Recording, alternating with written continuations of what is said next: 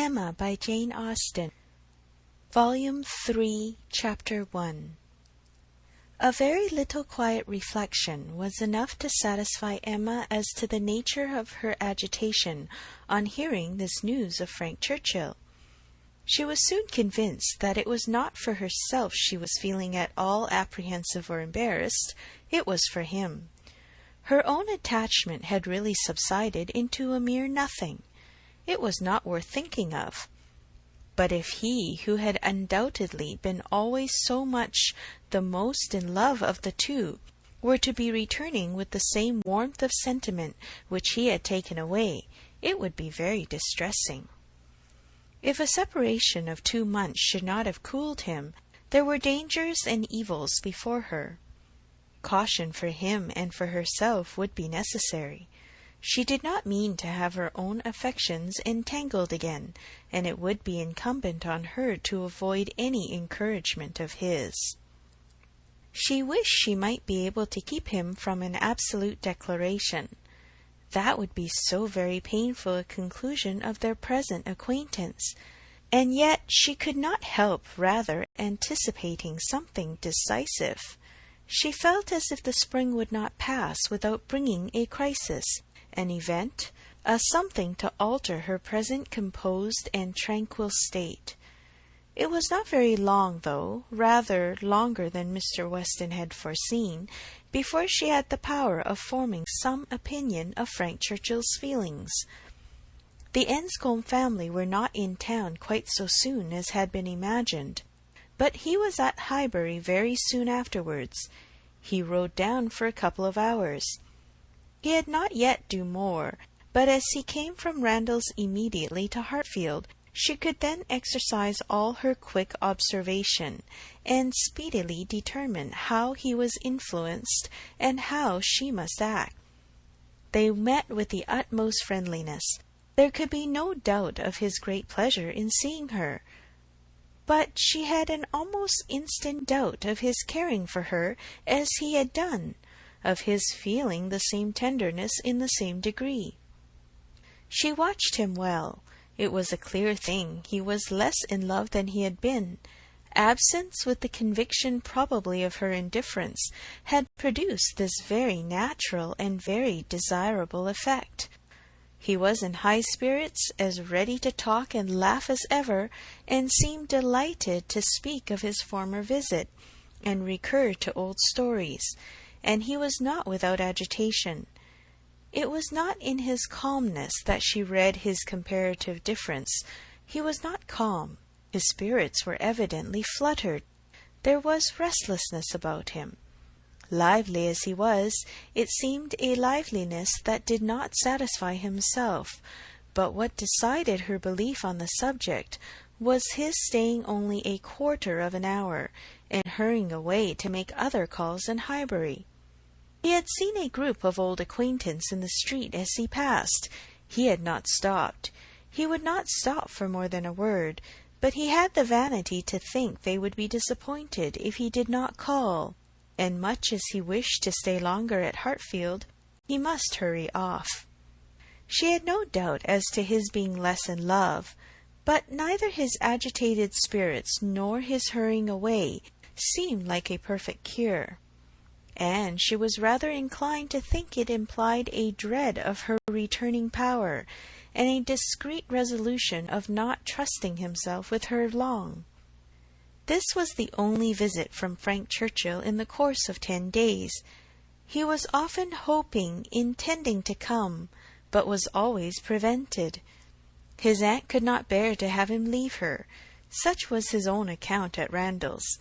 If he were quite sincere, if he really tried to come, it was to be inferred that Mrs. Churchill's removal to London had been of no service to the wilful or nervous part of her disorder. That she was really ill was very certain. He had declared himself convinced of it at Randalls. Though much might be fancy, he could not doubt, when he looked back, that she was in a weaker state of health than she had been half a year ago. He did not believe it to proceed from anything that care and medicine might not remove. or at least that she might not have many years of existence before her.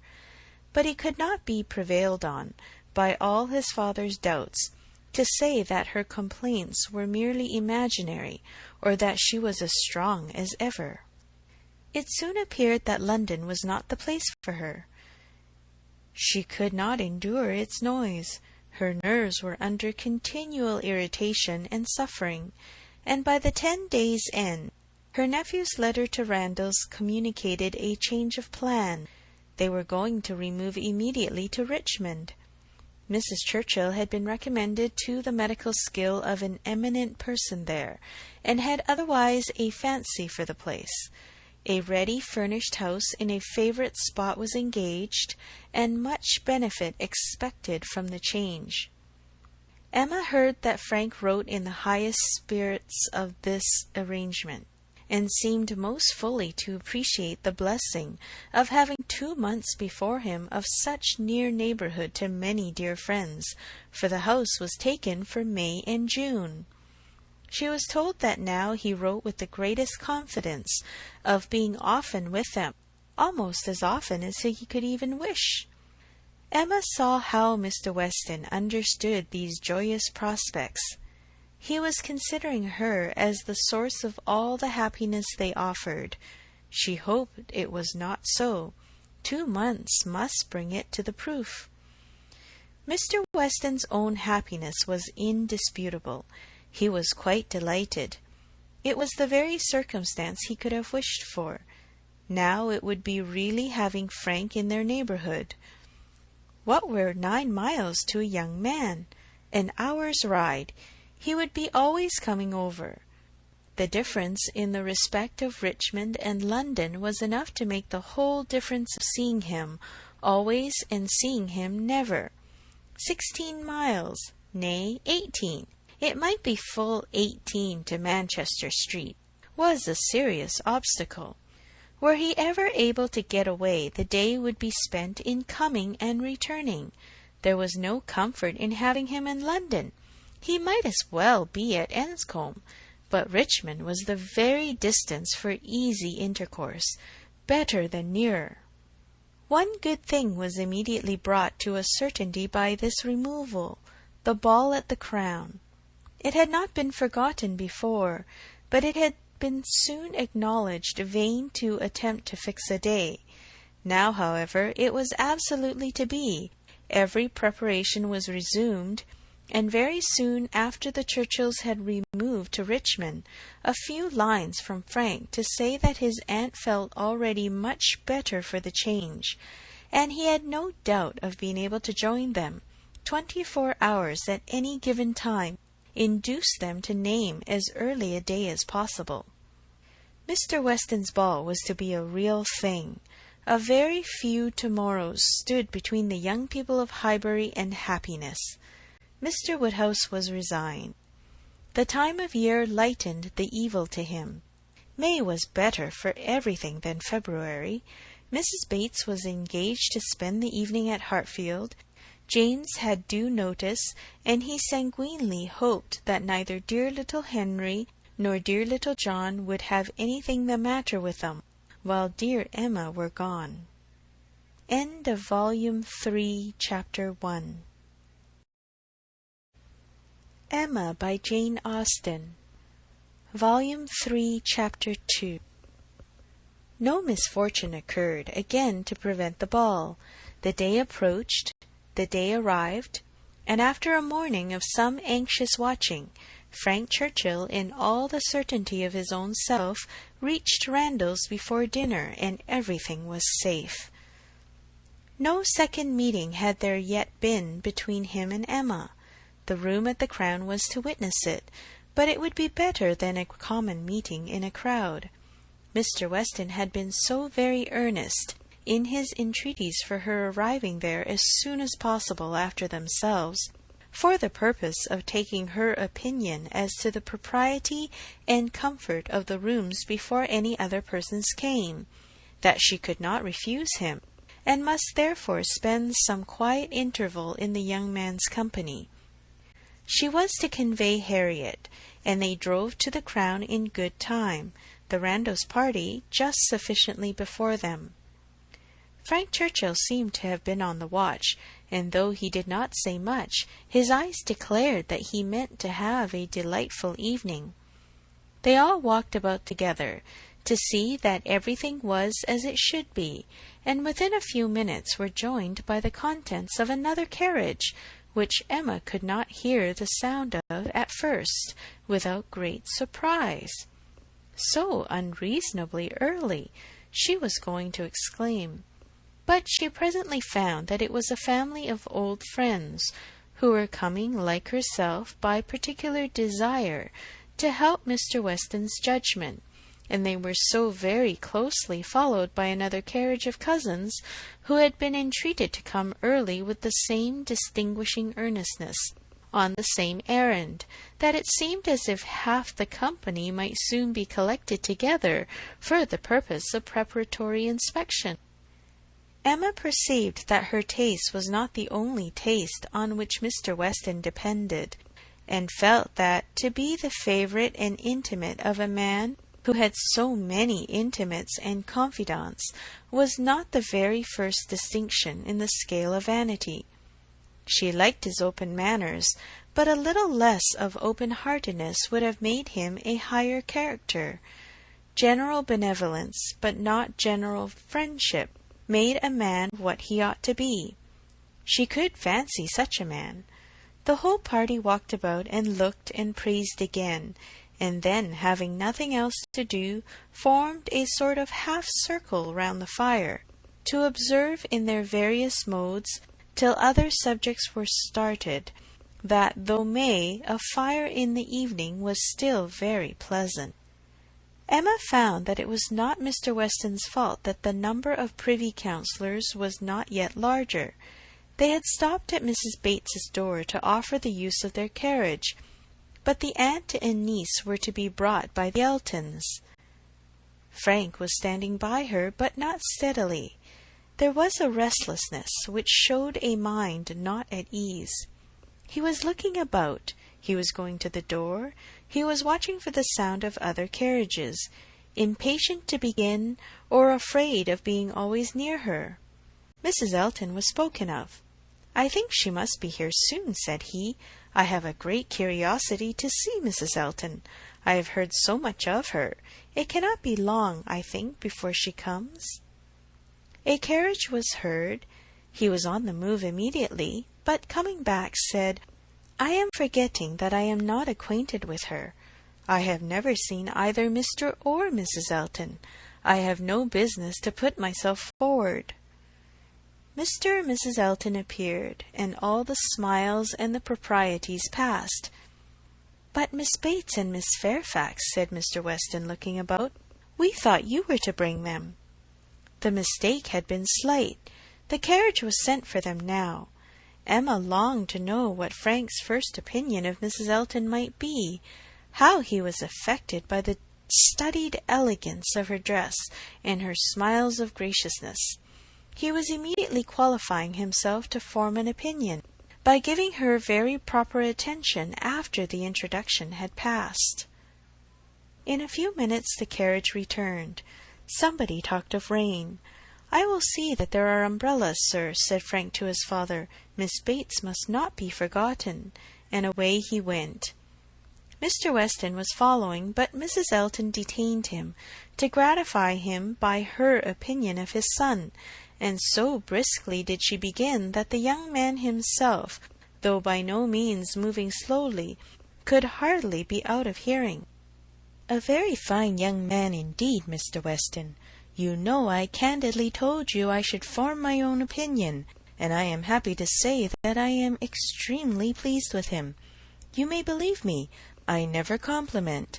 I think him a very handsome young man, and his manners are precisely what I like and approve, so truly the gentleman, without the least conceit or puppyism. You must know I have a vast dislike to puppies, quite a horror of them. They were never tolerated at Maple Grove. Neither Mr. Suckling nor me had ever any patience with them, and we used to sometimes say very cutting things. Selina, who is mild almost to a fault, bore with them much better. While she talked of his son, Mr. Weston's attention was chained, but when she got to Maple Grove, he could recollect that there were ladies just arriving to be attended to, and with happy smiles must hurry away. Mrs. Elton turned to Mrs. Weston. "I have no doubt of its being our carriage with Miss Bates and Jane. Our coachman and horses are so extremely expeditious. I believe we drive faster than anybody. What a pleasure it is to send one's carriage for a friend. I understand you were so kind as to offer, but another time it will be quite unnecessary. You may be very sure I shall always take care of them." Miss Bates and Miss Fairfax, escorted by the two gentlemen, walked into the room, and Mrs. Elton seemed to think it as much her duty as Mrs. Weston to receive them.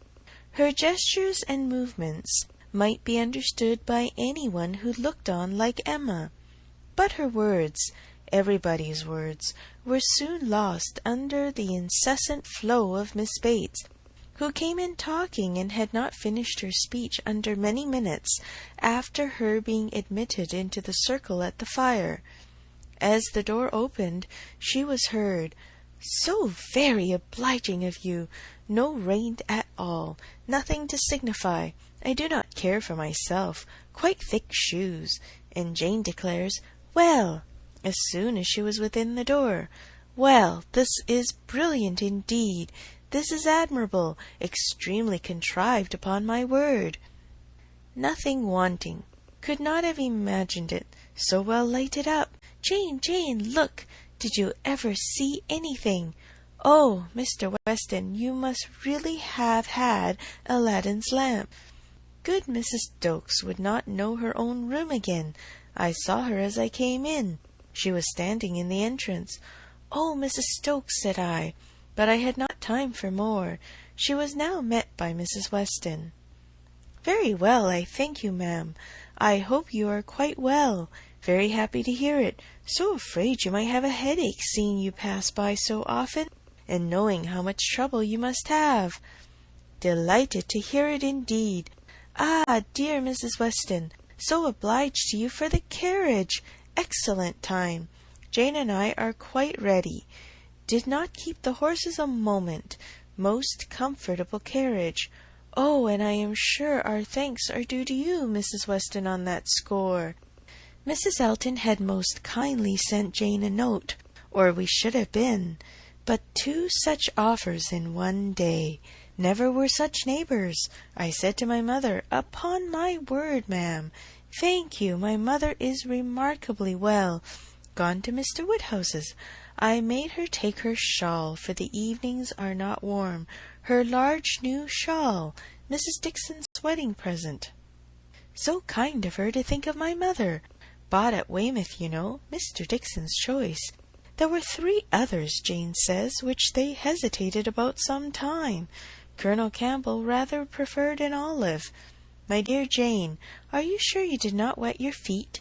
It was but a drop or 2, but I am so afraid. But Mr. Frank Churchill was so extremely, and there was a mat to step on. I shall never forget his extreme politeness. Oh, Mr. Frank Churchill, I must tell you my mother's spectacles have never been in fault since. The rivet never came out again. My mother often talks of your good nature. Does not she, Jane? Do not we often talk of Mr. Frank Churchill? Ah, here's Miss Woodhouse. Dear Miss Woodhouse, how do you do? Very well, I thank you, quite well. This is meeting quite in fairyland. Such a transformation. Must not compliment, I know.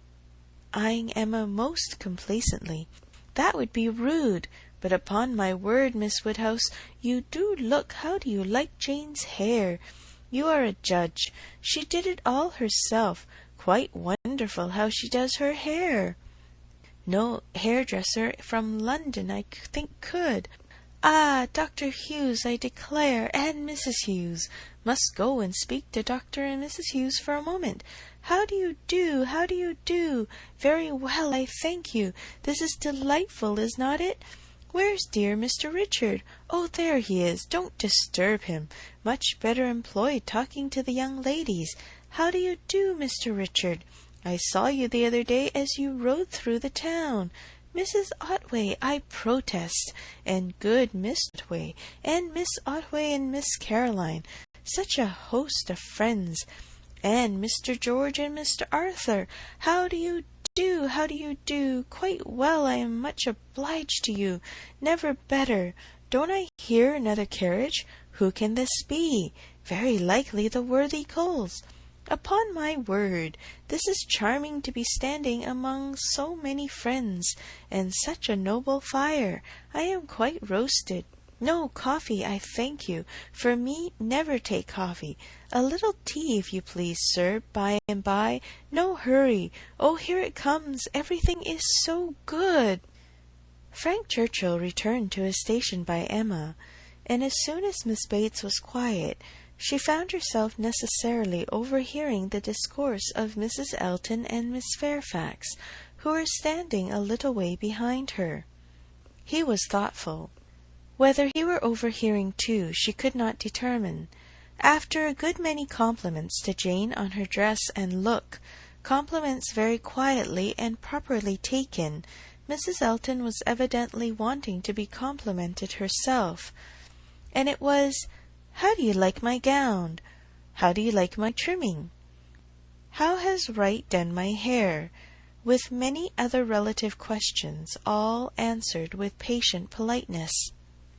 Mrs. Elton then said, "Nobody can think less of dress in general than I do, but upon such an occasion as this, when everybody's eyes are so much upon me, and in compliment to the Westons, who I have no doubt are giving this ball chiefly to do me honour, I would not wish to be inferior to others. And I see very few pearls in the room except mine. So Frank Churchill is a capital dancer, I understand. We shall see if our styles suit. A fine young man, certainly, is Frank Churchill. I like him very well." At this moment Frank began talking so vigorously that Emma could not imagine he had overheard his own praises, and did not want to hear more, and the voices of the ladies were drowned for a while, till another suspension brought Mrs. Elton's tones quite distinctly forward. Mr. Elton had just joined them, and his wife was exclaiming, "Oh, you have found us out at last, have you, in our seclusion? I was this moment telling Jane, I thought you would begin to be impatient for tidings of us." "Jane," repeated Frank Churchill, with a look of surprise and displeasure, "that is easy, but Miss Fairfax does not disapprove it, I suppose?" "How do you like Mrs. Elton?" said Emma in a whisper. "Not at all." "You are ungrateful." "Ungrateful? What do you mean?" Then changing from a frown to a smile, "No, do not tell me. I do not want to know what you mean. Where is my father? When are we to begin dancing?" Emma could hardly understand him. He seemed to be in an odd humour. He walked off to find his father, but was quickly back again with both Mr. and Mrs. Weston. He had met with them in a little perplexity, which must be laid before Emma. It had just occurred to Mrs. Weston that Mrs. Elton must be asked to begin the ball, that she would expect it, which interfered with all her wishes of giving Emma that distinction. Emma heard the sad truth with fortitude. "And what are we to do for a proper partner for her?" said Mr. Weston. "She will think Frank ought to ask her." Frank turned instantly to Emma, to claim her former promise, and boasted himself an engaged man, which his father looked his most perfect approbation of, and it then appeared that Mrs. Weston was wanting him to dance with Mrs. Elton himself, and that their business was to help to persuade him into it, which was done pretty soon. Mr. Weston and Mrs. Elton led the way. Mr. Frank Churchill and Miss Woodhouse followed. Emma must submit to stand second to Mrs. Elton, though she had always considered the ball as peculiarly for her. It was almost enough to make her think of marrying. Mrs. Elton had undoubtedly the advantage, at this time, in vanity completely gratified, for though she had intended to begin with Frank Churchill, she could not lose by the change. Mr. Weston might be his son's superior. In spite of this little rub, however, Emma was smiling with enjoyment, delighted to see the respectable length of the set as it was forming, and to feel that she had so many hours of unusual festivity before her. She was more disturbed by Mr. Knightley's not dancing than by anything else. There he was, among the standers-by, where he ought not to be. He ought to be dancing, not classing himself with the husbands and fathers and whist-players, who were pretending to feel an interest in the dance till their rubbers were made up. So young as he looked, he could not have appeared to greater advantage perhaps anywhere than where he had placed himself. His tall, firm, upright figure, among the bulky forms and stooping shoulders of the elderly men, was such as Emma felt must draw everybody's eyes, and excepting her own partner, there was not one among the whole row of young men who could be compared with him. He moved a few steps nearer, and those few steps were enough to prove in how gentlemanlike a manner, with what natural grace, he must have danced, would he but have taken the trouble. Whenever she caught his eye, she forced him to smile, but in general he looked grave. She wished he could love a ballroom better, and could like Frank Churchill better. He seemed often observing her. She must not flatter herself that he thought of her dancing, but if he were criticizing her behavior, she did not feel afraid. There was nothing like flirtation between her and her partner. They seemed more like cheerful, easy friends than lovers. That Frank Churchill thought less of her than he had done was indubitable. The ball proceeded pleasantly. The anxious cares, the incessant attentions of Mrs. Weston were not thrown away. Everybody seemed happy, in the praise of being a delightful ball, which is seldom bestowed till after a ball has ceased to be, was repeatedly given in the very beginning of the existence of this. Of very important, very recordable events, it was not more productive than such meetings usually are. There was one, however, which Emma thought something of. The 2 last dances before supper had begun, and Harriet had no partner, the only young lady sitting down, and so equal had been hitherto the number of dancers, that how there could be any one disengaged was the wonder. But Emma's wonder lessened soon afterwards on seeing Mr. Elton sauntering about. He would not ask Harriet to dance if it were possible to be avoided. She was sure he would not, and she was expecting him every moment to escape into the card-room. Escape, however, was not his plan. He came to the part of the room where the sitters-by were collected, spoke to some, and walked about in front of them as if to show his liberty and his resolution of maintaining it. He did not omit being sometimes directly before Miss Smith, or speaking to those who were close to her. Emma saw it. She was not yet dancing. She was working her way up from the bottom, and had therefore leisure to look around, and by only turning her head a little she saw it all. When she was half-way up the set, the whole group were exactly behind her, and she would no longer allow her eyes to watch, but Mr. Elton was so near that she heard every syllable of a dialogue which just then took place between him and Mrs. Weston, and she perceived that his wife, who was standing immediately above her, was not only listening also, but encouraging him by significant glances. The kind-hearted, gentle Mrs. Weston had left her seat to join him and say, "Do you not dance, Mr. Elton?" To which his prompt reply was, "Most readily, Mrs. Elton, if you will dance with me." "Me? Oh, no! I would get you a better partner than myself. I am no dancer." "If Mrs. Gilbert wishes to dance," said he, "I shall have great pleasure, I am sure. for though beginning to feel myself rather an old married man, and that my dancing days are over, it would give me very great pleasure at any time to stand up with an old friend like Mrs. Gilbert. Mrs. Gilbert does not mean to dance, but there is a young lady disengaged whom I should be very glad to see dancing. Miss Smith. Miss Smith! Oh, I had not observed. You are extremely obliging, and if I were not an old married man— But my dancing days are over, Mrs. Weston. You will excuse me. Anything else I should be most happy to do at your command, but my dancing days are over. Mrs. Weston said no more, and Emma could imagine with what surprise and mortification she must be returning to her seat.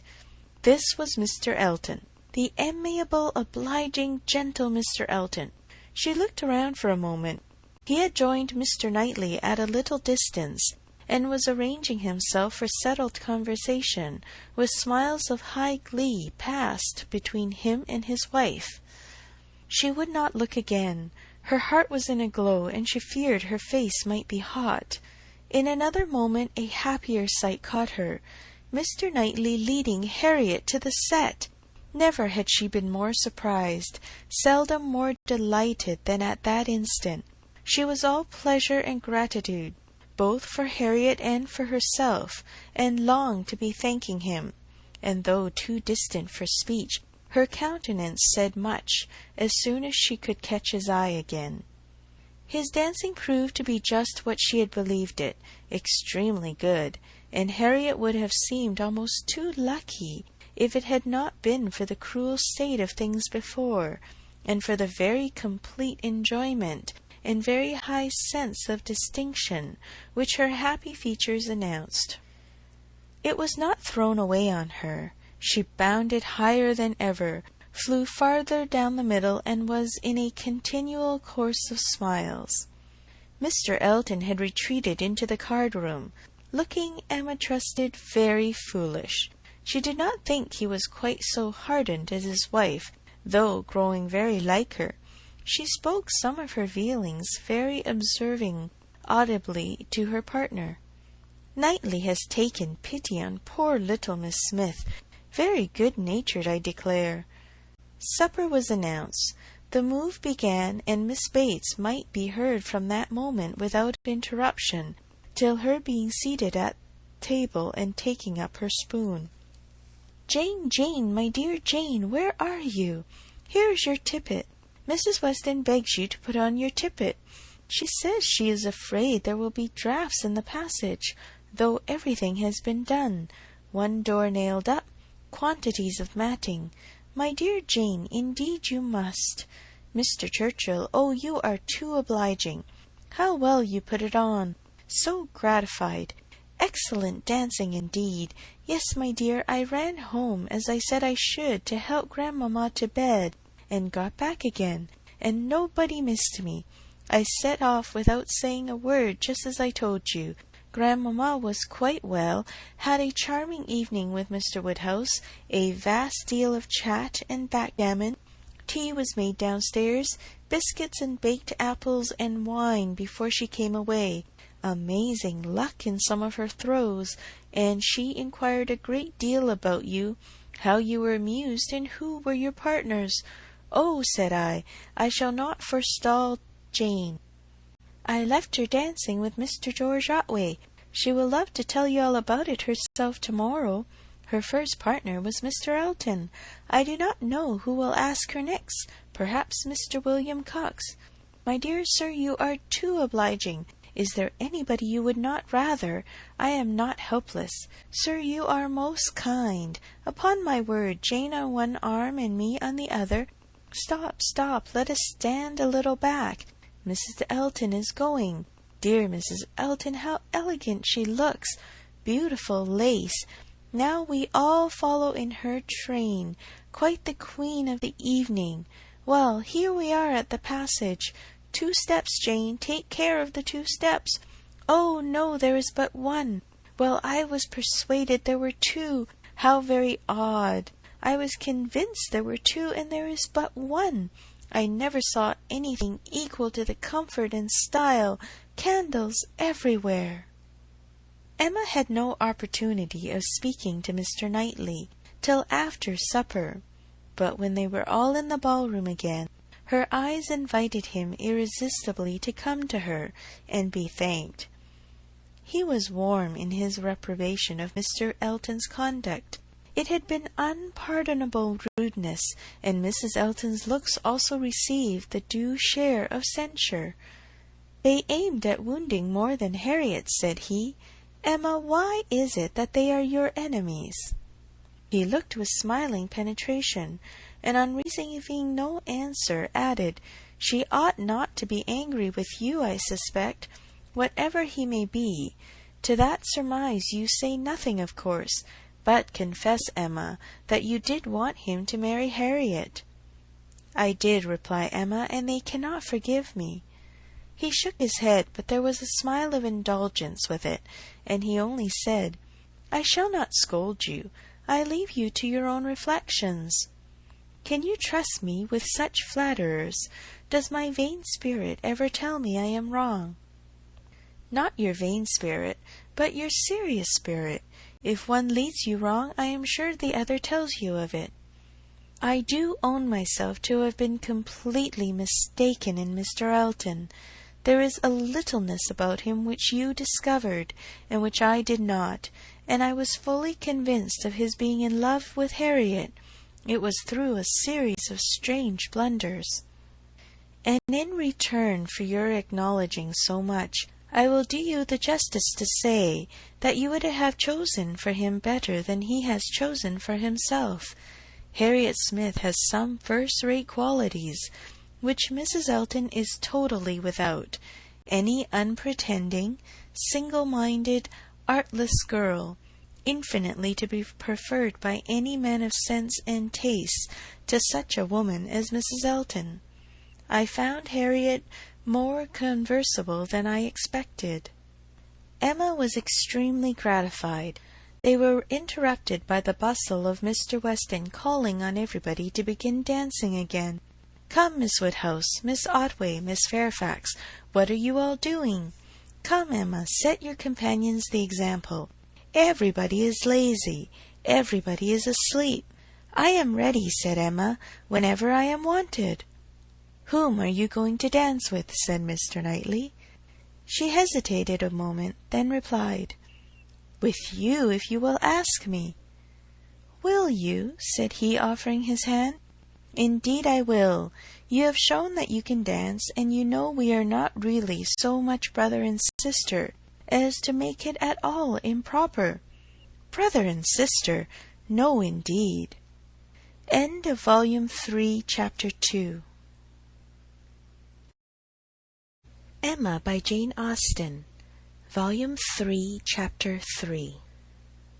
This little explanation with Mr. Knightley gave Emma considerable pleasure. It was one of the agreeable recollections of the ball, which she walked about the lawn the next morning to enjoy. She was extremely glad that they had come to so good an understanding respecting the Eltons, and that their opinions of both husband and wife were so much alike, and his praise of Harriet, his concession in her favour, was peculiarly gratifying. The impertinence of the Eltons, which for a few minutes had threatened to ruin the rest of her evening, had been the occasion of some of its highest satisfactions, and she looked forward to another happy result, the cure of Harriet's infatuation. From Harriet's manner of speaking of the circumstance before they quitted the ballroom, she had strong hopes. It seemed as if her eyes were suddenly opened, and she were enabled to see that Mr. Elton was not the superior creature she had believed him. The fever was over, and Emma could harbour little fear of the pulse being quickened again by injurious courtesy. She depended on the evil feelings of the Eltons for supplying all the discipline of pointed neglect that could be farther requisite. Harriet rational, Frank Churchill not too much in love, and Mr. Knightley not wanting to quarrel with her, how happy a summer must be before her! She was not to see Frank Churchill this morning. He had told her that he could not allow himself the pleasure of stopping at Hartfield, as he was to be at home by the middle of the day. She did not regret it. Having arranged all these matters, looked them through, and put them all to rights, she was just turning to the house with spirits freshened up for the demands of the two little boys, as well as their grandpapa, when the great iron sweep-gate opened, and two persons entered whom she had never less expected to see together. Frank Churchill, with Harriet leaning on his arm. Actually Harriet! A moment sufficed to convince her that something extraordinary had happened. Harriet looked white and frightened, and he was trying to cheer her. The iron gates and the front door were not 20 yards asunder. They were all three soon in the hall, and Harriet, immediately sinking into a chair, fainted away. A young lady who faints must be recovered. Questions must be answered, and surprises be explained. Such events are very interesting, but the suspense of them cannot last long. A few minutes made Emma acquainted with the whole. Miss Smith and Miss Bickerton, another parlour boarder at Mrs. Goddard's, who had been also at the ball, had walked out together and taken a road, the Richmond road, which, though apparently public enough for safety, had led them into alarm. About half a mile beyond Highbury, making a sudden turn, and deeply shaded by elms on each side, it became for a considerable stretch very retired, and when the young ladies had advanced some way into it, they had suddenly perceived at a small distance before them, on a broader patch of greensward by the side, a party of gipsies.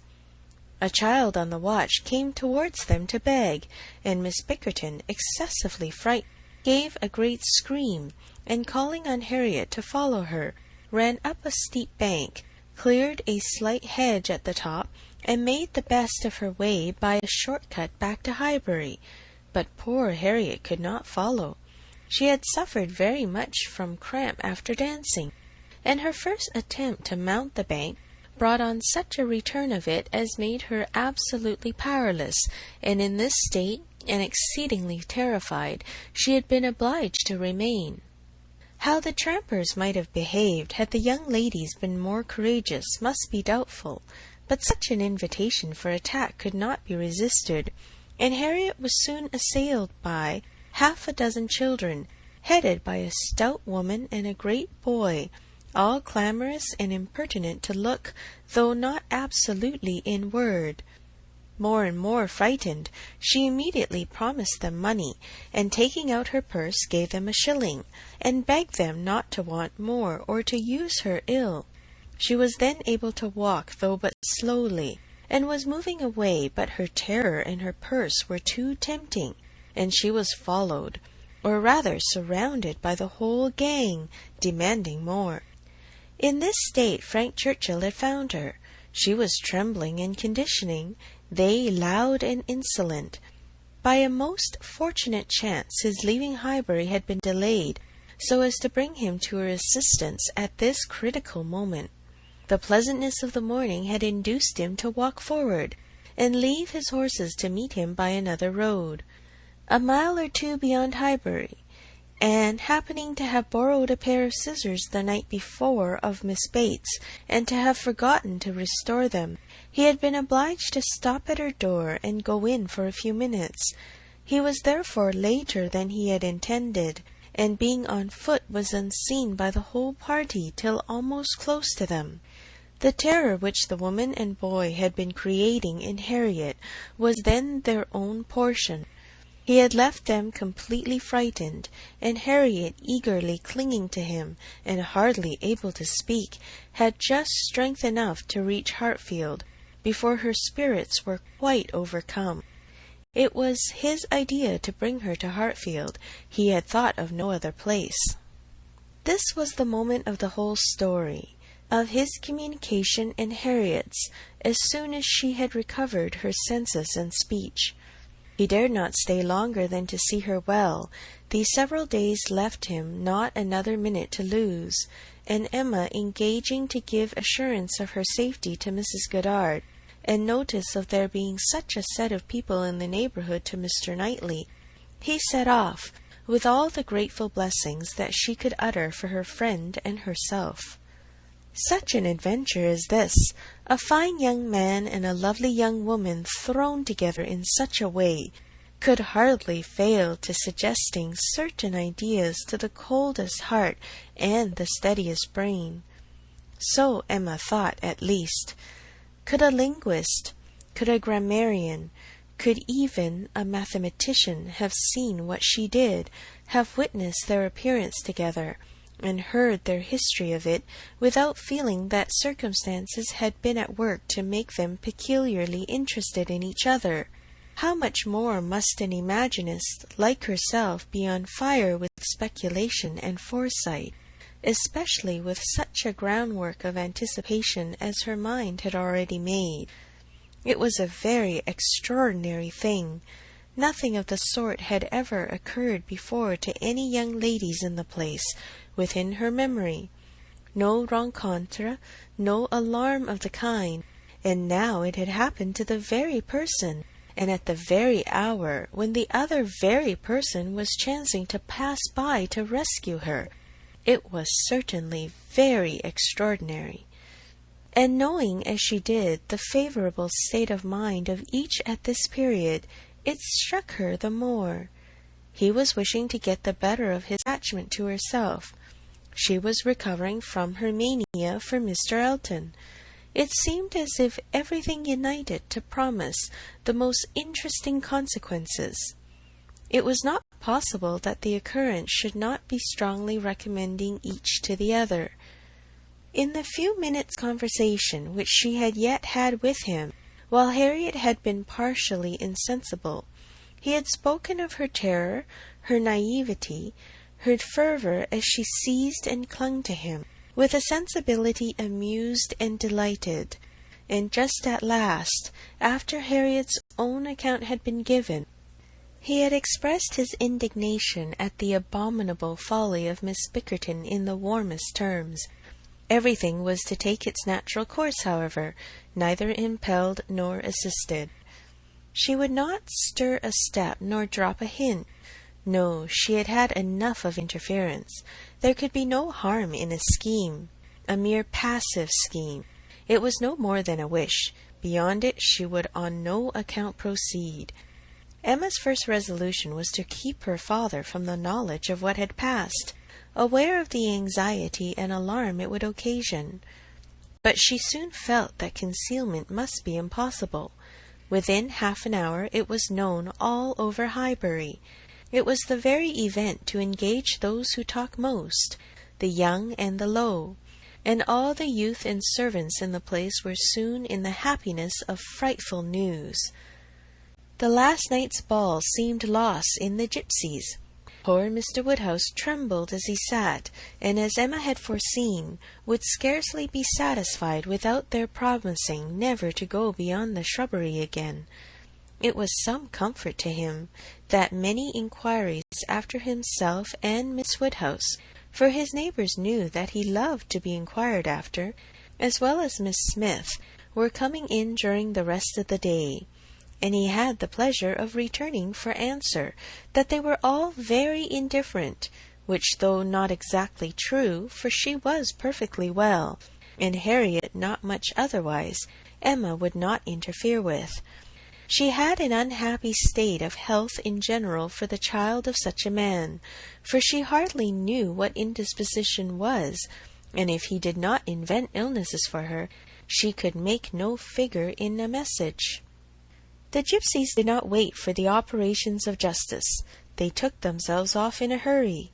The young ladies of Highbury might have walked again in safety before their panic began, and the whole history dwindled soon into a matter of little importance, but to Emma and her nephews, in her imagination, it maintained its ground. And Henry and John were still asking every day for the story of Harriet and the gipsies, and still tenaciously setting her right if she varied it in the slightest particular from the original recital. End of Volume 3, Chapter 3. Emma by Jane Austen. Volume 3, Chapter 4. A very few days had passed after this adventure, when Harriet came one morning to Emma with a small parcel in her hand, and after sitting down and hesitating, thus began. "Miss Woodhouse, if you are at leisure, I have something that I should like to tell you, a sort of confession to make, and then, you know, it will be over." Harriet was a good deal surprised, but begged her to speak. There was a seriousness in Harriet's manner which prepared her, quite as much as her words, for something more than ordinary. "It is my duty, and I am sure it is my wish," she continued, "to have no reserves with you on this subject, as I am happily quite an altered creature in one respect. It is very fit that you should have the satisfaction of knowing it. I do not want to say more than is necessary. I am too much ashamed of having given way as I have done, and I dare say you understand me." "Yes," said Emma, "I hope I do." "How I could so long a time be fancying myself," cried Harriet warmly, "it seems like madness. I can see nothing at all extraordinary in him now. I do not care whether I meet him or not, except that of the two I had rather not see him, and indeed I would go any distance round to avoid him. But I do not envy his wife in the least. I neither admire her nor envy her as I have done. She is very charming, I dare say, and all that, but I think her very ill-tempered and disagreeable. I shall never forget her look the other night. However, I assure you, Miss Woodhouse, I wish her no evil. No, let them be ever so happy together. It will not give me another moment's pang. And to convince you that I have been speaking truth, I am now going to destroy what I ought to have destroyed long ago. What I ought never to have kept. I know that very well," blushing as she spoke. "However, now I will destroy it all, and it is my particular wish to do it in your presence, that you may see how rational I am grown. Cannot you guess what this parcel holds?" said she with a conscious look. "Not the least in the world. Did he ever give you anything?" "No, I cannot call them gifts, but they are things that I have valued very much." She held the parcel towards her, and Emma read the words, "Most precious treasures," on the top. Her curiosity was greatly excited. Harriet unfolded the parcel, and she looked on with impatience. Within abundance of silver paper was a pretty little Tunbridge-ware box, which Harriet opened. It was well lined with the softest cotton, but, excepting the cotton, Emma saw only a small piece of court plaister. "Now," said Harriet, "you must recollect." "No, indeed I do not." "Dear me, I should not have thought it possible you could forget what passed in this very room about court plaister. One of the very last times we ever met in it. It was but a very few days before I had my sore throat, just before Mr. and Mrs. John Knightley came, I think the very evening. Do not you remember his cutting his finger with your new penknife, and your recommending court plaister? But as you had none about you, and knew I had, you desired me to supply him, and so I took mine out and cut him a piece. But it was a great deal too large, and he cut it smaller, and kept playing with some time with what was left before he gave it back to me. And so then, in my nonsense, I could not help making a treasure of it. So I put it by never to be used, and looked at it now and then as a great treat." "My dearest Harriet," cried Emma, putting her hand before her face and jumping up, "you make me more ashamed of myself than I can bear. Remember it? I remember it all now, all except your saving this relic. I knew nothing of that till this moment, but the cutting the finger, and my recommending court plaister, and saying I had none about me, Oh, my sins, and I had plenty all the while in my pocket. One of my senseless tricks. I deserve to be under a continual blush all the rest of my life. Well, sitting down again, go on, what else? And had you really some at hand yourself? I am sure I never suspected it, and you did it so naturally. And so you actually put this piece of court plaister by for his sake, said Emma, recovering from her state of shame, and feeling divided between wonder and amusement. And secretly she added to herself, Lord bless me! When should I ever have thought of putting by in cotton a piece of court plaister that Frank Churchill had been pulling about? I never was equal to this. Here, resumed Harriet, turning to her box again, here is something still more valuable. I mean that has been more valuable, because this is what did really once belong to him, which the court plaister never did. Emma was quite eager to see this superior treasure. It was the end of an old pencil, the part without any lead.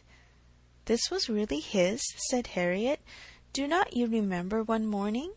No, I dare say you do not. But one morning, I forget exactly the day, but perhaps it was the Tuesday or Wednesday before that evening, he wanted to make a memorandum in his pocket-book. It was about spruce beer. Mr. Knightley had been telling him something about brewing spruce beer, and he wanted to put it down. But when he took out his pencil, there was so little lead that he soon cut it all away, and it would not do, so you lent him another, and this was left upon the table as good for nothing. But I kept my eye on it, and as soon as I dared, caught it up, and never parted with it again from that moment. I do remember it, cried Emma. I perfectly remember it. Talking about spruce beer. Oh, yes, Mr. Knightley and I both saying we liked it, and Mr. Elton seeming resolved to learn to like it too. I perfectly remember it. Stop! Mr. Knightley was standing just here, was not he? I have an idea he was standing just here. Ah, I do not know. I cannot recollect. It is very odd, but I cannot recollect. Mr. Elton was sitting here, I remember, much about where I am now. Well, go on. Oh, that's all. I have nothing more to show you or to say, except I am now going to throw them both behind the fire, and I wish you to see me do it. My poor dear Harriet, and have you actually found happiness in treasuring up these things? Yes, simpleton as I was, but I am quite ashamed of it now, and wish I could forget as easily as I can burn them. It was very wrong of me, you know, to keep any remembrances after he was married. I knew it was, but had not resolution enough to part with them. But, Harriet, is it necessary to burn the court plaister? I have not a word to say for the bit of old pencil, but court plaister might be useful. I shall be happier to burn it, replied Harriet. It has a disagreeable look to me. I must get rid of everything. There it goes, and there is an end, thank heaven, of Mr. Elton. And when, thought Emma, will there be a beginning of Mr. Churchill? She had soon afterwards reason to believe that the beginning was already made, and could not but hope that the gipsy, though she had told no fortune, might be proved to have been made Harriet's. About a fortnight after the alarm, they came to a sufficient explanation, and quite undesignedly, Emma was not thinking of it at the moment, which made the information she received more valuable. She merely said, in the course of some trivial chat, "Well, Harriet, whenever you marry, I would advise you to do so and so," and thought no more of it, till after a minute's silence she heard Harriet say in a very serious tone, "I shall never marry." Emma looked up and immediately saw how it was, and after a moment's debate as to whether it should pass unnoticed or not, replied, "Never marry? This is a new resolution. It is one that I shall never change, however." After another short hesitation, "I hope it does not proceed from I hope it does not in compliment to Mr. Elton." "Mr. Elton, indeed!" cried Harriet indignantly. "Oh, no!" And Emma could just catch the words, "so superior to Mr. Elton." She then took a longer time for consideration. Should she proceed no farther? Should she let it pass, and seem to suspect nothing? Perhaps Harriet might think her cold or angry if she did, or perhaps if she were totally silent, it might only drive Harriet into asking her to hear too much.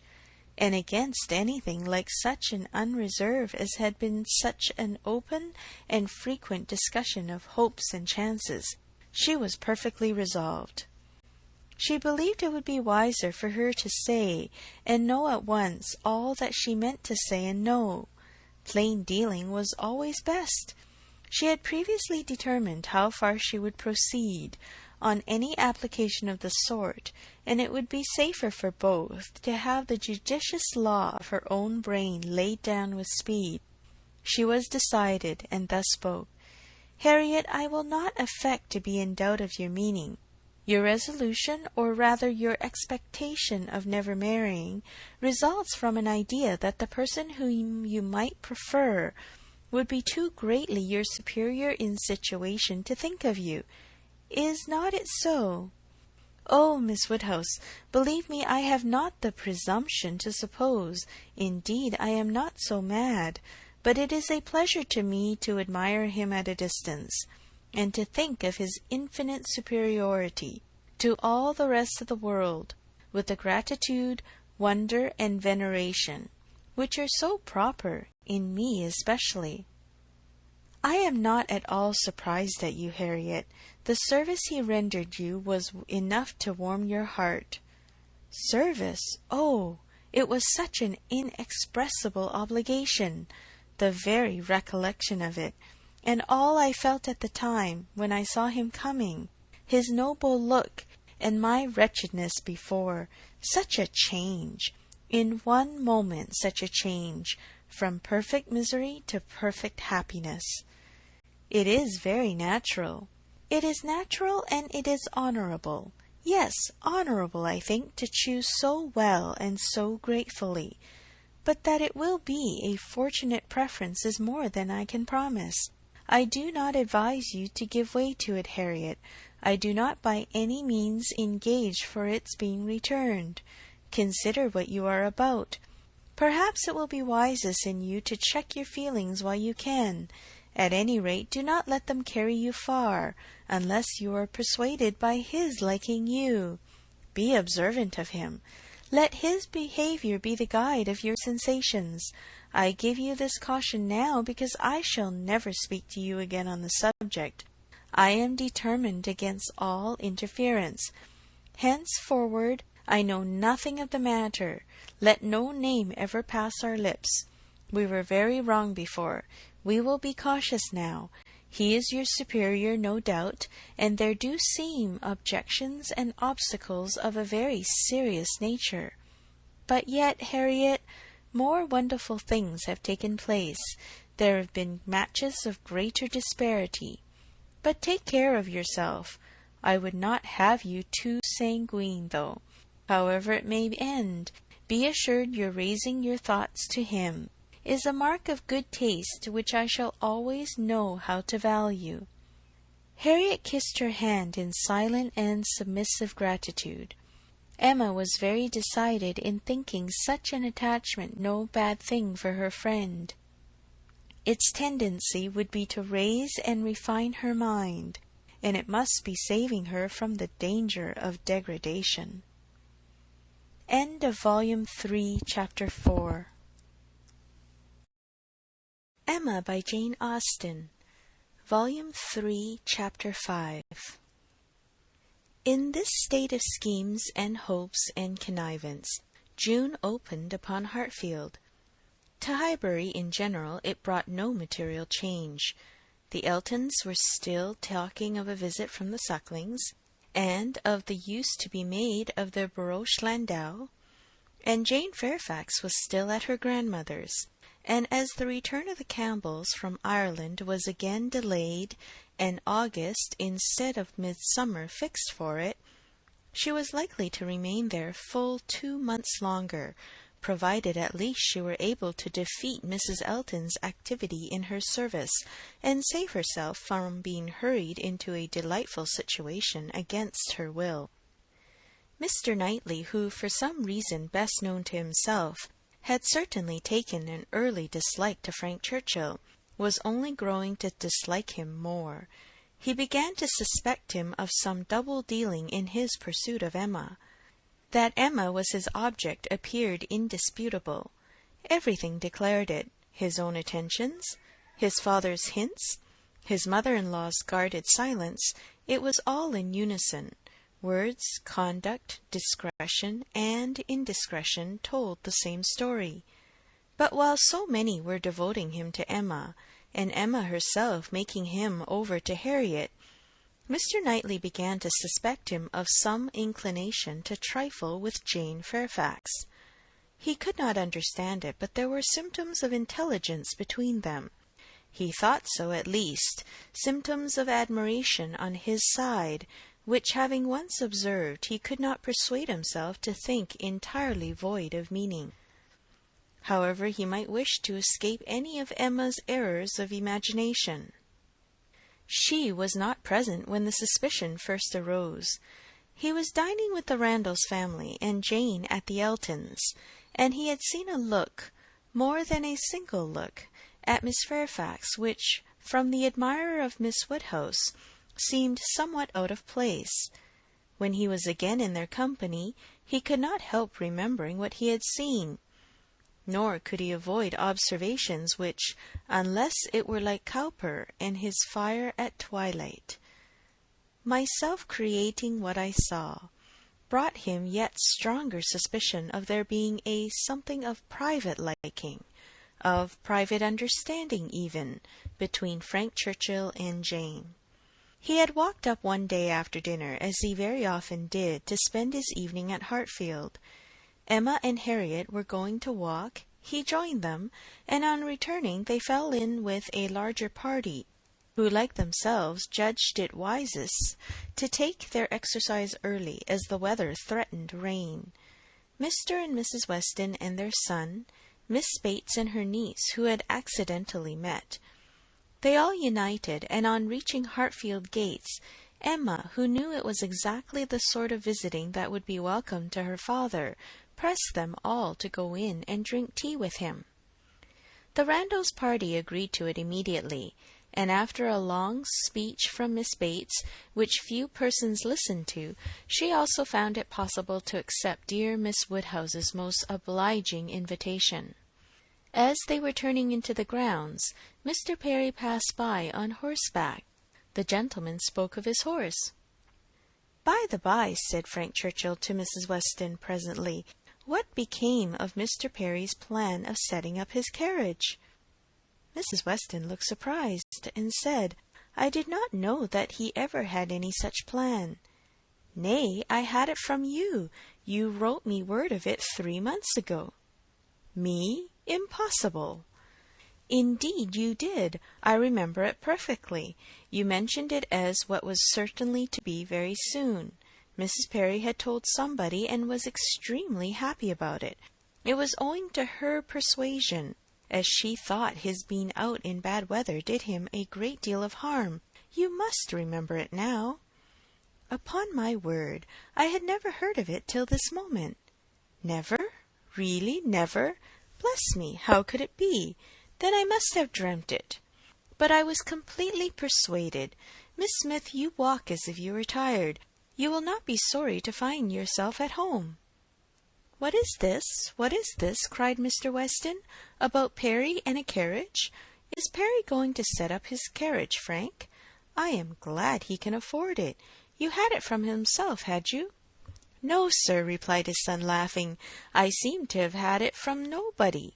Very odd. I really was persuaded of Mrs. Weston's having mentioned it in one of her letters to Enscombe, many weeks ago, with all these particulars. But as she declares she never heard a syllable of it before, Of course it must have been a dream. I am a great dreamer. I dream of everybody at Highbury when I am away, and when I have gone through my particular friends, then I begin dreaming of Mr. and Mrs. Perry." "It is odd, though," observed his father, "that you should have had such a regular connected dream about people whom it was not very likely you should be thinking of at Enscombe. Perry's setting up his carriage, and his wife's persuading him to it out of care for his health. Just what will happen, I have no doubt, some time or other, only a little premature. What an air of probability sometimes runs through a dream! And at others, what a heap of absurdities it is! Well, Frank, your dream certainly shows that Highbury is in your thoughts when you are absent. Emma, you are a great dreamer, I think." Emma was out of hearing. She had hurried on before her guests to prepare her father for their appearance, and was beyond the reach of Mr. Weston's hint. "Why, to own the truth," cried Miss Bates, who had been trying in vain to be heard the last 2 minutes, "if I must speak on this subject, there is no denying that Mr. Frank Churchill might have. I do not mean to say that he did not dream it. I am sure I have sometimes the oddest dreams in the world. But if I am questioned about it, I must acknowledge that there was such an idea last spring, for Mrs. Perry herself mentioned it to my mother, and the Coles knew of it as well as ourselves, but it was quite a secret, known to nobody else, and only thought of about 3 days. Mrs. Perry was very anxious that he should have a carriage, and came to my mother in great spirits one morning because she thought she had prevailed. Jane, don't you remember grandmamma's telling us of it when we got home? I forget where we had been walking to, very likely to Randalls. Yes, I think it was to Randalls. Mrs. Perry was always particularly fond of my mother. Indeed, I do not know who is not, and she had mentioned it to her in confidence. She had no objection to her telling us, of course, but it was not to go beyond, and from that day to this I never mentioned it to a soul that I know of. At the same time, I will not positively answer for my having never dropped a hint, because I know I do sometimes pop out a thing before I am aware. I am a talker, you know. I am rather a talker, and now and then I have let a thing escape me which I should not. I am not like Jane. I wish I were. I will answer for it she never betrayed the least thing in the world. Where is she? Oh, just behind. Perfectly remember Mrs. Perry's coming. Extraordinary dream indeed." They were entering the hall. Mr. Knightley's eyes had preceded Miss Bates's in a glance at Jane. From Frank Churchill's face, where he thought he saw confusion, suppressed, or laughed away, he had involuntarily turned to hers. But she was indeed behind, and too busy with her shawl. Mr. Weston had walked in. The other 2 gentlemen waited at the door to let her pass. Mr. Knightley suspected in Frank Churchill the determination of catching her eye. He seemed watching her intently. In vain, however, if it were so. Jane passed between them into the hall and looked at neither. There was no time for farther remark or explanation. The dream must be borne with, and Mr. Knightley must take his seat with the rest round the large modern circular table which Emma had introduced at Hartfield, and which none but Emma could have had the power to place there, and persuade her father to use it, instead of the small-sized Pembroke, on which 2 of his daily meals had for 40 years been crowded. Tea passed pleasantly, and nobody seemed in a hurry to move. "Miss Woodhouse," said Frank Churchill, after examining a table behind him, which he could reach as he sat, "have your nephews taken away their alphabets, their box of letters? It used to stand here. Where is it? This is a sort of dull-looking evening that ought to be treated rather as winter than summer. We had great amusement with those letters one morning. I want to puzzle you again."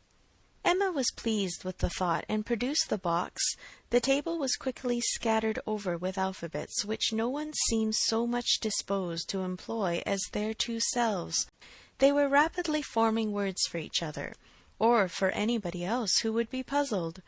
The quietness of the game made it particularly eligible for Mr. Woodhouse, who had often been distressed by the more animated sort, which Mr. Weston had occasionally introduced, and who now sat happily occupied in lamenting with tender melancholy over the departure of the poor little boys, or in fondly pointing out, as he took up any stray letter near him, how beautifully Emma had written it. Frank Churchill placed the word before Miss Fairfax. She gave a slight glance around the table and applied herself to it. Frank was next to Emma, Jane opposite to them, and Mr. Knightley so placed as to see them all, and it was his object to see as much as he could, with as little apparent observation. The word was discovered, and with a faint smile pushed away. If meant to be immediately mixed with the others and buried from sight, she should have looked on the table instead of looking just across, for it was not mixed, and Harriet, eager after every fresh word and finding out none, directly took it up and fell to work. She was sitting by Mr. Knightley and turned to him for help. The word was blunder, and as Harriet exultingly proclaimed it, there was a blush on Jane's cheek which gave it a meaning not otherwise ostensible. Mr. Knightley connected it with the dream, but how it could all be was beyond his comprehension. How the delicacy, the discretion of his favourite could have been so lain asleep. He feared there must be some decided involvement. Disingenuousness and double-dealing seemed to meet him at every turn. These letters were but the vehicle for gallantry and trick. It was a child's play, chosen to conceal a deeper game on Frank Churchill's part. With great indignation did he continue to observe him, and with great alarm and distrust to observe also his two blinded companions. He saw a short word prepared for Emma, and given to her with a look sly and demure. He saw that Emma had soon made it out, and found it highly entertaining, though it was something which she judged it proper to appear to censure, for she said, "Nonsense! For shame!" He heard Frank Churchill next say, with a glance towards Jane, "I will give it to her, shall I?" and as clearly heard Emma opposing it with eager laughing warmth. "No, no, you must not, you shall not indeed." It was done, however. This gallant young man, who seemed to love without feeling, and to recommend himself without complaisance, directly handed over the word to Miss Fairfax, and with a particular degree of sedate civility entreated her to study it.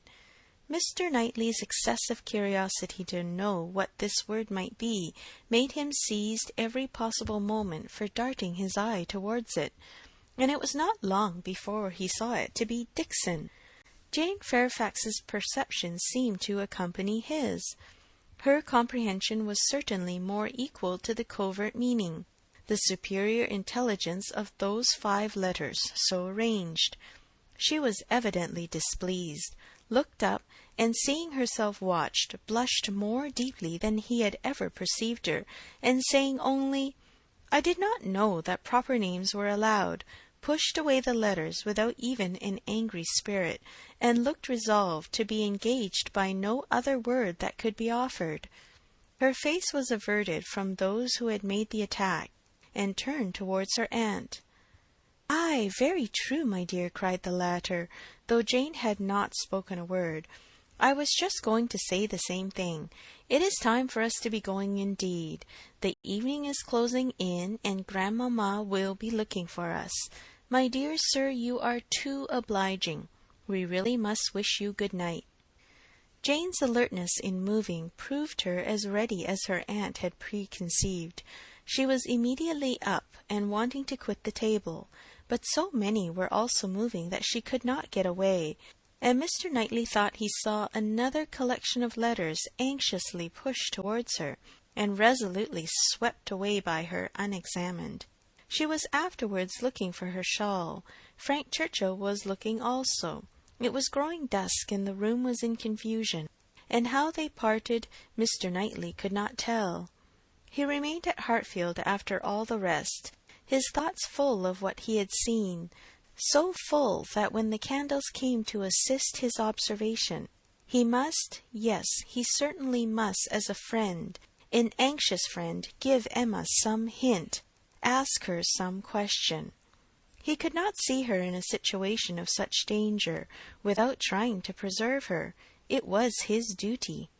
"Pray, Emma," said he, "may I ask in what lay the great amusement, the poignant sting of the last word given to you and Miss Fairfax?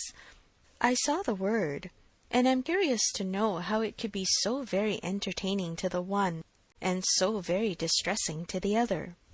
Emma was extremely confused. She could not endure to give him the true explanation, for though her suspicions were by no means removed, she was really ashamed of having ever imparted them. "Oh," she cried in evident embarrassment, "it all meant nothing, a mere joke among ourselves." "The joke," he replied gravely, "seemed confined to you and Mr. Churchill." He had hoped she would speak again, but she did not. She would rather busy herself with anything than speak. He sat a little while in doubt. A variety of evils crossed his mind. Interference, fruitless interference. Emma's confusion and the acknowledged intimacy seemed to declare her affection engaged. Yet he would speak. He owed it to her. To risk anything that might be involved in an unwelcome interference rather than her welfare. To encounter anything rather than the remembrance of neglect in such a cause. "My dear Emma," said he at last, with earnest kindness, "do you think you perfectly understand the degree of acquaintance between the gentleman and lady we have been speaking of?" "Between Mr. Frank Churchill and Miss Fairfax? Oh, yes, perfectly. Why do you make a doubt of it? Have you never at any time had reason to think that he admired her, or that she admired him?" "Never, never!" she cried, with a most open eagerness. "Never for the 20th part of a moment did such an idea occur to me. And how could it possibly come into your head?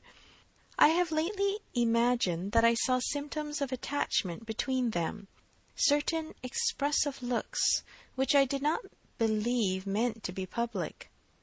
"Oh, you amuse me excessively. I am delighted to find that you can vouchsafe to let your imagination wander, but it will not do. Very sorry to check you in your first essay, but indeed it will not do. There is no admiration between them, I do assure you, and the appearances which have caught you have arisen from some peculiar circumstances, feelings rather of a totally different nature. It is impossible exactly to explain. There is a great deal of nonsense in it, but the part which is capable of being communicated, which is sense, is that they are as far from any attachment or admiration for one another as any two beings in the world can be. That is, I presume it to be so on her side, and I can answer for its being so on his. I will answer for the gentleman's indifference." She spoke with a confidence which staggered, with a satisfaction which silenced Mr. Knightley. She was in gay spirits, and would have prolonged the conversation, wanting to hear the particulars of his suspicions, every look described, and all the wheres and hows of a circumstance which highly entertained her, but his gaiety did not meet hers. He found he could not be useful, and his feelings were too much irritated for talking. That he might not be irritated into an absolute fever by the fire which Mr. Woodhouse's tender habits required almost every evening throughout the year, he soon afterwards took a hasty leave, and walked home to the coolness and solitude of Donwell Abbey. End of Volume 3, Chapter 5. Emma by Jane Austen. Volume 3, Chapter 6.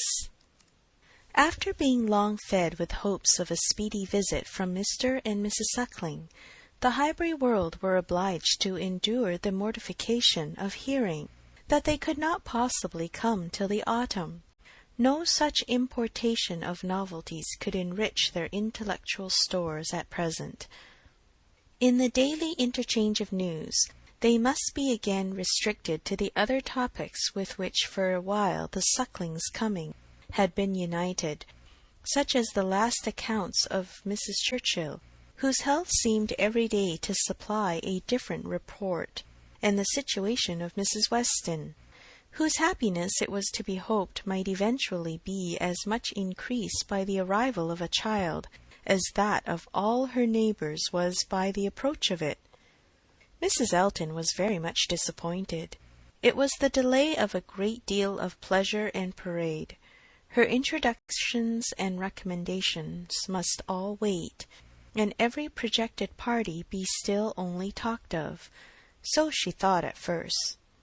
But a little consideration convinced her that everything need not be put off.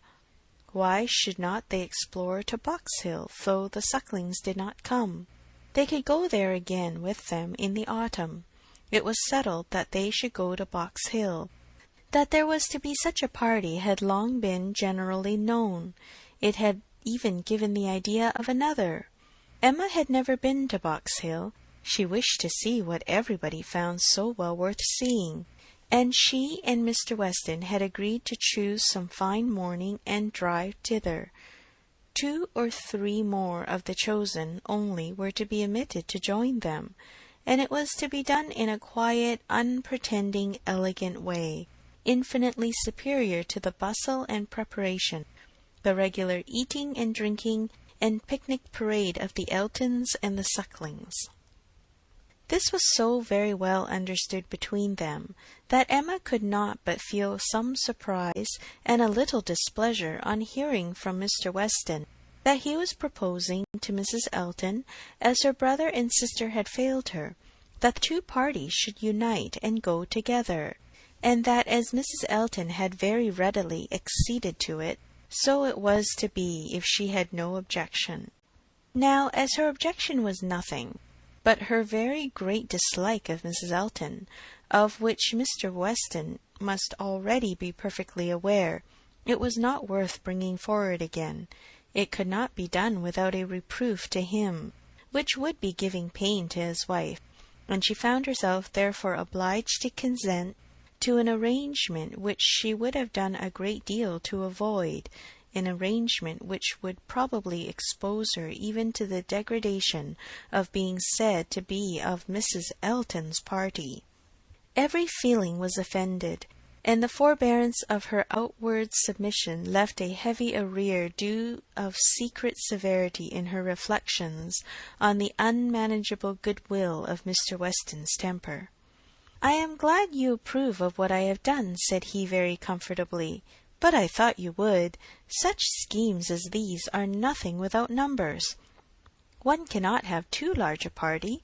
A large party secures its own amusement, and she is a good-natured woman after all. One could not leave her out." Emma denied none of it aloud, and agreed to none of it in private. It was now the middle of June, and the weather fine, and Mrs. Elton was growing impatient to name the day, and settle with Mr. Weston as to pigeon pies and cold lamb, when a lame carriage-horse threw everything into sad uncertainty. It might be weeks, it might be only a few days before the horse were usable, but no preparations could be ventured on, and it was all melancholy stagnation. Mrs. Elton's resources were inadequate to such an attack. "Is not this most vexations, Knightley?" she cried. "And such weather for exploring! These delays and disappointments are quite odious. What are we to do? The year will wear away at this rate, and nothing done. Before this time last year, I assure you, we had had a delightful exploring party from Maple Grove to King's Weston." "You had better explore to Donwell," cried Mr. Knightley. "That may be done without horses.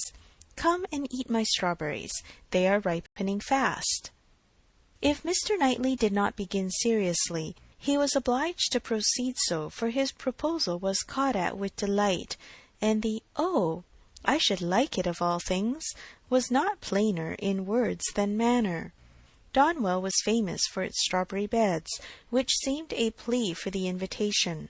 But no plea was necessary. Cabbage beds would have been enough to tempt the lady, who only wanted to be going somewhere. She promised him again and again to come, much oftener than he doubted, and was extremely gratified by such a proof of intimacy, such a distinguishing compliment as she chose to consider it. "You may depend on me," said she. "I certainly will come. Name your day and I will come. You will allow me to bring Jane Fairfax."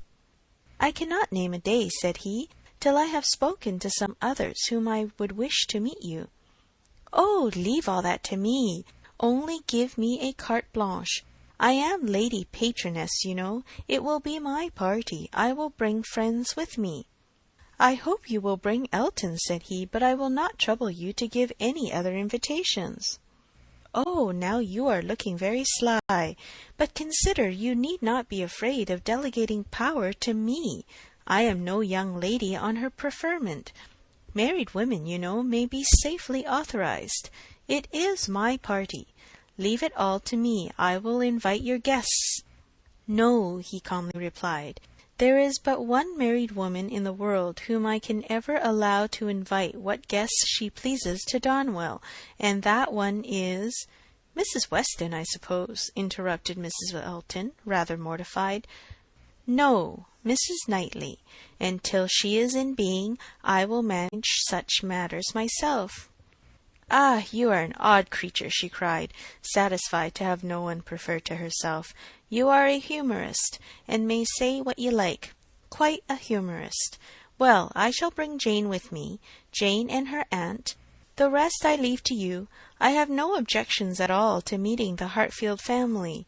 Don't scruple. I know you are attached to them." "You certainly will meet them if I can prevail, and I shall call on Miss Bates in my way home." "That's quite unnecessary. I see Jane every day. But as you like. It is to be a morning scheme, you know. Knightley, quite a simple thing. I shall wear a large bonnet and bring one of my little baskets hanging on my arm. Here, probably this basket with pink ribbon. Nothing can be more simple, you see, and Jane will have such another. There is to be no form or parade, a sort of gypsy party. We are to walk about your gardens and gather the strawberries ourselves, and sit under trees, and whatever else you may like to provide, it is to be all out of doors. A table spread in the shade, you know. Everything as natural and simple as possible. Is that not your idea?" "Not quite. My idea of the simple and the natural will be to have the table spread in the dining-room. The nature and the simplicity of gentlemen and ladies, with their servants and furniture, I think is best observed by meals within doors. When you are tired of eating strawberries in the garden, there shall be cold meat in the house." "Well, as you please, only don't have a great set out. And by the by, can I or my housekeeper be of any use to you with our opinion? Pray be sincere, Knightley, if you wish me to talk to Mrs. Hodges, or to inspect anything." "I have not the least wish for it, I thank you." "Well, but if any difficulty should arise, my housekeeper is extremely clever." "I will answer for it that mine thinks herself full as clever, and would spurn anybody's assistance." "I wish we had a donkey.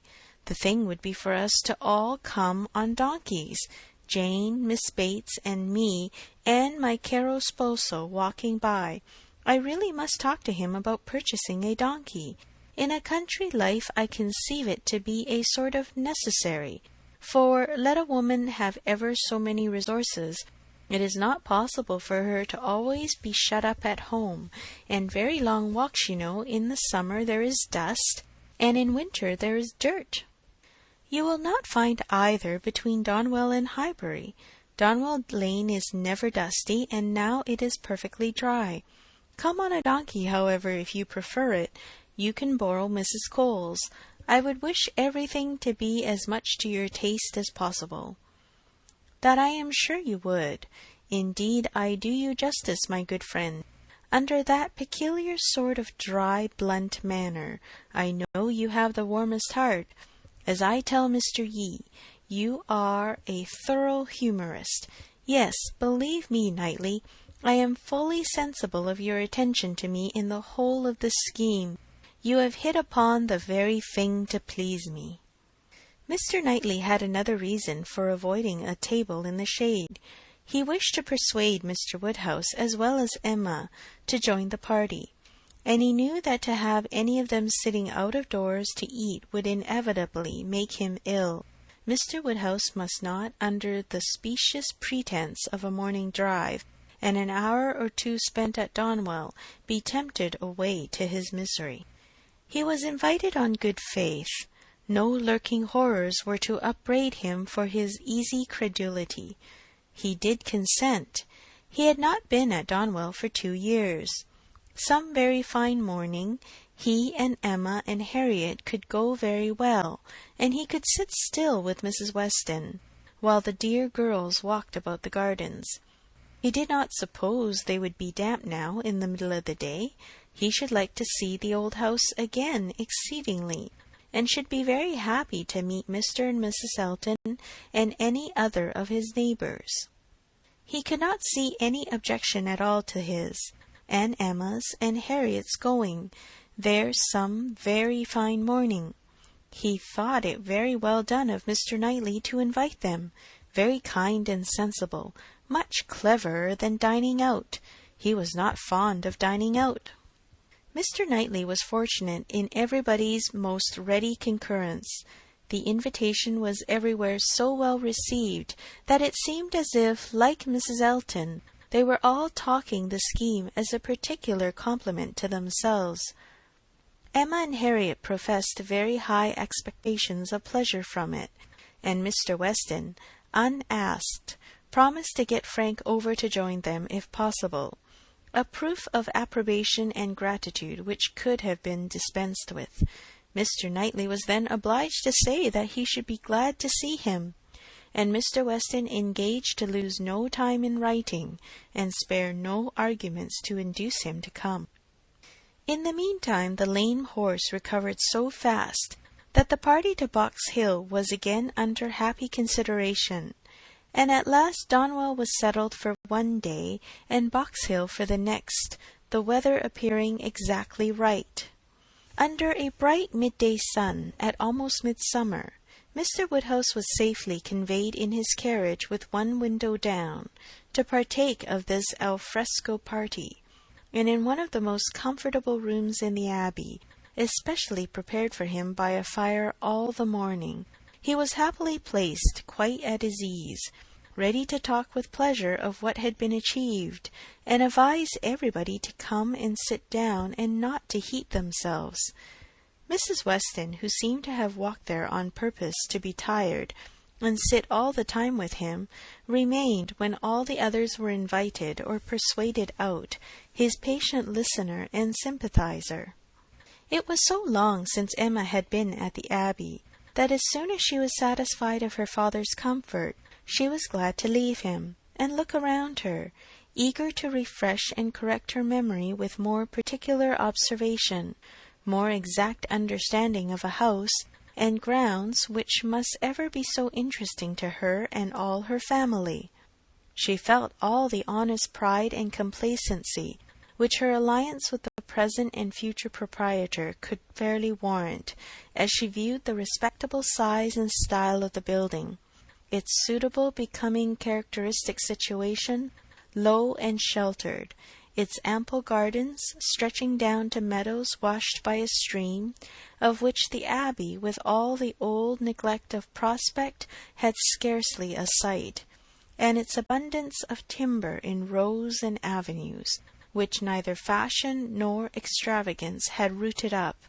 The house was larger than Hartfield, and totally unlike it, covering a good deal of ground, rambling and irregular, with many comfortable and 1 or 2 handsome rooms. It was just what it ought to be, and it looked what it was, and Emma felt an increasing respect for it, as the residence of a family of such true gentility, untainted in blood and understanding. Some faults of temper John Knightley had, but Isabella had connected herself unexceptionably. She had given them neither men, nor names, nor places that could raise a blush. These were pleasant feelings, and she walked about and indulged them till it was necessary to do as the others did, and collect round the strawberry beds. The whole party was assembled, except Frank Churchill, who was expected every moment from Richmond, and Mrs. Elton in all her apparatus of happiness. Her large bonnet and her basket was very ready to lead the way in gathering, accepting, or talking. Strawberries and only strawberries could now be thought or spoken of. The best fruit in England, everybody's favourite, always wholesome. These were the finest beds and finest sorts, delightful to gather for oneself, the only way of really enjoying them. Morning decidedly the best time, never tired, every sort good, no comparison, the others hardly edible. Chili preferred, white wood finest flavour of all, price of strawberries in London, abundance about Bristol, maple grove, cultivation, beds when to be renewed, gardeners thinking exactly different, delicious fruit, only too rich to be eaten much of, inferior to cherries, currants more refreshing. Only objection to gathering strawberries, the stooping, glaring sun, tired to death, could bear it no longer, must go and sit in the shade. Such for half an hour was the conversation, interrupted only once by Mrs. Weston, who came out in her solicitude after her son-in-law to inquire if he were come, and she was a little uneasy. She had some fears of his horse. Seats tolerably in the shade were found, and now Emma was obliged to overhear what Mrs. Elton and Jane Fairfax were talking of. A situation, a most desirable situation, was in question. Mrs. Elton had received notice of it that morning, and was in raptures. It was not with Mrs. Suckling, it was not with Mrs. Bragg, but in felicity and splendour it fell short only of them. It was with a cousin of Mrs. Bragg, an acquaintance of Mrs. Suckling, a lady known at Maple Grove, delightful, charming, superior, first circles, spheres, lines, ranks, everything. And Mrs. Elton was wild to have the offer closed with immediately.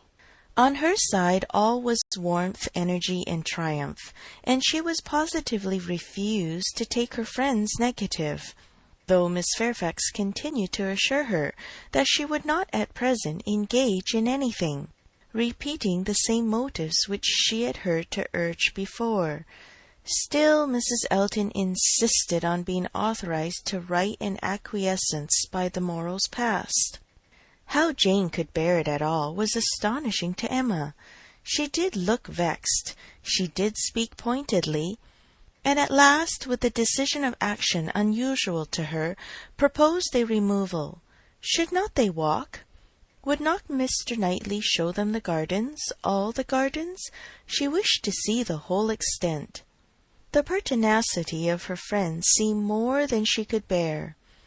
It was hot, and after walking some time over the gardens in a scattered, dispersed way, scarcely any three together, they insensibly followed one another to the delicious shade of a broad, short avenue of limes, which, stretching beyond the garden at an equal distance from the river, seemed the finish of the pleasure grounds.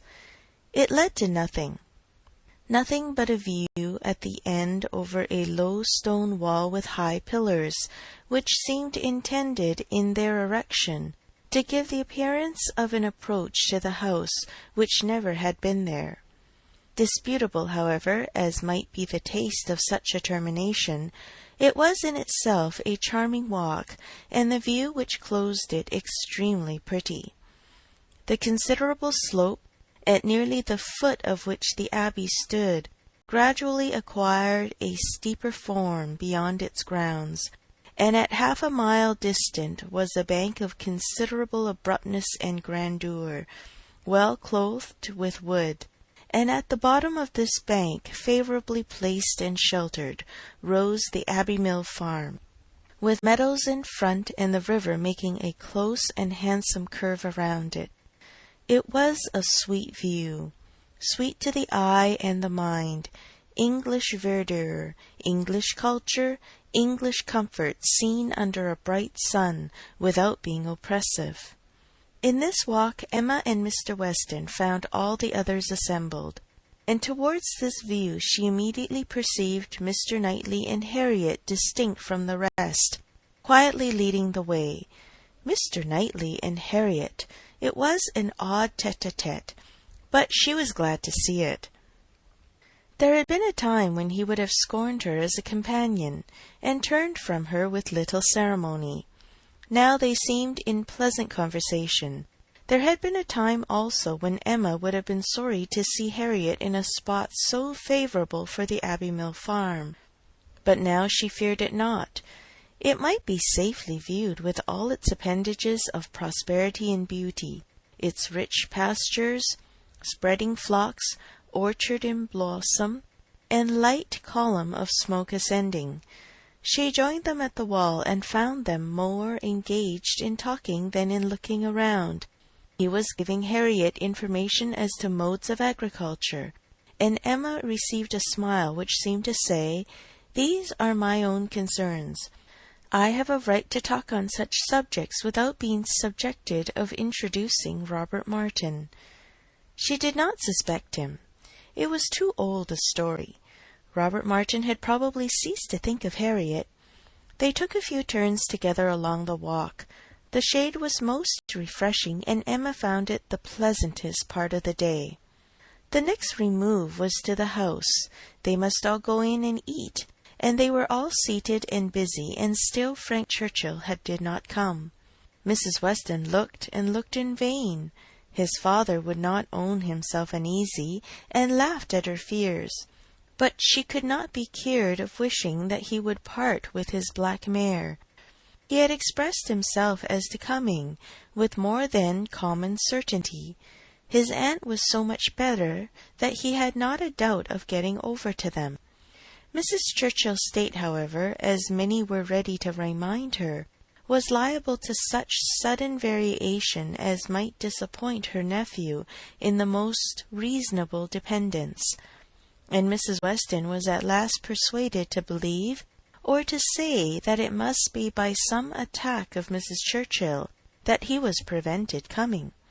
Emma looked at Harriet while the point was under consideration. She behaved very well, and betrayed no emotion. The cold repast was over, and the party were to go out once more to see what had not yet been seen, the old Abbey fish-ponds, perhaps get as far as the clover, which was to be begun cutting on the morrow, or at any rate have the pleasure of being hot and growing cool again.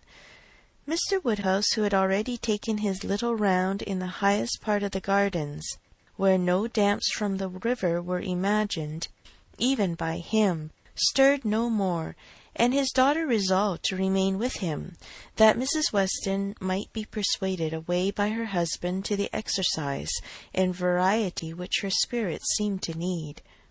Mr. Knightley had done all in his power for Mr. Woodhouse's entertainment. Books of engravings, drawers of medals, cameos, corals, shells, and every other family collection within his cabinets had been prepared for his old friend, to while away the morning, and the kindness had perfectly answered. Mr. Woodhouse had been exceedingly well amused. Mrs. Weston had been showing them all to him, and now he would show them all to Emma, fortunate in having no other resemblance to a child than in a total want of taste for what he saw, for he was slow, constant, and methodical.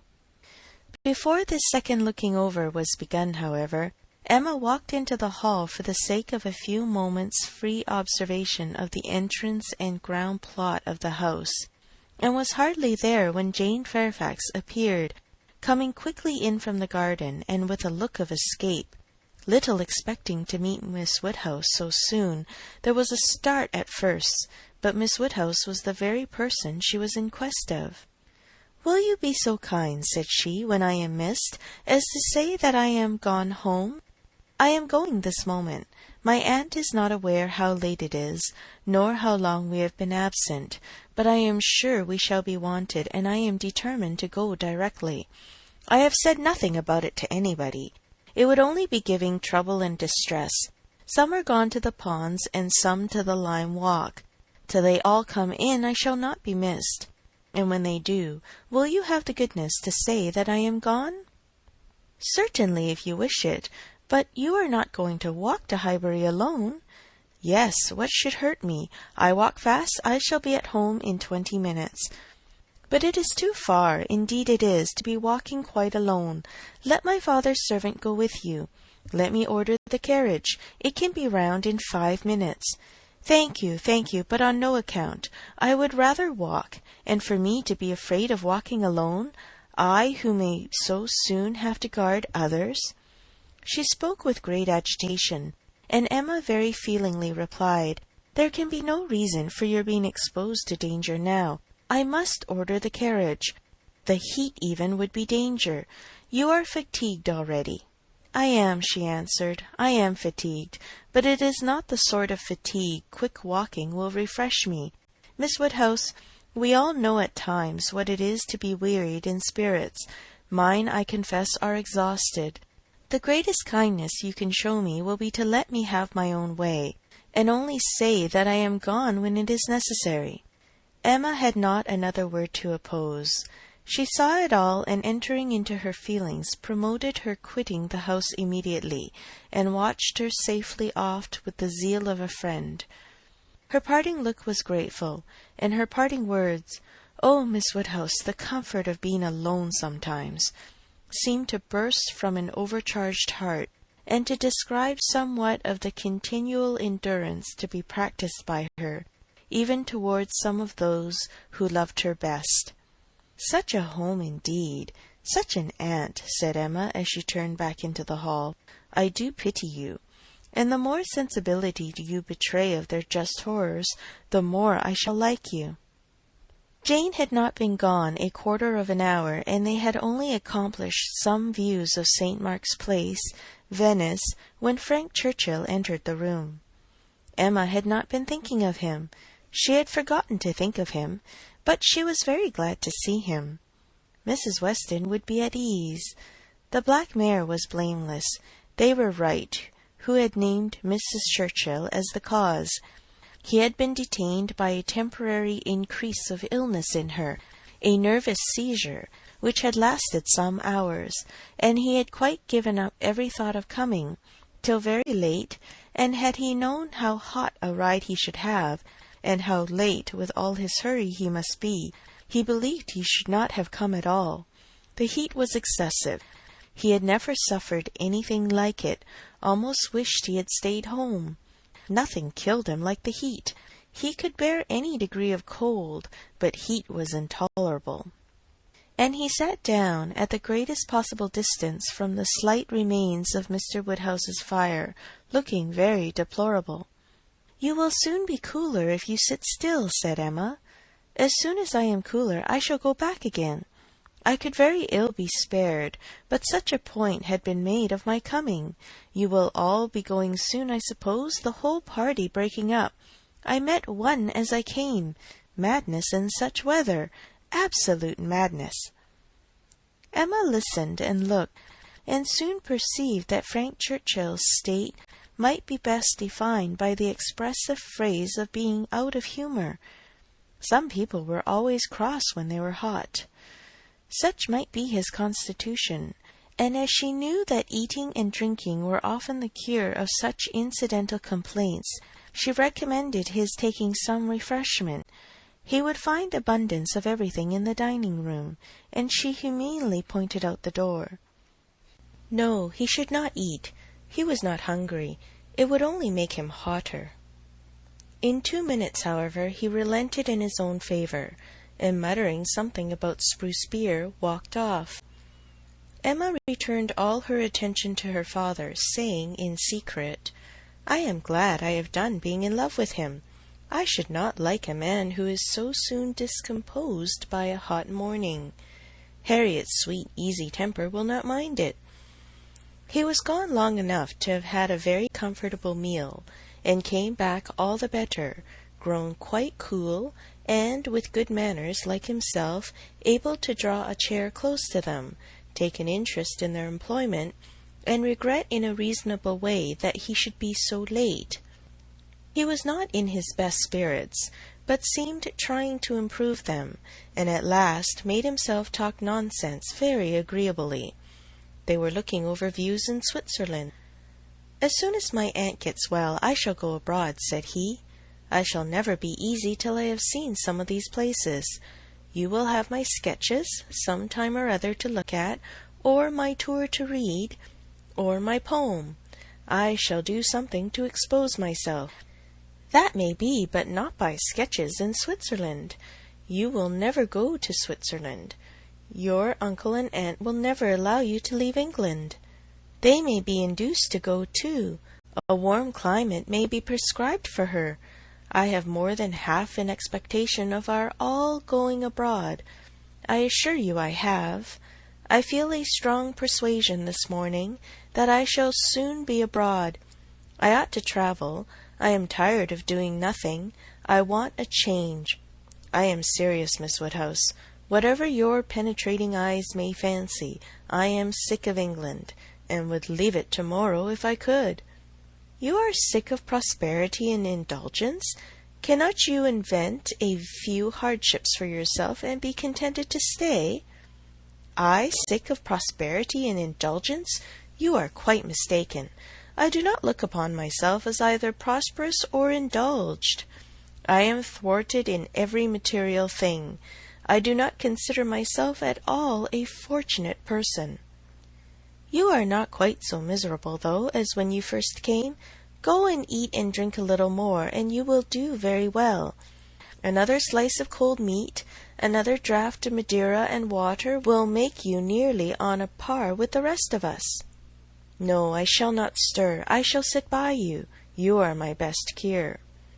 "We are going to Box Hill tomorrow. You will join us. It is not Switzerland, but it will be something for a young man so much in want of a change. You will stay and go with us?" "No, certainly not. I shall go home in the cool of the evening." "But you may come again in the cool of tomorrow." "No, it will not be worth while. If I come, I shall be cross." "Then pray stay at Richmond." "But if I do, I shall be crosser still. I can never bear to think of you all there without me." "These are difficulties which you must settle for yourself. Choose your own degree of crossness. I shall press you no more." The rest of the party were now returning, and all were soon collected. With some there was great joy at the sight of Frank Churchill. Others took it very composedly, but there was a very general distress and disturbance on Miss Fairfax's disappearance being explained. That it was time for everybody to go concluded the subject, and with a short final arrangement for the next day's scheme they parted. Frank Churchill's little inclination to choose himself increased so much that his last words to Emma were, "Well, if you wish me to stay and join the party, I will." She smiled her acceptance, and nothing less than a summons from Richmond was to take him back before the following evening. End of Volume 3, Chapter 6. Emma by Jane Austen. Volume 3, Chapter 7. They had a very fine day for Box Hill, and all the other outward circumstances of arrangement, accommodation, and punctuality were in favour of a pleasant party. Mr. Weston directed the whole, officiating safely between Hartfield and the vicarage, and everybody was in good time.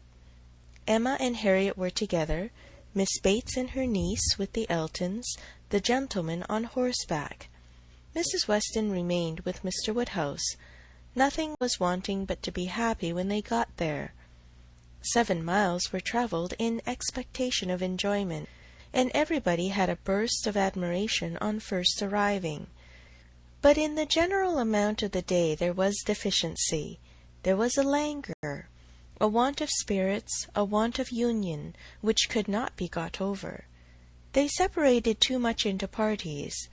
The Eltons walked together. Mr. Knightley took charge of Miss Bates and Jane, and Emma and Harriet belonged to Frank Churchill, and Mr. Weston tried in vain to make them harmonize better. It seemed at first an accidental division, but it never materially varied. Mr. and Mrs. Elton, indeed, showed no unwillingness to mix and be as agreeable as they could, but during the whole 2 hours that were spent on the hill, there seemed a principle of separation between the other parties, too strong for any fine prospects, or any cold collation, or any cheerful Mr. Weston to remove. At first it was downright dullness to Emma. She had never seen Frank Churchill so silent and stupid. He said nothing worth hearing, looked without seeing, admired without intelligence, listened without knowing what she said. While he was so dull, it was no wonder that Harriet should be dull likewise, and they were both insufferable. When they all sat down it was better, to her taste a great deal better, for Frank Churchill grew talkative and gay, making her his first object. Every distinguishing attention that could be paid was paid to her. To amuse her and be agreeable in her eyes seemed all that he cared for, and Emma, glad to be enlivened, not sorry to be flattered, was gay and easy too, and gave him all the friendly encouragement, the admission to be gallant, which she had ever given in the first and most animating period of their acquaintance, but which now, in her own estimation, meant nothing, though in the judgment of most people looking on it must have had such an appearance as no English word but flirtation could very well describe. Mr. Frank Churchill and Miss Woodhouse flirted together excessively. They were laying themselves open to that very phrase, and to having it sent off in a letter to Maple Grove by one lady, to Ireland by another. Not that Emma was gay and thoughtless from any real felicity. It was rather because she felt less happy than she had expected. She laughed because she was disappointed, and though she liked him for his attentions, and thought them all, whether in friendship, admiration, or playfulness, extremely judicious, they were not winning back her heart. She still intended him for her friend. "How much I am obliged to you," said he, "for telling me to come to-day. If it had not been for you, I should certainly have lost all the happiness of this party. I had quite determined to go away again." "Yes, you were very cross, and I do not know what about, except that you were too late for the best strawberries. I was a kinder friend than you deserved, but you were humble. You begged hard to be commanded to come." "Don't say I was cross. I was fatigued. The heat overcame me." "It is hotter to-day." "Not to my feelings. I am perfectly comfortable to-day." "You are comfortable because you are under command." "Your command?" "Yes." "Perhaps I intended you to say so, but I meant self-command. You had somehow or other broken bounds yesterday, and run away from your own management. But to-day you are back again, and I cannot be always with you. It is best to believe your temper under your own command rather than mine." "It comes to the same thing. I can have no self-command without a motive. You order me, whether you speak or not, and you can always be with me. You are always with me. Dating from 3 o'clock yesterday, my perpetual influence could not begin earlier, or you would not have been so much out of humour before." 3 o'clock yesterday! That is your date? I thought I had seen you first in February. Your gallantry is really unanswerable. But, lowering her voice, nobody speaks except ourselves, and it is rather too much to be talking nonsense for the entertainment of 7 silent people. "I say nothing of which I am ashamed," replied he, with lively impudence. "I saw you first in February. Let everybody on the hill hear me if they can. Let my accent swell to Mickleham on one side, and Dorking on the other. I saw you first in February." and then whispering, "Our companions are excessively stupid. What shall we do to rouse them?" "Any nonsense will serve. They shall talk. Ladies and gentlemen, I am ordered by Miss Woodhouse, who, wherever she is, presides, to say that she desires to know what you are all thinking of." Some laughed and answered good-humouredly. Miss Bates said a great deal. Mrs. Elton swelled at the idea of Miss Woodhouse's presiding. Mr. Knightley's answer was the most distinct. "Is Miss Woodhouse sure that she would like to hear what we are all thinking of?" "Oh, no, no," cried Emma, laughing as carelessly as she could. "Upon no account in the world. It is the very last thing I would stand the brunt of just now. Let me hear anything rather than what you are all thinking of. I will not say quite all. There are one or two, perhaps," glancing at Mr. Weston and Harriet, "whose thoughts I might not be afraid of knowing." "It is a sort of thing," cried Mrs. Elton emphatically, "which I should not have thought myself privileged to inquire into, though perhaps as the chaperone of the party I never was in any circle exploring parties, young ladies, married women." Her mutterings were chiefly to her husband, and he murmured in reply, "Very true, my love, very true. Exactly so, indeed. Quite unheard of. But some ladies say anything. Better pass it off as a joke. Everybody knows what is due to you." "It will not do," whispered Frank to Emma. "They are most of them affronted. I will attack them with more address. Ladies and gentlemen, I am ordered by Miss Woodhouse to say that she waives her right of knowing exactly what you may all be thinking of, and only requires something very entertaining from each of you, in a general way. Here are 7 of you, besides myself, who she is pleased to say am very entertaining already, and she only demands from each of you either one very clever, be it prose or verse, original or repeated, or 2 things moderately clever, or 3 things very dull indeed, and she engages to laugh heartily at them." "Oh, very well," cried Miss Bates. "Then I need not be uneasy. 3 things very dull indeed. That will just do for me, you know. I shall be sure to say 3 dull things as soon as ever I open my mouth, shan't I?" Looking round with the most good-humoured dependence on everybody's assent. "Do not you all think I shall?" Emma could not resist. "Ah, ma'am, but there may be a difficulty. Pardon me, but you will be limited as to number, only 3 at once." Miss Bates, deceived by the mock ceremony of her manner, did not immediately catch her meaning, but when it burst on her, it could not anger, although a slight blush showed that it could pain her. "Ah, well, to be sure, yes, I see what she means," turning to Mr. Knightley, "and I will try to hold my tongue. I must make myself very disagreeable, or she would not have said such a thing to an old friend." "I like your plan," cried Mr. Weston. "Agreed, agreed, I will do my best. I am making a conundrum. How will a conundrum reckon?"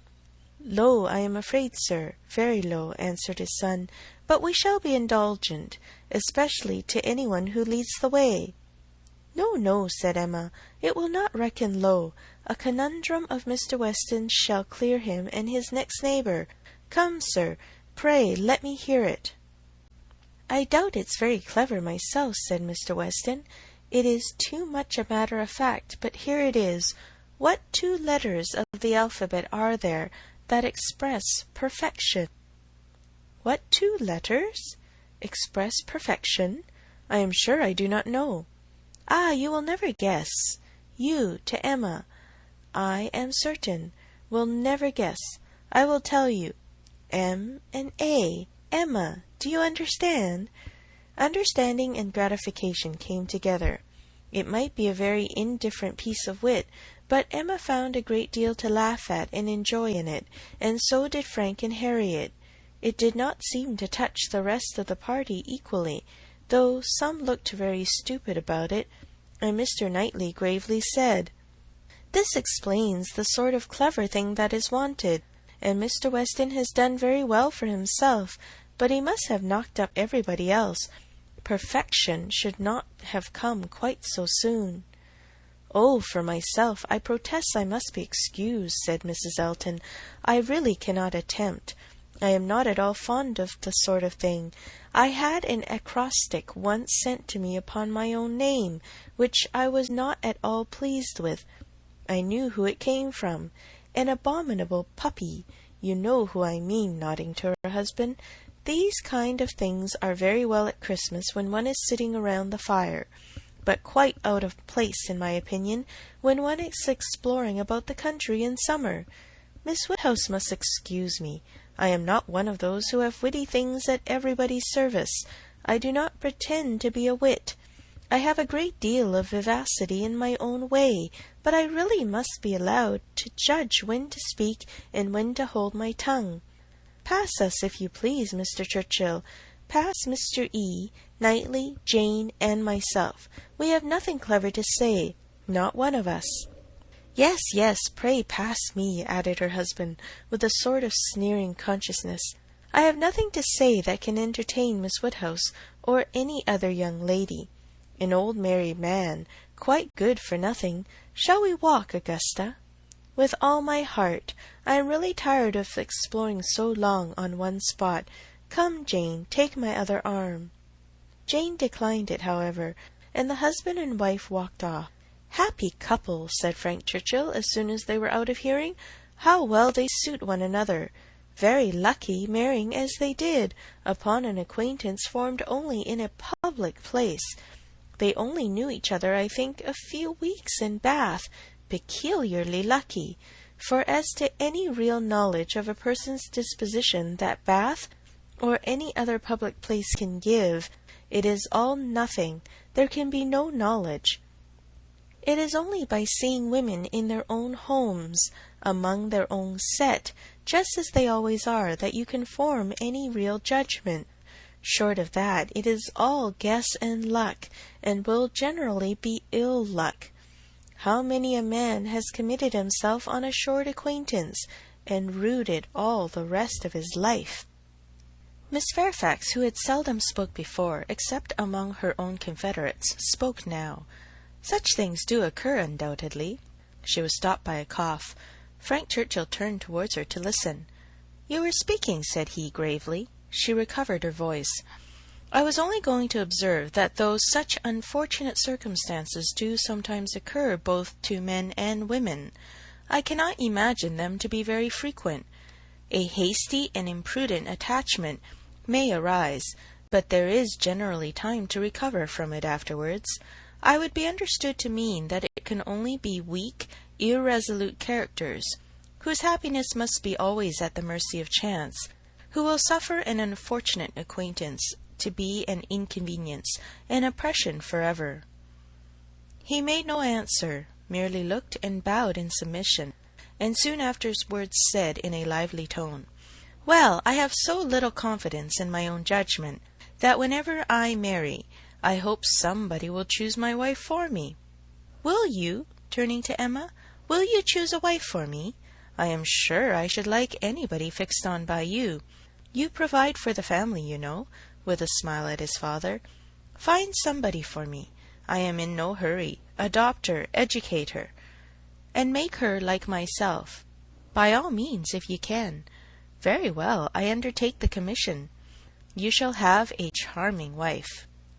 She must be lively and have hazel eyes. I care for nothing else. I shall go abroad for a couple of years, and then when I return, I shall come to you for my wife. Remember." Emma was in no danger of forgetting. It was a commission to touch every favourite feeling. Would not Harriet be the creature described? Hazel eyes. Accepted.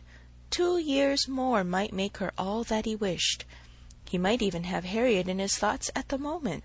Who could say? Referring the education to her seemed to imply it. "Now, ma'am," said Jane to her aunt, "shall we join Mrs. Elton?" "If you please, my dear, with all my heart. I am quite ready. I was ready to have gone with her, but this will do just as well. We shall soon overtake her. There she is. No, that's somebody else. That's one of the ladies in the Irish car party. Not at all like her. Well, I declare." They walked off, followed in half a minute by Mr. Knightley. Mr. Weston, his son, Emma, and Harriet only remained, and the young man's spirits now rose to a pitch almost unpleasant. Even Emma grew tired at last of flattery and merriment, and wished herself rather walking quietly about with any of the others, or sitting almost alone, and quite unattended to, in tranquil observation of the beautiful views beneath her.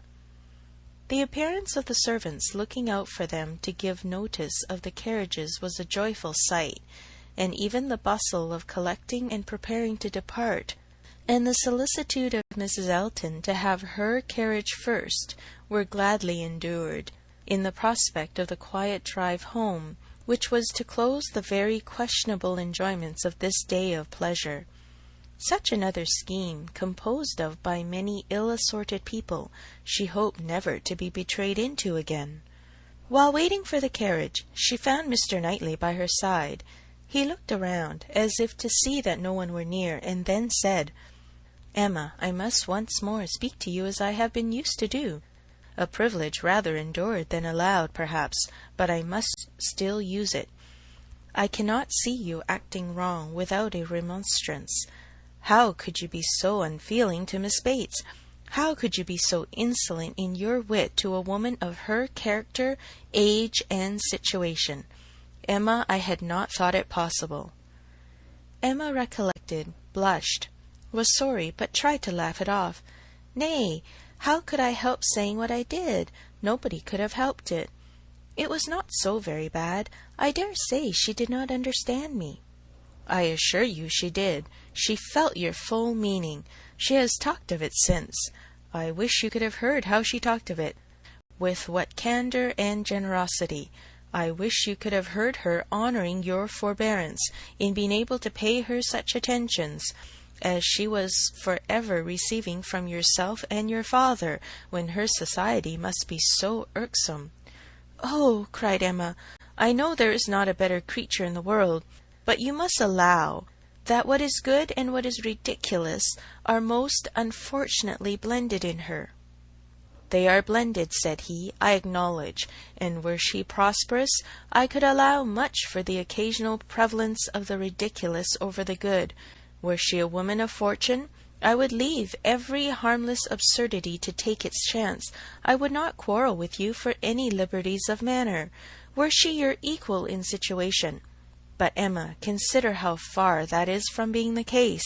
She is poor. She has sunk from the comforts she was born to, and if she lived to old age, must probably sink more. Her situation should secure your compassion. It was badly done indeed.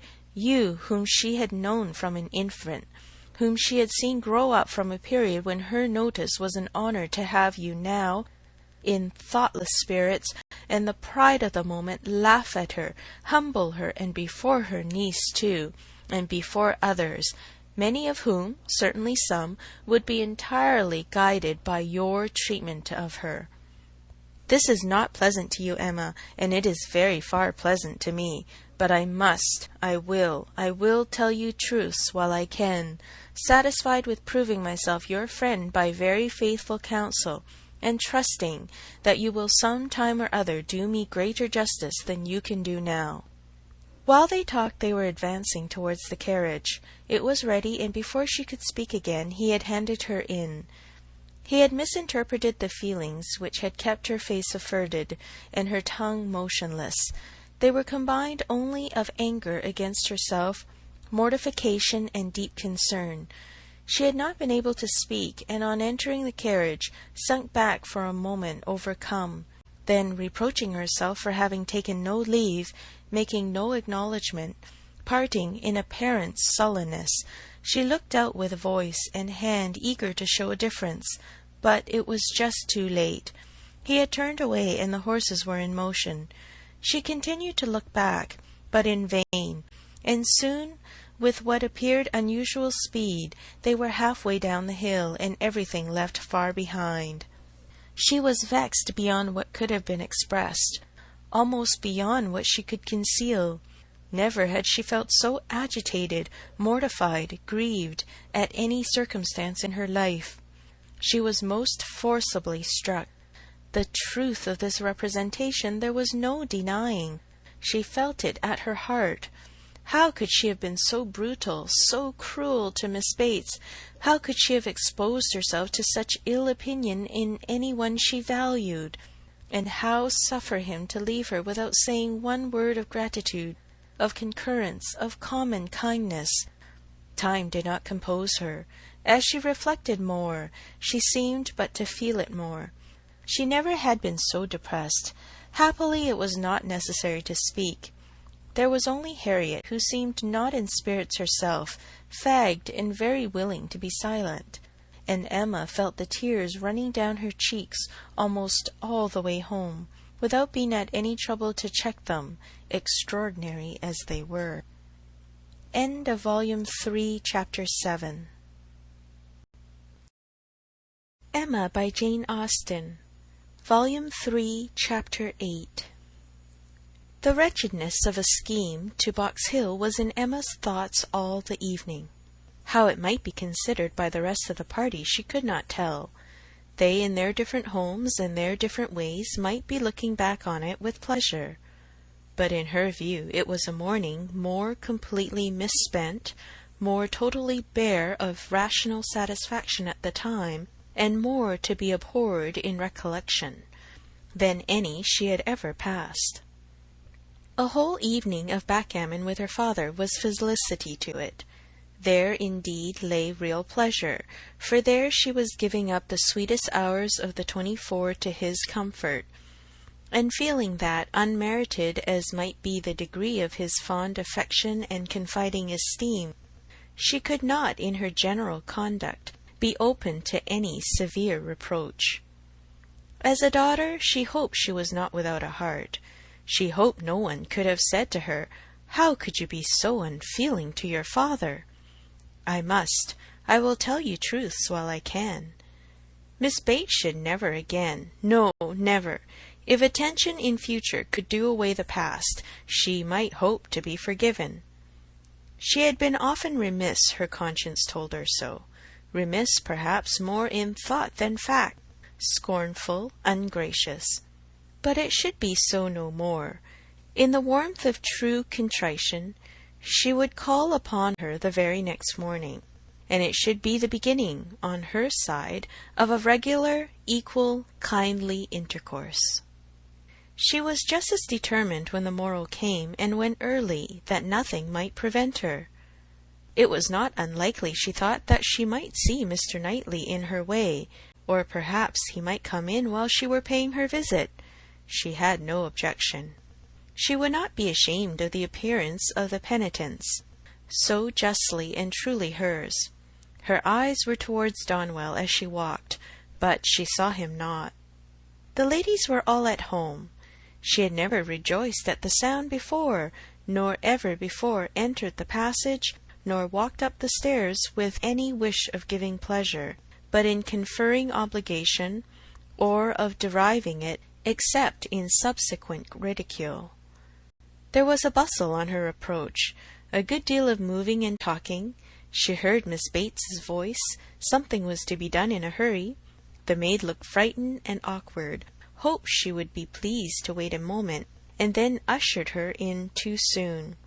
The aunt and niece seemed both escaping into the adjoining room. Jane she had a distinct glimpse of, looking extremely ill, and before the door had shut them out she heard Miss Bates saying, "Well, my dear, I shall say you are laid down upon the bed, and I am sure you are ill enough." Poor old Mrs. Bates, civil and humble as usual, looked as if she did not quite understand what was going on. "I am afraid Jane is not very well," said she, "but I do not know. They tell me she is well. I dare say my daughter will be here presently. Miss Woodhouse, I hope you find a chair. I wish Hetty had not gone. I am very little able.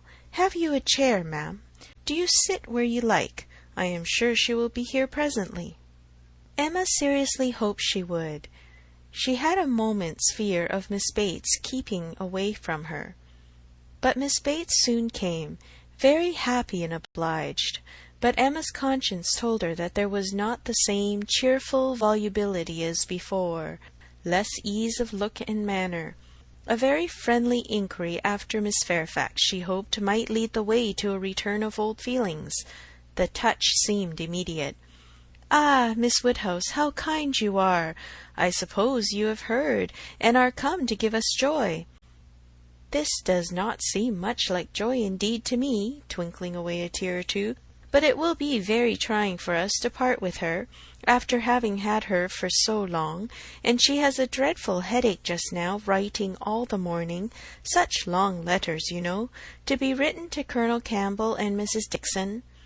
"My dear," said I, "you will blind yourself," for tears were in her eyes perpetually. One cannot wonder. It is a great change, and though she is amazingly fortunate, such a situation, I suppose, as no young woman before ever met with on first going out. Do not think us ungrateful, Miss Woodhouse, for such surprising good fortune," again dispersing her tears. "But poor dear soul, if you were to see what a headache she has! When one is in great pain, you know, one cannot feel any blessing quite as it may deserve. She is as low as possible. To look at her, nobody would think how delighted and happy she is to have secured such a situation. You will excuse her not coming to you. She is not able. She has gone into her own room. I want her to lie down upon the bed."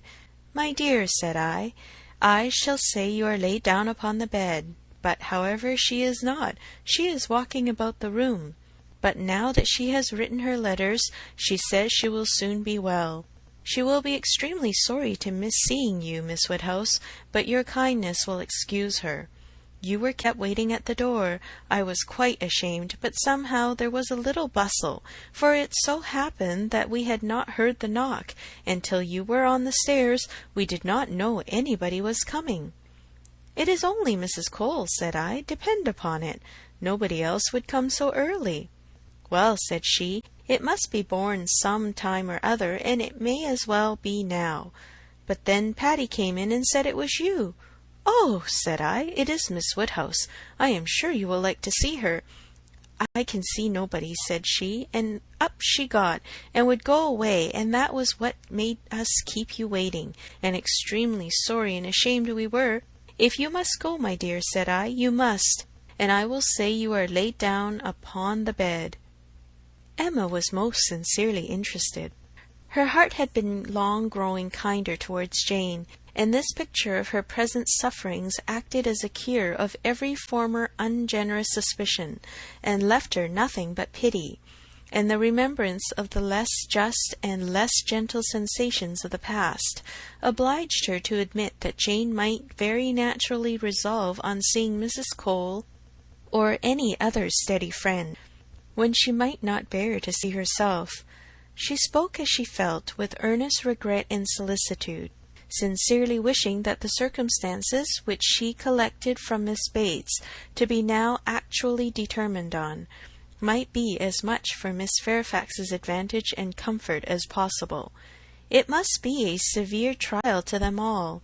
She had understood it was to be delayed till Colonel Campbell's return. "So very kind," replied Miss Bates, "but you are always kind."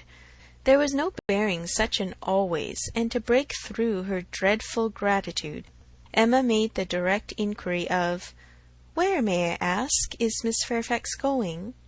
"To a Mrs. Smallridge, charming woman, most superior, to have the charge of her 3 little girls, delightful children. Impossible that any situation could be more replete with comfort, if we except, perhaps, Mrs. Suckling's own family and Mrs. Bragg's. But Mrs. Smallridge is intimate with both, and in the very same neighbourhood. Lives only 4 miles from Maple Grove. Jane will only be 4 miles from Maple Grove." "Mrs. Elton, I suppose, has been the person to whom Miss Fairfax owes?" "Yes, our good Mrs. Elton.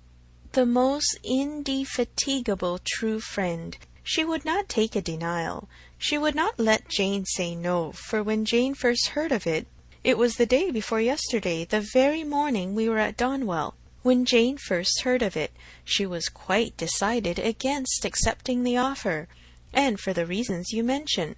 Exactly as you say, she had made up her mind to close with nothing till Colonel Campbell's return, and nothing should induce her to enter into any engagement at present. And so she told Mrs. Elton over and over again, and I am sure I had no more idea that she would change her mind. But that good Mrs. Elton, whose judgment never fails her, saw farther than I did. It is not everybody that would have stood out in such a kind way as she did, and refused to take Jane's answer. But she positively declared she would not write any such denial yesterday as Jane wished her. She would wait. And sure enough, yesterday evening it was all settled that Jane should go. Quite a surprise to me. I had not the least idea. Jane took Mrs. Elton aside and told her at once that upon thinking over the advantages of Mrs. Smallridge's situation, she had come to the resolution of accepting it. I do not know a word of it till it was all settled. You spent the evening with Mrs. Elton? Yes, all of us. Mrs. Elton would have us come. It was settled so upon the hill while we were walking about with Mr. Knightley. You must all spend your evening with us, said she. I positively must have you all come. Mr. Knightley was there too, was he? No, not Mr. Knightley. He declined it from the first, and though I thought he would come, because Mrs. Elton declared she would not let him off, he did not. But my mother and Jane and I were all there, and a very agreeable evening we had. Such kind friends, you know, Miss Woodhouse, one must always find agreeable, though everybody seemed rather fagged after the morning's party. Even pleasure, you know, is fatiguing, and I cannot say that any of them seemed very much to have enjoyed it. However, I shall always think it a very pleasant party, and feel extremely obliged to the kind friends who included me in it. Miss Fairfax, I suppose, though you were not aware of it, had been making up her mind the whole day? I dare say she had. Whenever the time may come, it must be unwelcome to her and all her friends, but I hope her engagement will have every alleviation that is possible. I mean, as to the character and manners of the family. Thank you, dear Miss Woodhouse. Yes, indeed, there is everything in the world that can make her happy in it. Except the Sucklings and Braggs, there is not such another nursery establishment, so liberal and elegant, in all Mrs. Elton's acquaintance. Mrs. Smallridge, a most delightful woman, a style of living almost equal to Maple Grove, and as to the children, except the little Sucklings and the little Braggs, there are not such elegant sweet children anywhere. Jane will be treated with such regard and kindness. It will be nothing but pleasure, a life of pleasure. And her salary! I really cannot venture to name her salary to you, Miss Woodhouse. Even you, used as you are to great sums, would hardly believe that so much could be given to a young person like Jane. Ah, madam, cried Emma, if other children are at all like what I remember to have been myself, I should think 5 times the amount of what I have ever yet heard named as a salary on such occasions, dearly earned. You are so noble in your ideas. And when is Miss Fairfax to leave you? Very soon indeed. That's the worst of it. Within a fortnight. Miss Smallridge is in a great hurry. My poor mother does not know how to bear it. So then I try to put it out of her thoughts, and say, Come, ma'am, do not let us think about it any more. Her friends must all be sorry to lose her, and will not Colonel and Mrs. Campbell be sorry to find that she has engaged herself before their return? Yes, Jane says she is sure they will. But yet this is such a situation as she cannot feel herself justified in declining. I was so astonished when she first told me what she had been saying to Mrs. Elton, and when Mrs. Elton at the same moment came congratulating me upon it. It was before tea. Stay, no, it could not be before tea, because we were just going to cards, and yet it was before tea, because I remember thinking, Oh, no, now I recollect, now I have it. Something happened before tea, but not that. Mr. Elton was called out of the room before tea. Old John Abdy's son wanted to speak with him. Poor old John! I've a great regard for him. He was clerk to my poor father 27 years, and now, poor old man, he is bedridden and very poorly with the rheumatic gout in his joints. I must go and see him to-day, and so will Jane, I am sure, if she gets out at all. And poor John's son came to talk to Mr. Elton about relief from the parish. He is very well to do himself, you know, being head man at the Crown, ostler, and everything of that sort. But still he cannot keep his father without some help. And so when Mr. Elton came back, he told us what John Ostler had been telling him, and then it came out about the chaise having been sent to Randalls to take Mr. Frank Churchill to Richmond. That was what happened before tea. It was after tea that Jane spoke to Mrs. Elton. Miss Bates would hardly give Emma time to say how perfectly new the circumstance was to her, but as without supposing it possible that she could be ignorant of any of the particulars of Mr. Frank Churchill's going, she proceeded to give them all. It was of no consequence.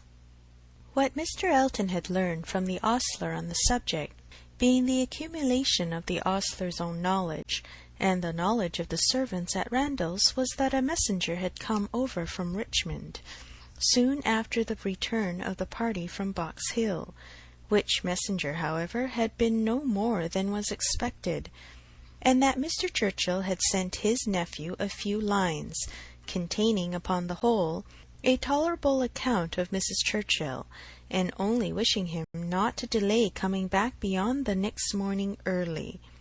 But that Mr. Frank Churchill having resolved to go home directly, without waiting at all, and his horse seeming to have got a cold, Tom had been sent off immediately for the Crown chaise, and the ostler had stood out and seen it pass by, the boy going a good pace and driving very steady. There was nothing in all this either to astonish or interest, and it caught Emma's attention only as it united with the subject which already engaged her mind. The contrast between Mrs. Churchill's importance in the world and Jane Fairfax's struck her. One was everything, the other nothing, and she sat musing on the difference of woman's destiny, and quite unconscious on what her eyes were fixed, till roused by Mrs. Bates saying, "Ay, I see what you are thinking of, the pianoforte. What is to become of that?" "Very true. Poor dear Jane was talking of it just now." "You might go," said she. "You and I must part. You will have no business here. Let it stay, however," said she. "Give it house-room till Colonel Campbell comes back. I shall talk about it to him. He will settle for me. He will help me out of all my difficulties." And to this day I do believe she knows not whether it was his present or his daughter's. Now Emma was obliged to think of the pianoforte, and the remembrance of all her former fanciful and unfair conjectures was so little pleasing, that she soon allowed herself to believe her visit had been long enough, and with a repetition of everything that she could venture to say of the good wishes which she really felt, took leave. End of Volume 3, Chapter 8. Emma by Jane Austen. Volume 3, Chapter 9. Emma's pensive meditations as she walked home were not interrupted, but on entering the parlour she found those who must rouse her. Mr. Knightley and Harriet had arrived during her absence, and were sitting with her father. Mr. Knightley immediately got up, and in a manner decidedly graver than usual said, "I would not go away without seeing you, but I have no time to spare, and therefore must now be gone directly. I am going to London to spend a few days with John and Isabella. Have you anything to send or say besides the love which nobody carries?" "Nothing at all. But is not this a sudden scheme?" "Yes, rather. I have been thinking of it for some time." Emma was sure he had not forgiven her. He looked unlike himself. Time, however, she thought, would tell him that they ought to be friends again. While he stood as if meaning to go, but not going, her father began his inquiries. "Well, my dear, and did you get there safely? And how did you find my worthy old friend and her daughter? I dare say they must have been very much obliged to you for coming." "Dear Emma has been to call on Mrs. and Miss Bates, Mr. Knightley, as I told you before. She is always so attentive to them." Emma's colour was heightened by this unjust praise, and with a smile and shake of the head which spoke much, she looked at Mr. Knightley. It seemed as if there were an instantaneous impression in her favour, as if his eyes received the truth from hers, and all that had passed of good in her feelings were at once caught and honoured. He looked at her with a glow of regard. She was warmly gratified, and in another moment still more so, by a little movement of more than common friendliness on his part. He took her hand. Whether she had not herself made the first motion, she could not say.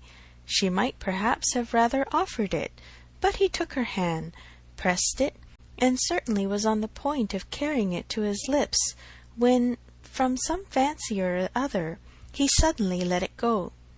Why he should feel such a scruple, why he should change his mind when it was all but done, she could not perceive. He would have judged better, she thought, if he had not stopped.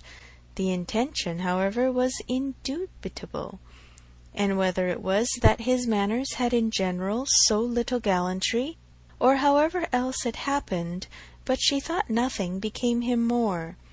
It was with him of so simple yet so dignified a nature. She could not but recall the attempt with great satisfaction. It spoke such perfect amity. He left them immediately afterwards, gone in a moment. He always moved with the alertness of a mind which could neither be undecided nor dilatory, but now he seemed more sudden than usual in his disappearance. Emma could not regret her having gone to Miss Bates, but she wished she had left her 10 minutes earlier. It would have been a great pleasure to talk over Jane Fairfax's situation with Mr. Knightley. Neither would she regret that he should be going to Brunswick Square, for she knew how much his visit would be enjoyed. But it might have happened at a better time, and to have had longer notice of it would have been pleasanter. They parted thorough friends, however. She could not be deceived as to the meaning of his countenance, and his unfinished gallantry. It was all done to assure her that she had fully recovered his good opinion. He had been sitting with him half an hour, she found. It was a pity that she had not come back earlier. In the hope of diverting her father's thoughts from the disagreeableness of Mr. Knightley's going to London, and going so suddenly, and going on horseback, which she knew would be all very bad, Emma communicated her news of Jane Fairfax, and her dependence on the effect was justified. It supplied a very useful check, interested without disturbing him. He had long made up his mind to Jane Fairfax's going out as governess, and could talk of it cheerfully, but Mr. Knightley's going to London had been an unexpected blow. "I am very glad indeed, my dear, to hear she is to be so comfortably settled. Mrs. Elton is very good-natured and agreeable, and I dare say her acquaintance are just what they ought to be. I hope it is a dry situation, and that her health will be taken good care of. It ought to be a first object, as I am sure poor Miss Taylor always was with me. You know, my dear, she is going to be to this new lady what Miss Taylor was to us, and I hope she will be better off in one respect, and not be induced to go away after it has been her home so long." The following day brought news from Richmond to throw everything else into the background. An express arrived at Randalls to announce the death of Mrs. Churchill. Though her nephew had had no particular reason to hasten back on her account, she had not lived above 36 hours after his return. A sudden seizure of a different nature from anything foreboded by her general state had carried her off after a short struggle. The great Mrs. Churchill was no more. It was felt as such things must be felt. Everybody had a degree of gravity and sorrow, tenderness towards the departed, solicitude for the surviving friends, and, in a reasonable time, curiosity to know where she would be buried. Goldsmith tells us that when lovely woman stoops to folly, she has nothing to do but to die, and when she stoops to be disagreeable, it is equally to be recommended as a clearer of ill fame. Mrs. Churchill, after being disliked at least 25 years, was now spoken of with compassionate allowances. In one point she was fully justified. She had never been admitted before to be seriously ill. The event acquitted her of all the fancifulness and all the selfishness of imaginary complaints. Poor Mrs. Churchill!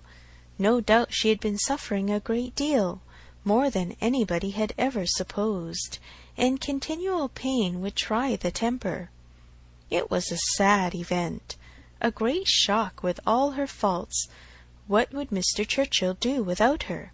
Mr. Churchill's loss would be dreadful indeed. Mr. Churchill would never forget it.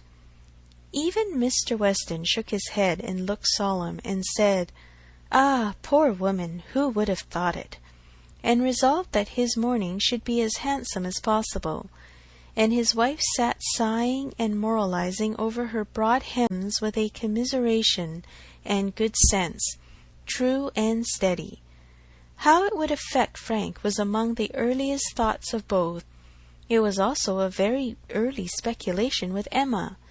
The character of Mrs. Churchill, the grief of her husband, her mind glanced over them both with awe and compassion, and then rested with lightened feelings on how Frank might be affected by the event, how benefited, how freed. She saw in a moment all the possible good. Now an attachment to Harriet Smith would have nothing to encounter. Mr. Churchill, independent of his wife, was feared by nobody, an easy, guidable man, to be persuaded into anything by his nephew.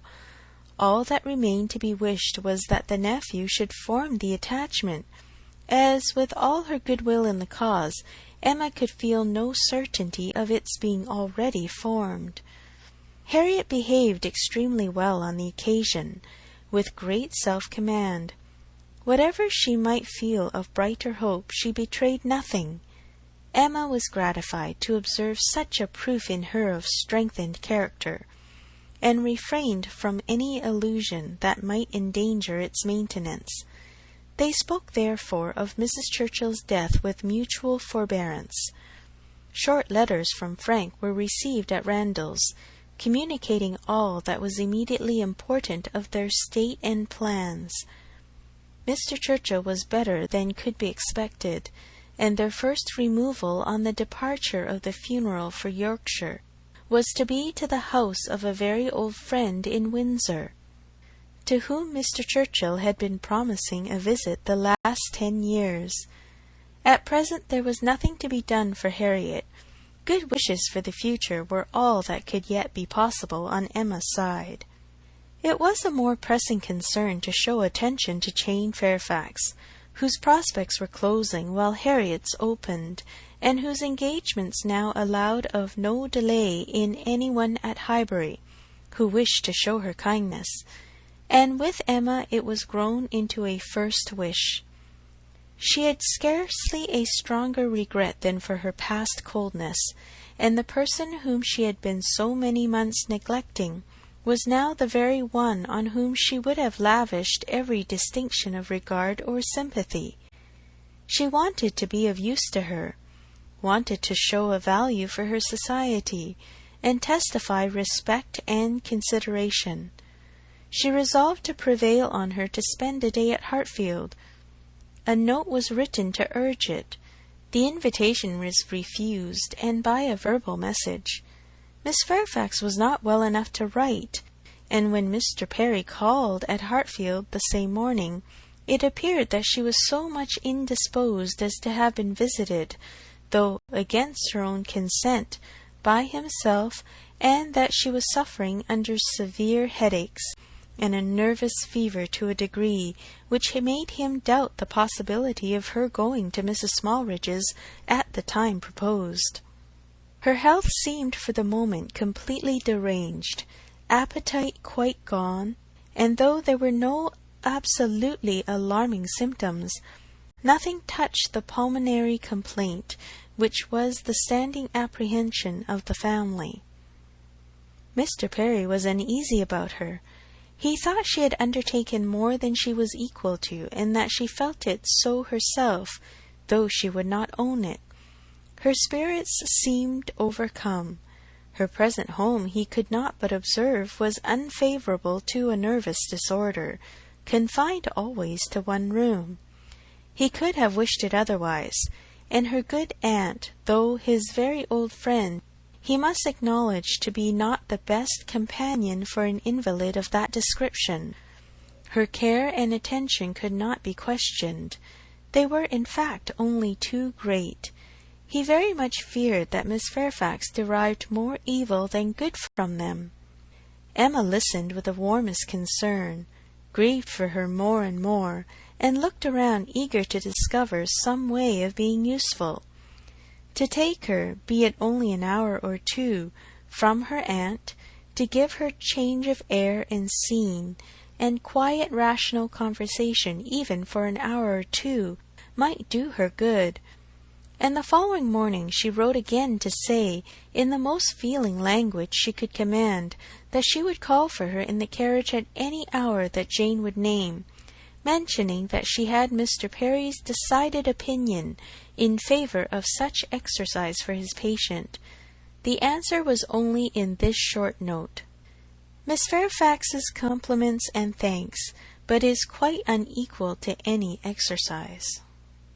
Emma felt that her own note had deserved something better.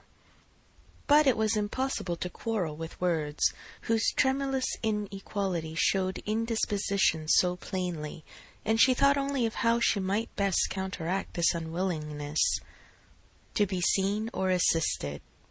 In spite of the answer, therefore, she ordered the carriage and drove to Mrs. Bates, in the hope that Jane would be induced to join her. But it would not do.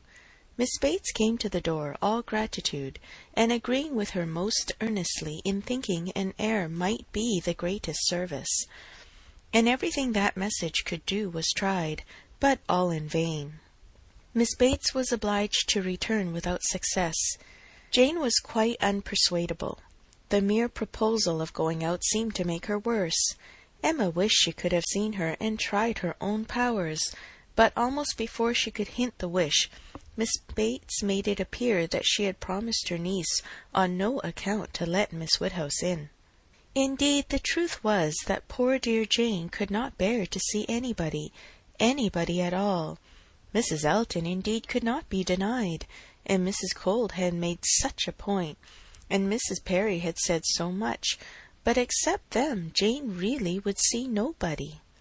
Emma did not want to be classed with the Mrs. Eltons, the Mrs. Perrys, and the Mrs. Coles, who would force themselves anywhere. Neither could she feel any right of preference herself. She submitted, therefore, and only questioned Miss Bates farther as to her niece's appetite and diet, which she longed to be able to assist. On that subject poor Miss Bates was very unhappy and very communicative. Jane would eat hardly anything. Mr. Perry recommended nourishing food, but everything they could command, and never had anybody such good neighbours, was distasteful.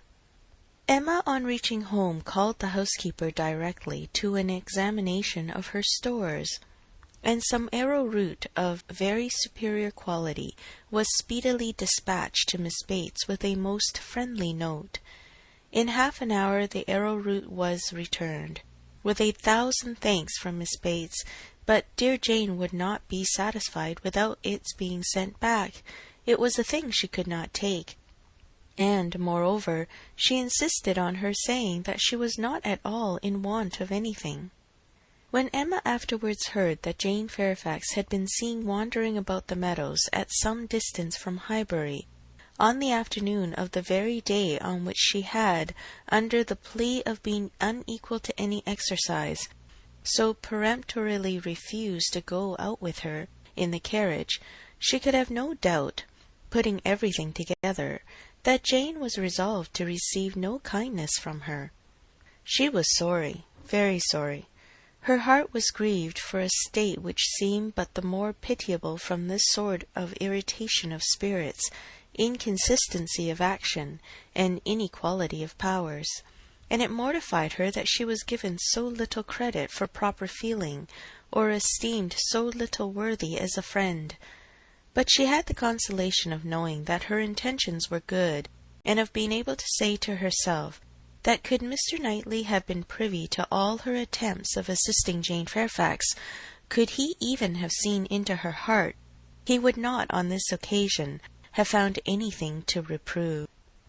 End of Volume 3, Chapter 9. Emma by Jane Austen, Volume 3, Chapter 10. One morning, about 10 days after Mrs. Churchill's decease, Emma was called downstairs to Mr. Weston, who could not stay 5 minutes and wanted particularly to speak with her. He met her at the parlour door, and hardly asking how she did, in the natural key of his voice, sunk it immediately to say, unheard by her father, "Can you come to Randalls at any time this morning? Do, if it be possible. Mrs. Weston wants to see you. She must see you." "Is she unwell?" "No, not at all. Only a little agitated. She would have ordered the carriage and come to you, but she must see you alone, and that you know," nodding towards her father. "Can you come?" "Certainly. This moment, if you please. It is impossible to refuse what you ask in such a way. But what can be the matter? Is she really not ill?" "Depend on me, but ask no more questions." "You will know it all in time. The most unaccountable business. But hush, hush." To guess what all this meant was impossible even for Emma. Something really important seemed announced by his looks, but as her friend was well, she endeavoured not to be uneasy, and settled it with her father that she would take her walk now. She and Mr. Weston were soon out of the house together, and on their way at a quick pace for Randalls. "Now," said Emma, when they were fairly beyond the sweet gates, "now, Mr. Weston, do let me know what has happened." No, he gravely replied. "Don't ask me. I promised my wife to leave it all to her. She will break it to you sooner than I can. Do not be impatient, Emma. It will all come out too soon." "Break it to me!" cried Emma, standing still with terror. "Good God, Mr. Weston, tell me at once. Something has happened in Brunswick Square. I know it has. Tell me, I charge you, tell me this moment what it is." "No, indeed you are mistaken." "Mr. Weston, do not trifle with me. Consider how many of my dearest friends are now in Brunswick Square. Which of them is it? I charge you by all that is sacred not to attempt concealment." "Upon my word, Emma." "Your word? Why not your honour? Why not say upon your honour that it has nothing to do with any of them? What can be to be broke to me that does not relate to one of the family?" "Upon my honour," said he very seriously, "it does not. It is not in the smallest degree connected with any human being of the name of Knightley." Emma's courage returned, and she walked on. "I was wrong," he continued, "in talking of its being broke to you. I should not have used the expression. In fact, it does not concern you. It concerns only myself. That is, we hope." In short, my dear Emma, there is no occasion to be so uneasy about it. I don't say that it is not a disagreeable business, but things might be much worse. If we walk fast, we shall soon be at Randalls." Emma found that she must wait, and now it required little effort.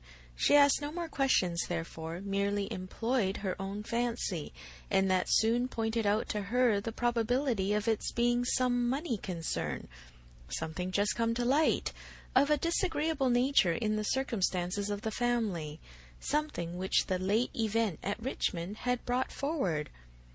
Her fancy was very active. 6 natural children, perhaps, and poor Frank cut off? This, though very undesirable, would be no matter of agony to her. It inspired little more than an animating curiosity. "Who is that gentleman on horseback?" said she, as they proceeded, seeking more to assist Mr. Weston in keeping his secret than with any other view. "I do not know. One of the Otways. Not Frank. It is not Frank, I assure you. You will not see him. He is half-way to Windsor by this time." "Has your son been with you, then?" "Oh, yes. Did not you know? Well, well, never mind." For a moment he was silent, and then added, in a tone much more guarded and demure, "Yes, Frank came over this morning, just to ask us how we did." They hurried on, and were speedily at Randalls. "Well, my dear," said he, as they entered the room, "I have brought her, and now I hope you will soon be better. I shall leave you together. There is no use in delay. I shall not be far off if you want me." And Emma distinctly heard him add, in a lower tone before he quitted the room, "I have been as good as my word. She has not the least idea."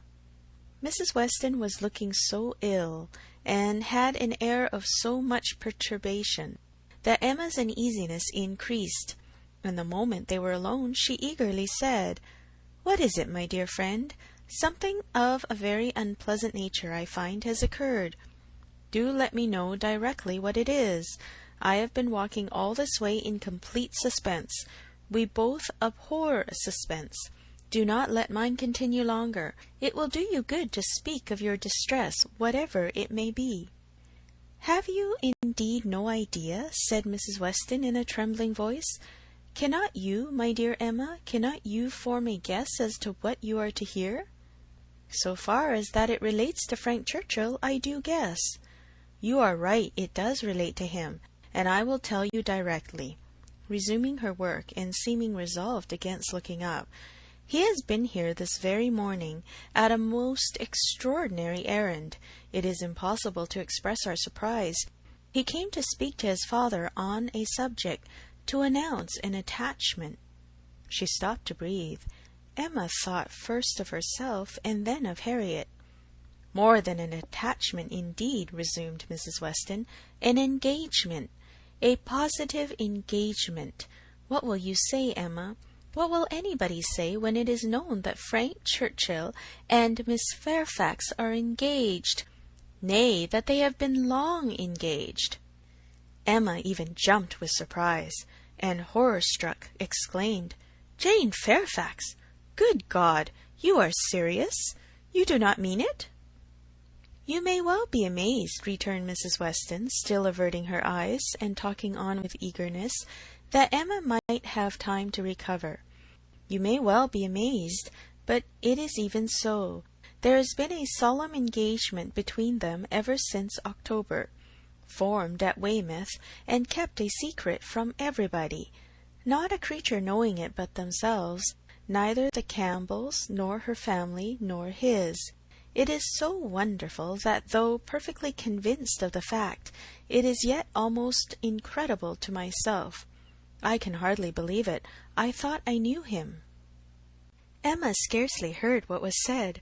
Her mind was divided between two ideas: her former conversations with him about Miss Fairfax, and poor Harriet. And for some time she could only exclaim, and require confirmation, repeated confirmation.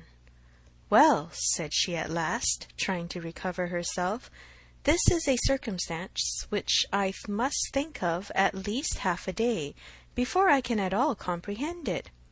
What? Engaged to her all the winter? Before either of them came to Highbury? Engaged since October, secretly engaged.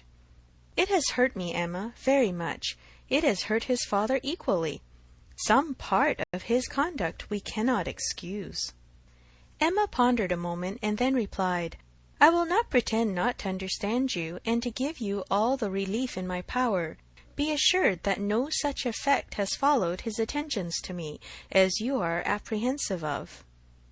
Mrs. Weston looked up, afraid to believe. but Emma's countenance was as steady as her words. "That you may have less difficulty in believing this boast of my present perfect indifference," she continued, "I will farther tell you that there was a period in the early part of our acquaintance when I did like him, when I was very much disposed to be attached to him, nay, was attached, and how it came to cease is perhaps the wonder. Fortunately, however, it did cease. I have really for some time past, for at least these 3 months, cared nothing about him. You may believe me, Mrs. Weston, this is the simple truth." Mrs. Weston kissed her with tears of joy, and when she could find utterance, assured her that this protestation had done her more good than anything else in the world could do. "Mr. Weston will be almost as much relieved as myself," said she. "On this point we have been wretched. It was our darling wish that you might be attached to each other, and we were persuaded that it was so. Imagined what we have been feeling on your account.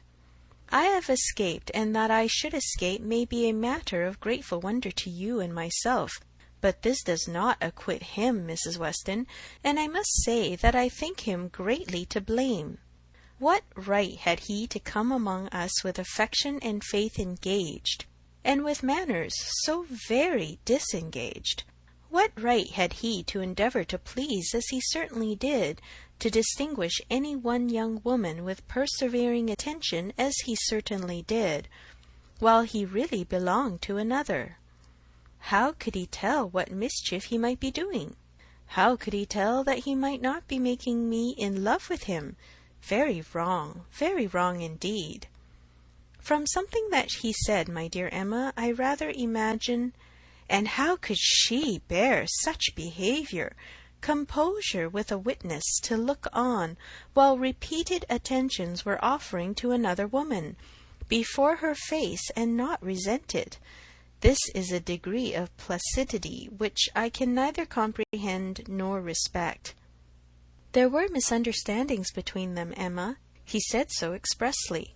He had not time to enter into much explanation.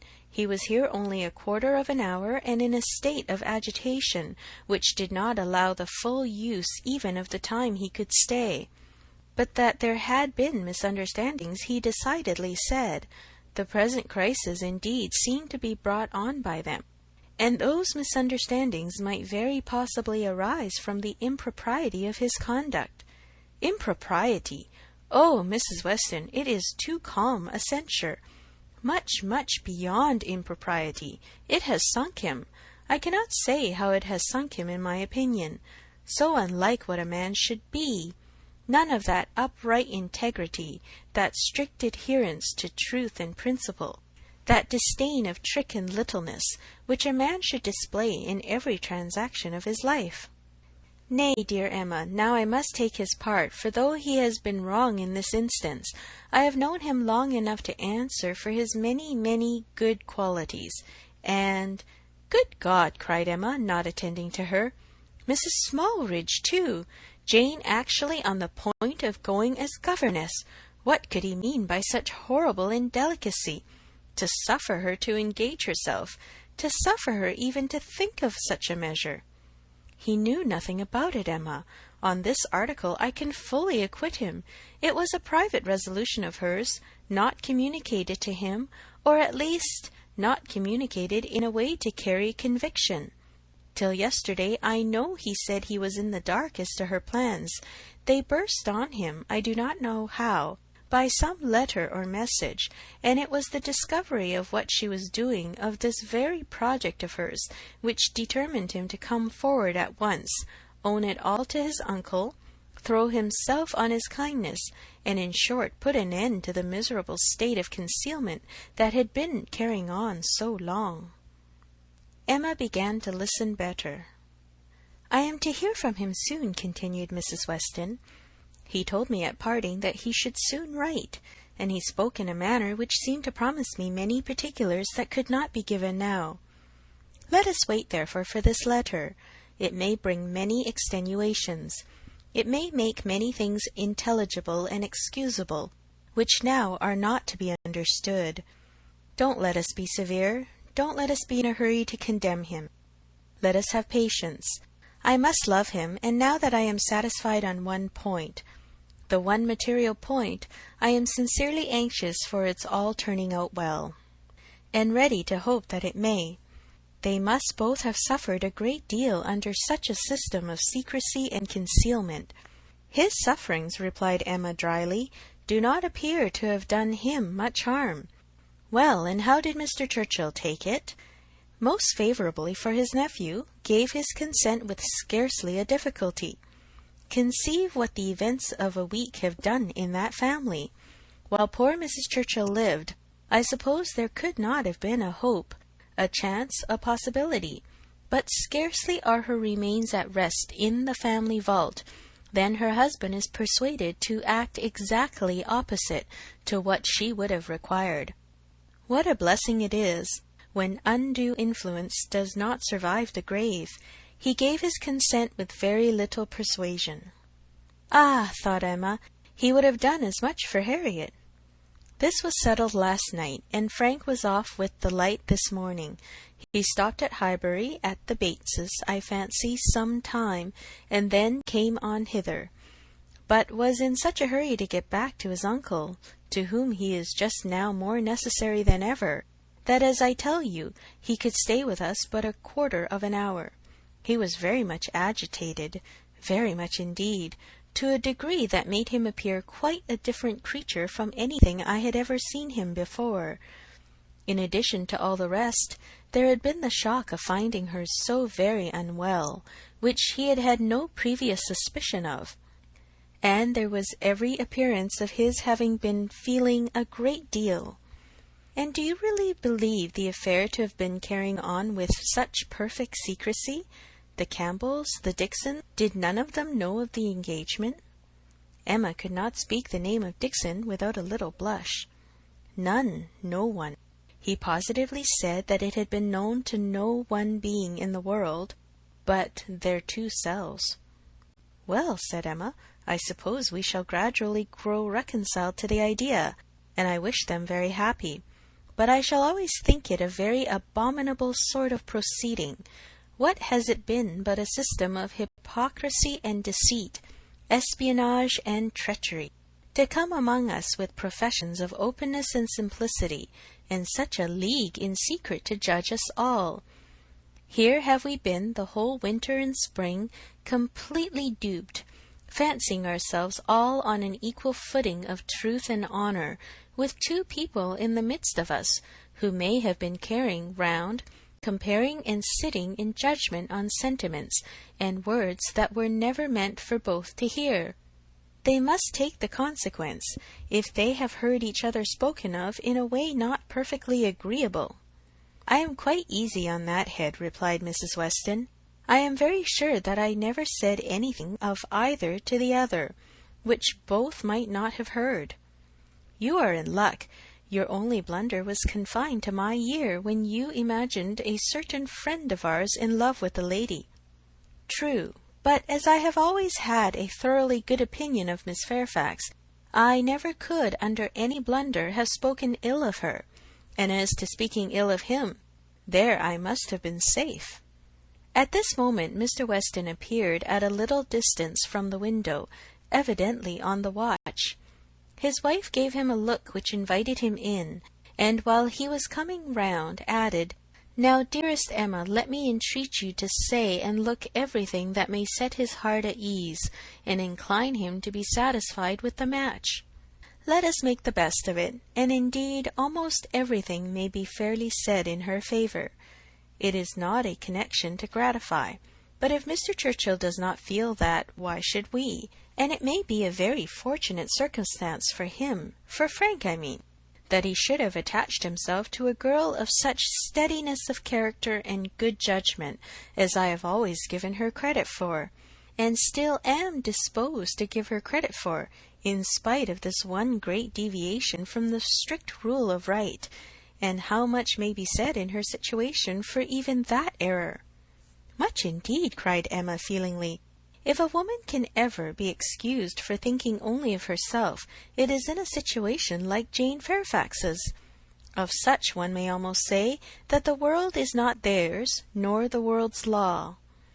She met Mr. Weston on his entrance with a smiling countenance, exclaiming, "A very pretty trick you have been playing on me, upon my word!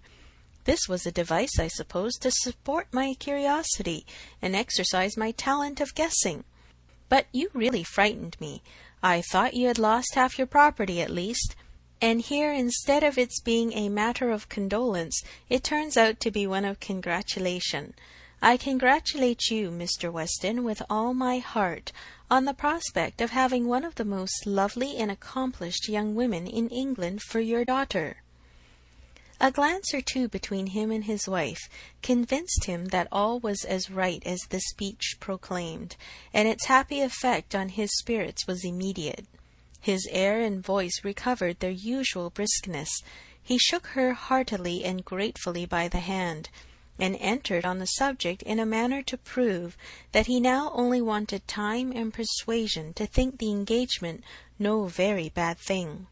His companions suggested only what could palliate imprudence or smooth objections, and by the time they had talked it all over together, and he had talked it all over again with Emma in their walk back to Hartfield, he was become perfectly reconciled, and not far from thinking it the very best thing that Frank could possibly have done.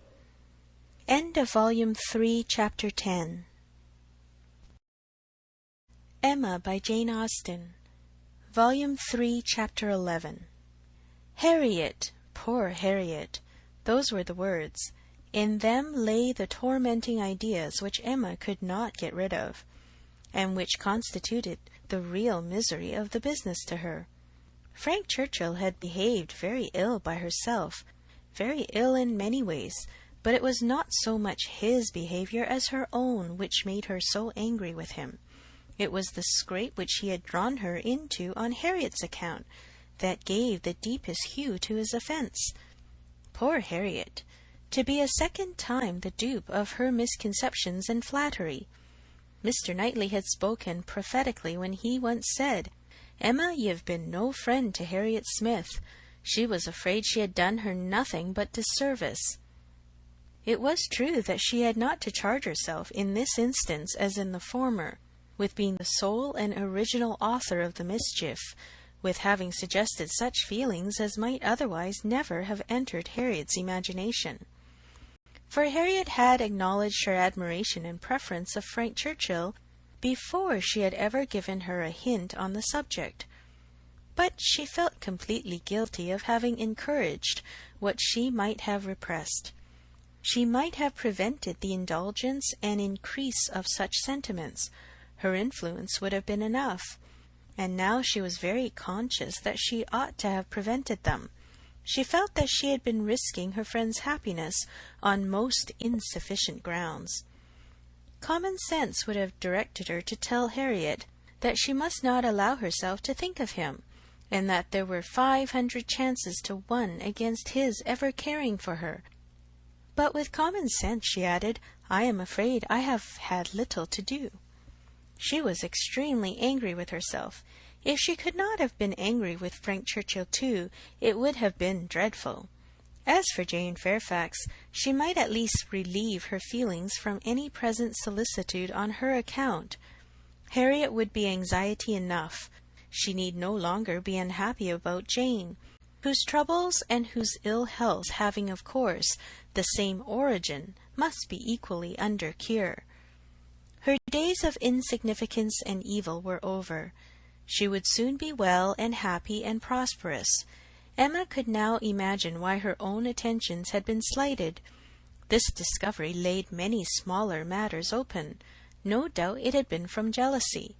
In Jane's eyes she had been a rival, and well might anything she could offer of assistance or regard be repulsed.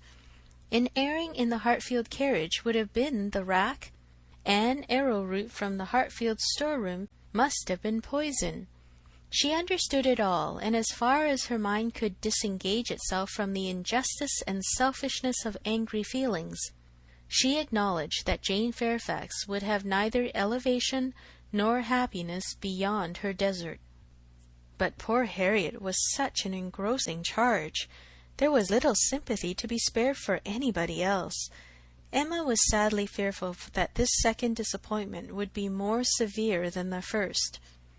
Considering the very superior claims of the object, it ought, and judging by its apparently stronger effect on Harriet's mind, producing reserve and self-command, it would.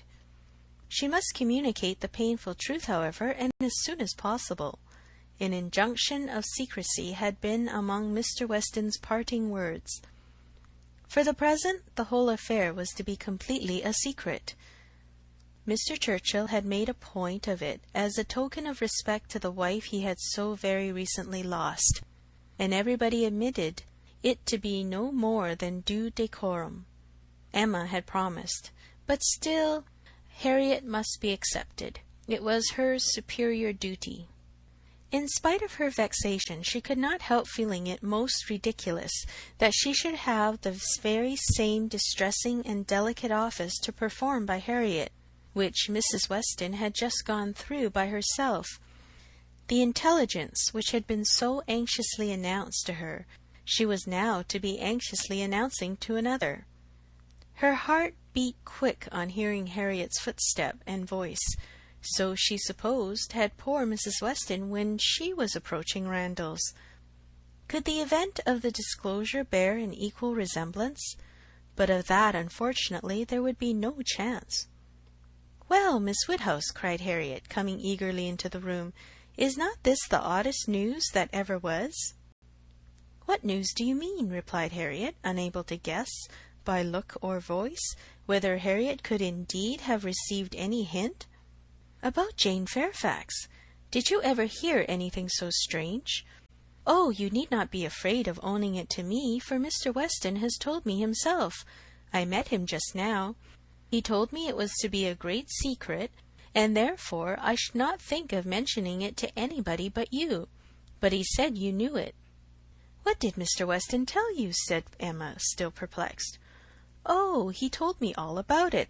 That Jane Fairfax and Mr. Frank Churchill are to be married, and that they have been privately engaged to one another this long while. How very odd!"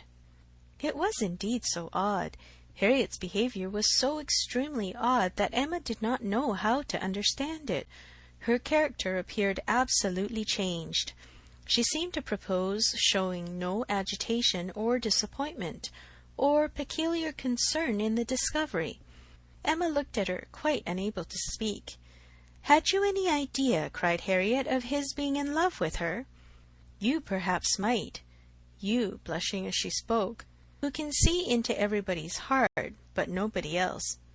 "Upon my word," said Emma, "I begin to doubt my having any such talent. Can you seriously ask me, Harriet, whether I imagined him attached to another woman at the very time that I was tacitly, if not openly, encouraging you to give way to your own feelings? I never had the slightest suspicion, till within the last hour, of Mr. Frank Churchill's having the least regard for Jane Fairfax. You may be very sure that if I had, I should have cautioned you accordingly." "Me!" cried Harriet, colouring and astonished. "Why should you caution me? You do not think I care about Mr. Frank Churchill?" "I am delighted to hear you speak so stoutly on the subject," replied Emma, smiling. "But you do not mean to deny that there was a time, and not very distant either, when you gave me reason to understand that you did care about him?" "Him? Never, never! Dear Miss Woodhouse, how could you so mistake me?" turning away distressed. "Harriet!" cried Emma, after a moment's pause, "what do you mean? Good heaven, what do you mean? Mistake you? Am I to suppose, then—" She could not speak another word. Her voice was lost, and she sat down, waiting in great terror till Harriet should answer. Harriet, who was standing at some distance, and with face turned from her, did not immediately say anything, and when she did speak, it was in a voice nearly as agitated as Emma's. "I should not have thought it possible," she began, "that you could have misunderstood me. I know we agreed never to name him, But considering how infinitely superior he is to everybody else, I should not have thought it possible that I could be supposed to mean any other person. Mr. Frank Churchill, indeed! I do not know who would ever look at him in the company of the other. I hope I have a better taste than to think of Mr. Frank Churchill, who is like nobody by his side. And that you should have been so mistaken is amazing. I am sure but for believing that you entirely approved and meant to encourage me in my attachment, I should have considered it at first too great a presumption, almost, to dare to think of him. At first, if you had not told me that more wonderful things had happened, and that there had been matches of greater disparity, those were your very words, I should not have dared to give way to. I should not have thought it possible.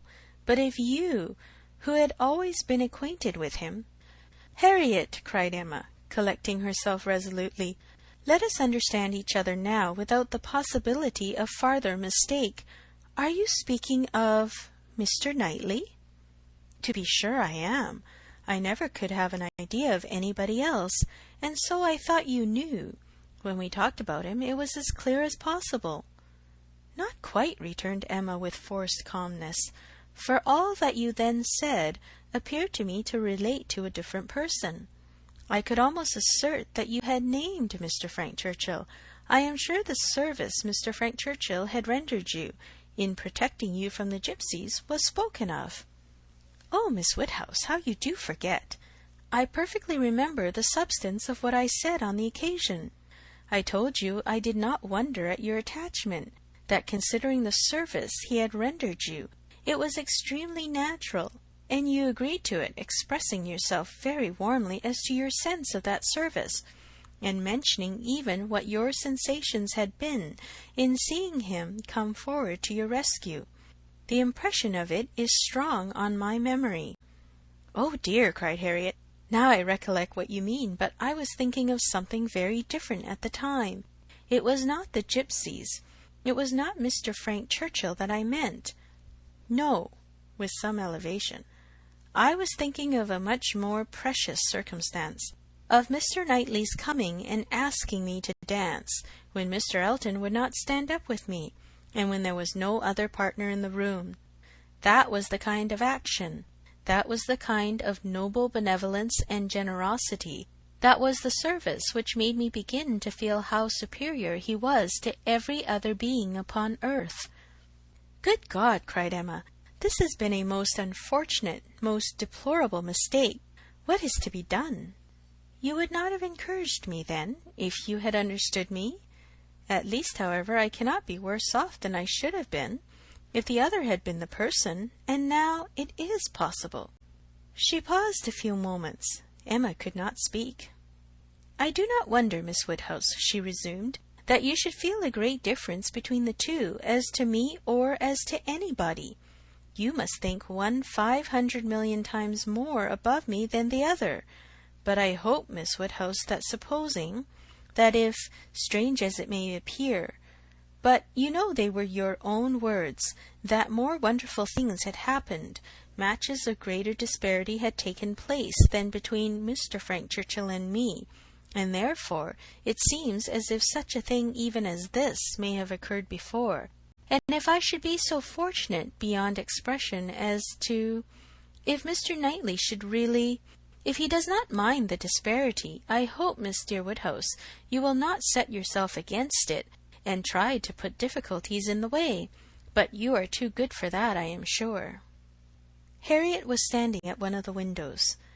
Emma turned round to look at her in consternation, and hastily said, "Have you any idea of Mr. Knightley's returning your affection?" "Yes," replied Harriet, modestly, but not fearfully, "I must say I have." Emma's eyes were instantly withdrawn, and she sat silently meditating, in a fixed attitude, for a few minutes.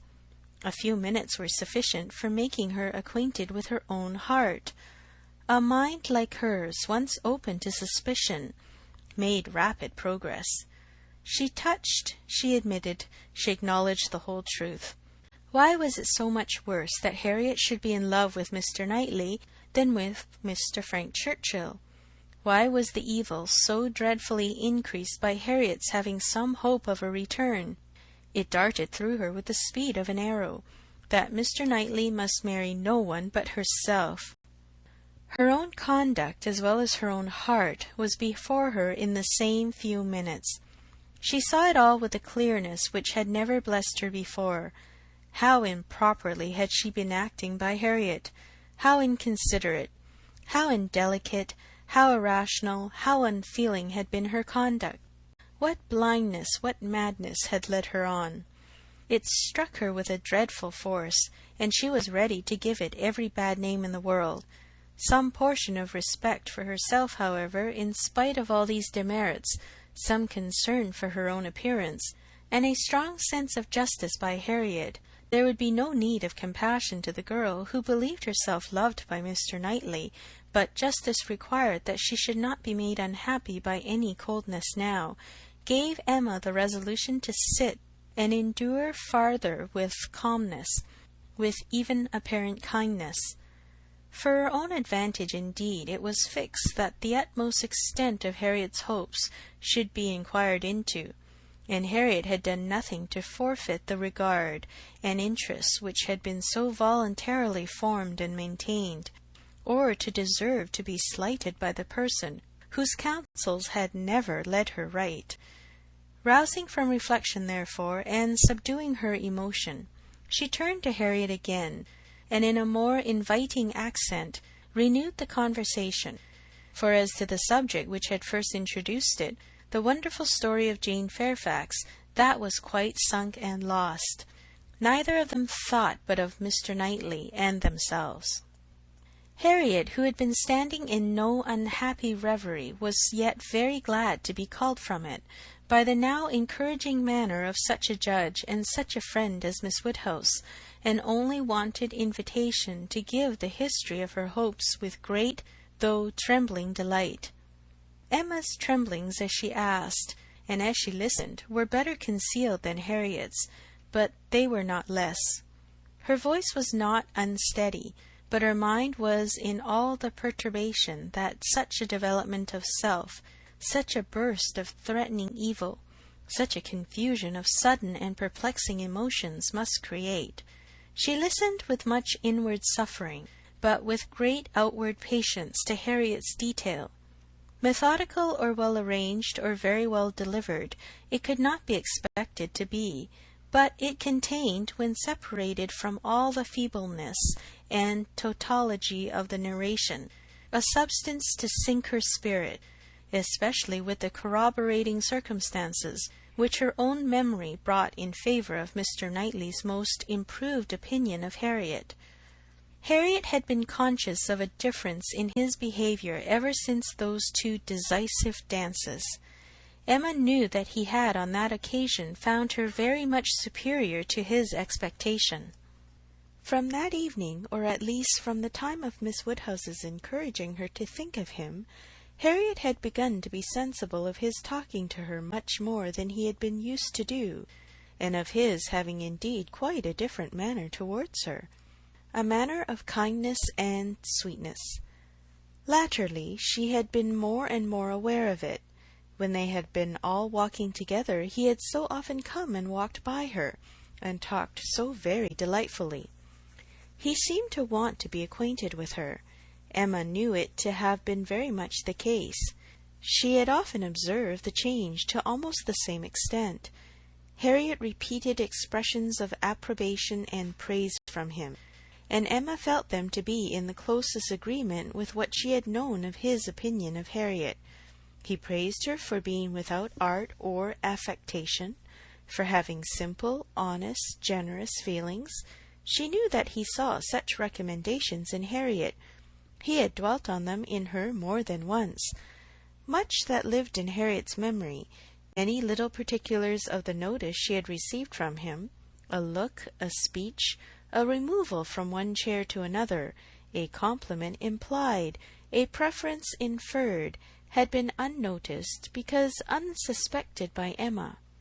Circumstances that might swell to half an hour's relation, and contained multiple proofs to her, who had seen them, had passed undiscerned by her, who now heard them. But the two latest occurrences to be mentioned, the two of the strongest promise to Harriet, were not without some degree of witness from Emma herself. The first was his walking with her apart from the others in the lime walk at Donwell, where they had been walking some time before Emma came, and he had taken pains, as she was convinced, to draw her from the rest to himself. And at first he had talked to her in a more particular way than he had ever done before, in a very particular way indeed. Harriet could not recall it without a blush. He seemed to be almost asking her whether her affections were engaged. But as soon as she, Miss Woodhouse, appeared likely to join them, he changed the subject and began talking about farming. The second was his having sat talking with her nearly half an hour before Emma came back from her visit, the very last morning of his being at Hartfield, though when he first came in he had said that he could not stay 5 minutes, and his having told her during their conversation that though he must go to London, it was very much against his inclination that he left home at all, which was much more, as Emma felt, than he had acknowledged to her. The superior degree of confidence towards Harriet, which this one article marked, gave her severe pain. On the subject of the first of the two circumstances, she did, after a little reflection, venture the following question: Might he not? Is not it possible that when inquiring, as you thought, into the state of your affections, he might be alluding to Mr. Martin? He might have Mr. Martin's interest in view. But Harriet rejected the suspicion with spirit. Mr. Martin! No, indeed. There was not a hint of Mr. Martin. I hope I know better now than to care for Mr. Martin, or to be suspected of it. When Harriet had closed her evidence, she appealed to her dear Miss Woodhouse to say whether she had not good ground for hope. I never should have presumed to think of it at first, said she, but for you.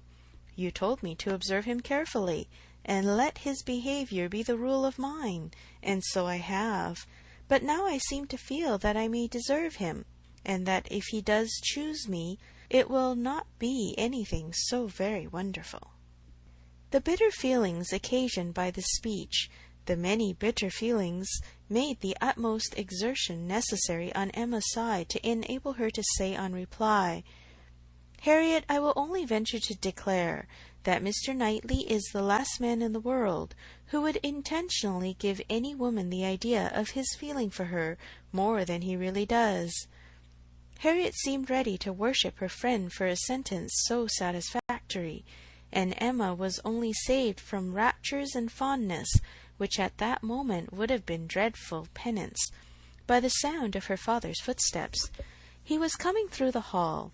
Harriet was too much agitated to encounter him. She could not compose herself. Mr. Woodhouse would be alarmed. She had better go. With most ready encouragement from her friend, therefore, she passed off through another door, and the moment she was gone, this was the spontaneous burst of Emma's feelings. Oh God, that I had never seen her! The rest of the day the following night were hardly enough for her thoughts. She was bewildered amidst the confusion of all that had rushed on her within the last few hours. Every moment had brought a fresh surprise, and every surprise must be matter of humiliation to her. How to understand it all? How to understand the deceptions she had been thus practising on herself and living under? The blunders, the blindness of her own head and heart. She sat still. She walked about. She tried her own room. She tried the shrubbery in every place, every posture. She perceived that she had acted most weakly, that she had been imposed on by others in a most mortifying degree, that she had been imposed on herself in a degree yet more mortifying, that she was wretched, and should probably find this day but the beginning of wretchedness. To understand, thoroughly understand her own heart, was the first endeavour. To that point, when every leisure moment which her father's claims on her allowed, and every moment of involuntary absence of mind. How long had Mr. Knightley been so dear to her, as every feeling declared him now to be? When had his influence, such influence, begun? When had he succeeded to that place in her affection which Frank Churchill had once, for a short period, occupied? She looked back, she compared the two, compared them as they had always stood in her estimation, from the time of the latter's becoming known to her, and as they must at any time have been compared by her. Had it by any blessed felicity occurred to her to institute the comparison, she saw that there never had been a time when she did not consider Mr. Knightley as infinitely superior, or when his regard for her had not been infinitely the most dear. She saw that in persuading herself, in fancying, in acting to the contrary, she had been entirely under a delusion, totally ignorant of her own heart, and in short that she had never really cared for Frank Churchill at all. This was the conclusion of the first series of reflection. This was the knowledge of herself, on the first question of inquiry which she reached, and without being long in reaching it, she was most sorrowfully indignant, ashamed of every sensation but the one revealed to her, her affection for Mr. Knightley. Every other part of her mind was disgusting. With insufferable vanity had she believed herself in the secret of everybody's feelings, with unpardonable arrogance proposed to arrange everybody's destiny. She was proved to have been universally mistaken, and she had not quite done nothing, for she had done mischief. She had brought evil on Harriet, on herself, and she too much feared on Mr. Knightley. Were this most unequal of all connections to take place, on her must rest all the reproach of having given it a beginning, for his attachment she must believe to be produced only by a consciousness of Harriet's, and even were this not the case, he would never have known Harriet at all but for her folly. Mr. Knightley and Harriet Smith, it was a union to distance every wonder of the kind. The attachment of Frank Churchill and Jane Fairfax became commonplace, threadbare, stale in the comparison, exciting no surprise, presenting no disparity, affording nothing to be said or thought. Mr. Knightley and Harriet Smith, such an elevation on her side, such a debasement on his! It was horrible to Emma to think how it must sink him in the general opinion, to foresee the smiles, the sneers, the merriment it would prompt at his expense, the mortification and disdain of his brother, the thousand inconveniences to himself. Could it be? No, it was impossible. And yet it was far, very far from impossible.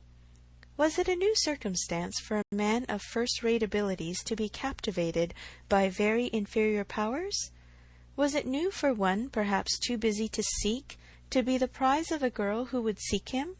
Was it new for anything in this world to be unequal, inconsistent, incongruous, or for chance and circumstance, as second causes, to direct the human fate? Oh, had she never brought Harriet forward, had she left her where she ought, and where he had told her she ought, had she not, with a folly which no tongue could express, prevented her marrying the unexceptionable young man who would have made her happy and respectable in the line of life to which she ought to belong, all would have been safe. None of this dreadful sequel would have been. How Harriet could ever have had the presumption to raise her thoughts to Mr. Knightley, how she could dare to fancy herself the chosen of such a man, till actually assured of it. But Harriet was less humble, had fewer scruples than formerly. Her inferiority, whether of mind or situation, seemed little felt. She had seemed more sensible of Mr. Elton's being to stoop in marrying her than she now seemed of Mr. Knightley's. Alas, was that not her own doing too? Who had been at pains to give Harriet notions of self-consequence but herself? Who but herself had taught her that she was to elevate herself if possible, and that her claims were great to a high worldly establishment? If Harriet, from being humble, were grown vain, it was her doing too. End of Volume 3, Chapter 11. Emma by Jane Austen, Volume 3, Chapter 12. Till now that she was threatened with its loss, Emma had never known how much of her happiness depended on being first with Mr. Knightley, first in interest and affection. Satisfied that it was so, and feeling it her due, she had enjoyed it without reflection, and only in the dread of being supplanted found how inexpressibly important it had been.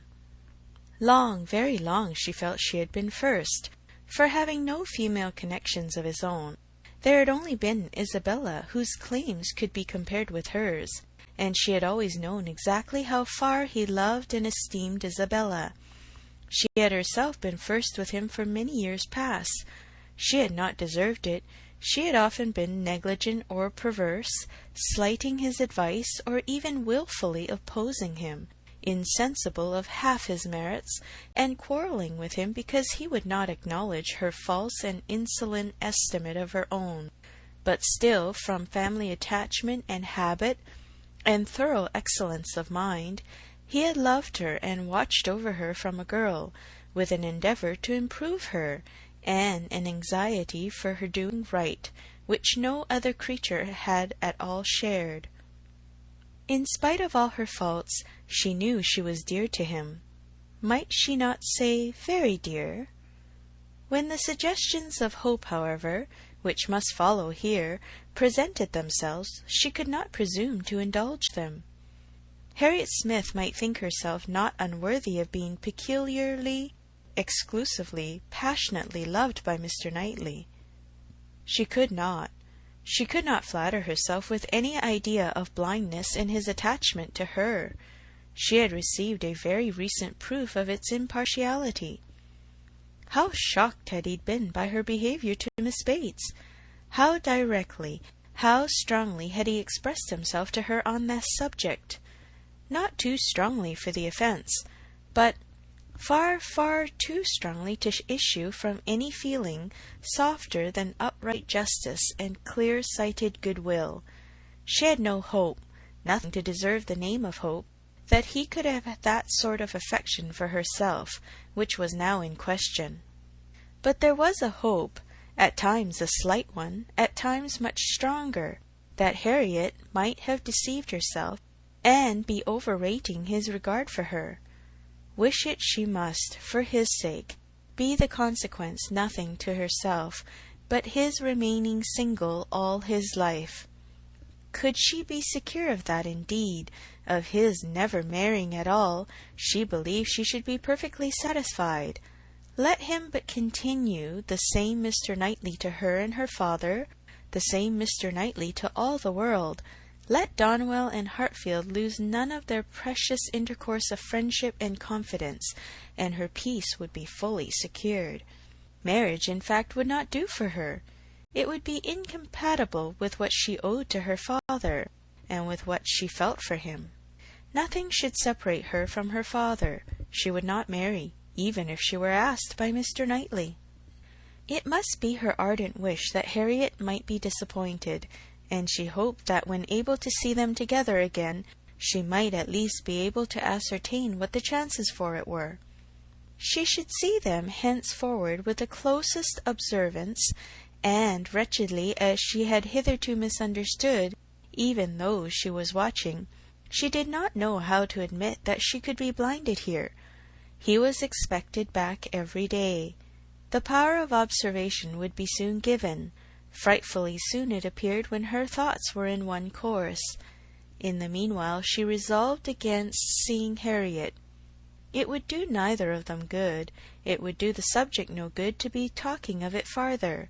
She was resolved not to be convinced, as long as she could doubt, and yet had no authority for opposing Harriet's confidence. To talk would be only to irritate. She wrote to her, therefore, kindly but decisively, to beg that she would not at present come to Hartfield, acknowledging it to be her conviction that all farther confidential discussion of one topic had better be avoided, and hoping that if a few days were allowed to pass before they had met again, except in the company of others, she objected only to a tete-a-tete. They might be able to act as if they had forgotten the conversation of yesterday. Harriet submitted and approved, and was grateful.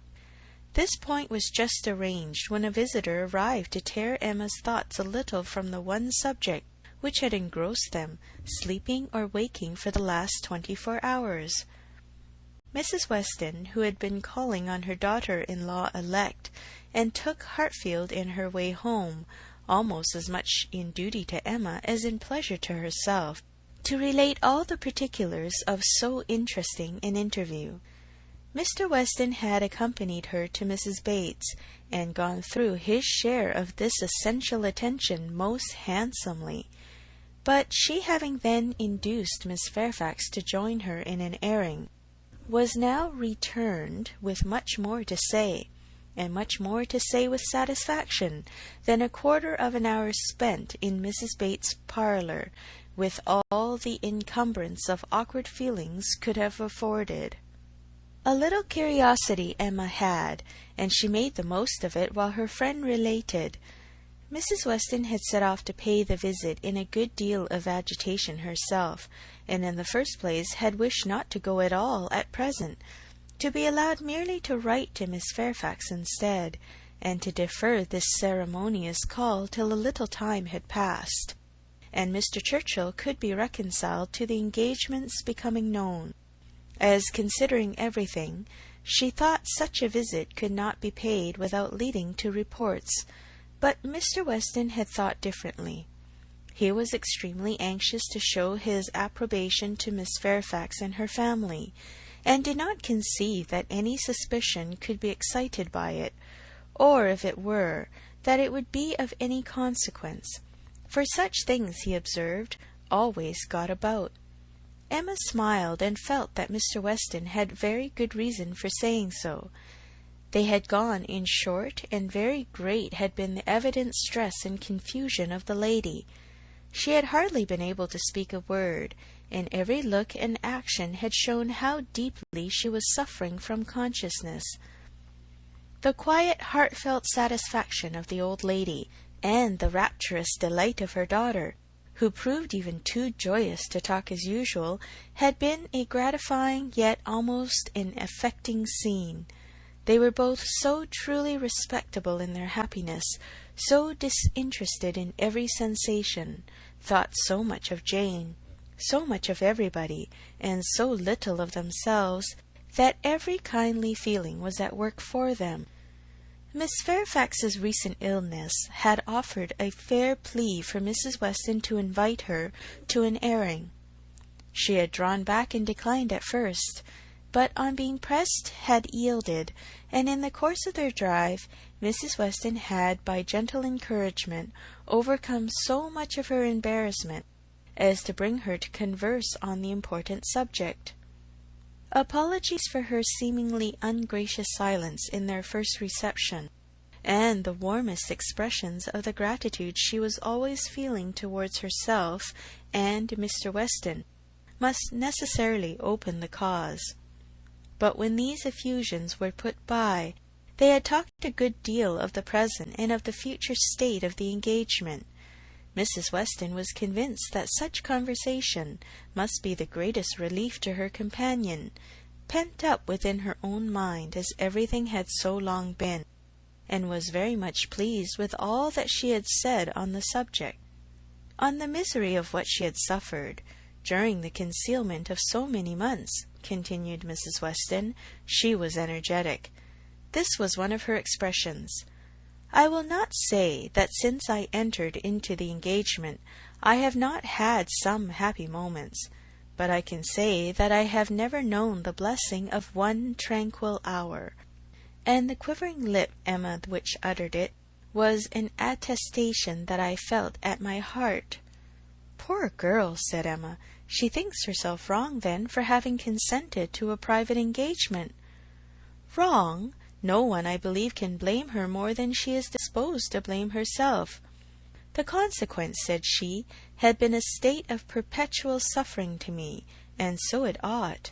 But after all the punishment that misconduct can bring, it is still not less misconduct. Pain is no expiation. I never can be blameless. I have been acting contrary to all my sense of right, and the fortunate turn that everything has taken, and the kindness I am receiving now, is what my conscience tells me ought not to be. Do not imagine, madam, she continued, that I was taught wrong. Do not let any reflection fall on the principles, or the care of the friends who brought me up.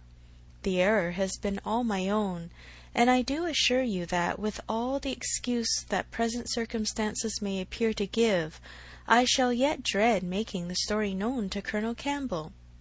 Poor girl, said Emma again. She loves him then excessively, I suppose. It must have been from attachment only that she could be led to form the engagement. Her affection must have overpowered her judgment.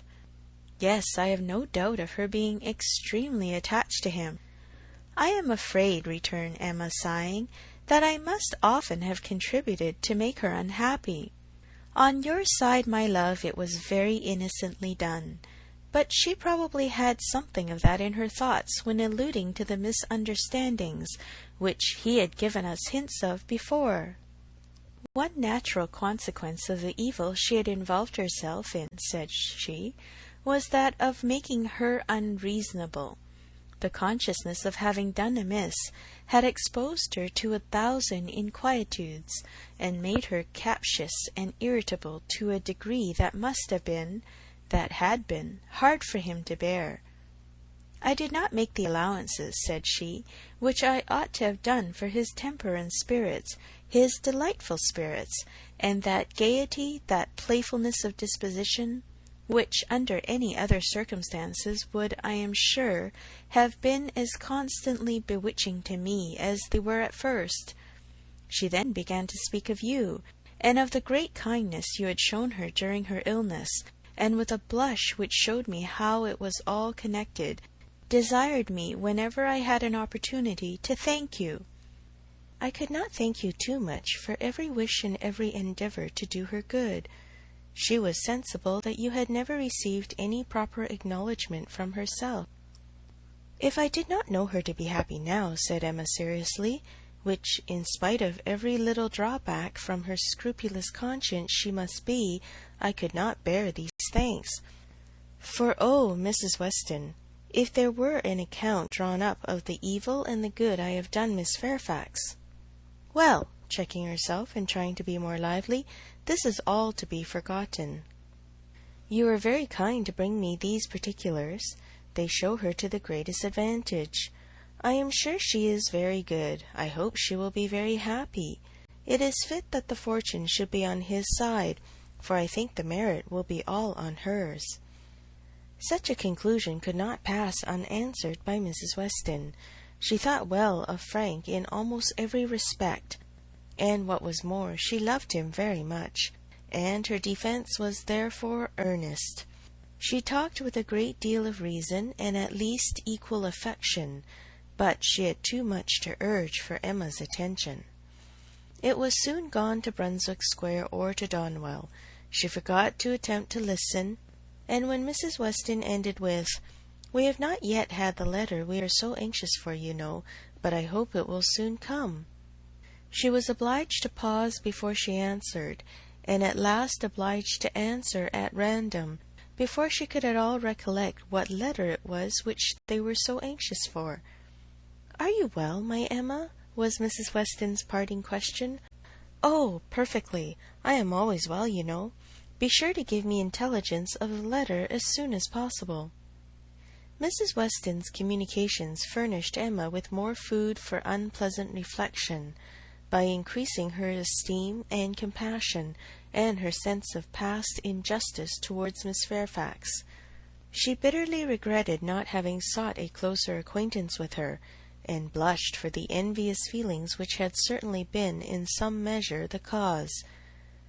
Had she followed Mr. Knightley's known wishes, in paying that attention to Miss Fairfax which was every way her due, had she tried to know her better, had she done her part towards intimacy, had she endeavoured to find a friend there instead of in Miss Harriet Smith, she must in all probability have been spared from every pain which pressed on her now. Birth, abilities, and education had been equally marking one as an associate for her to be received with gratitude, and the other, what was she? Supposing even that they were never become intimate friends, that she had never been admitted into Miss Fairfax's confidence on this important matter, which was most probable. Still, in knowing her as she ought, and as she might, she must have been preserved from the abominable suspicions of an improper attachment to Mr. Dickson, which she had not only so foolishly fashioned and harboured herself, but had so unpardonably imparted, an idea which she greatly feared had been made a subject of material distress to the delicacy of Jane's feelings by the levity or carelessness of Frank Churchill's. Of all the sources of evil surrounding the former, since her coming to Highbury, she was persuaded that she must herself have been the worse. She must have been a perpetual enemy. They never could have been all three together, without her having stabbed Jane Fairfax's peace in 1,000 instances, and on Box Hill, perhaps it had been the agony of a mind that would bear no more.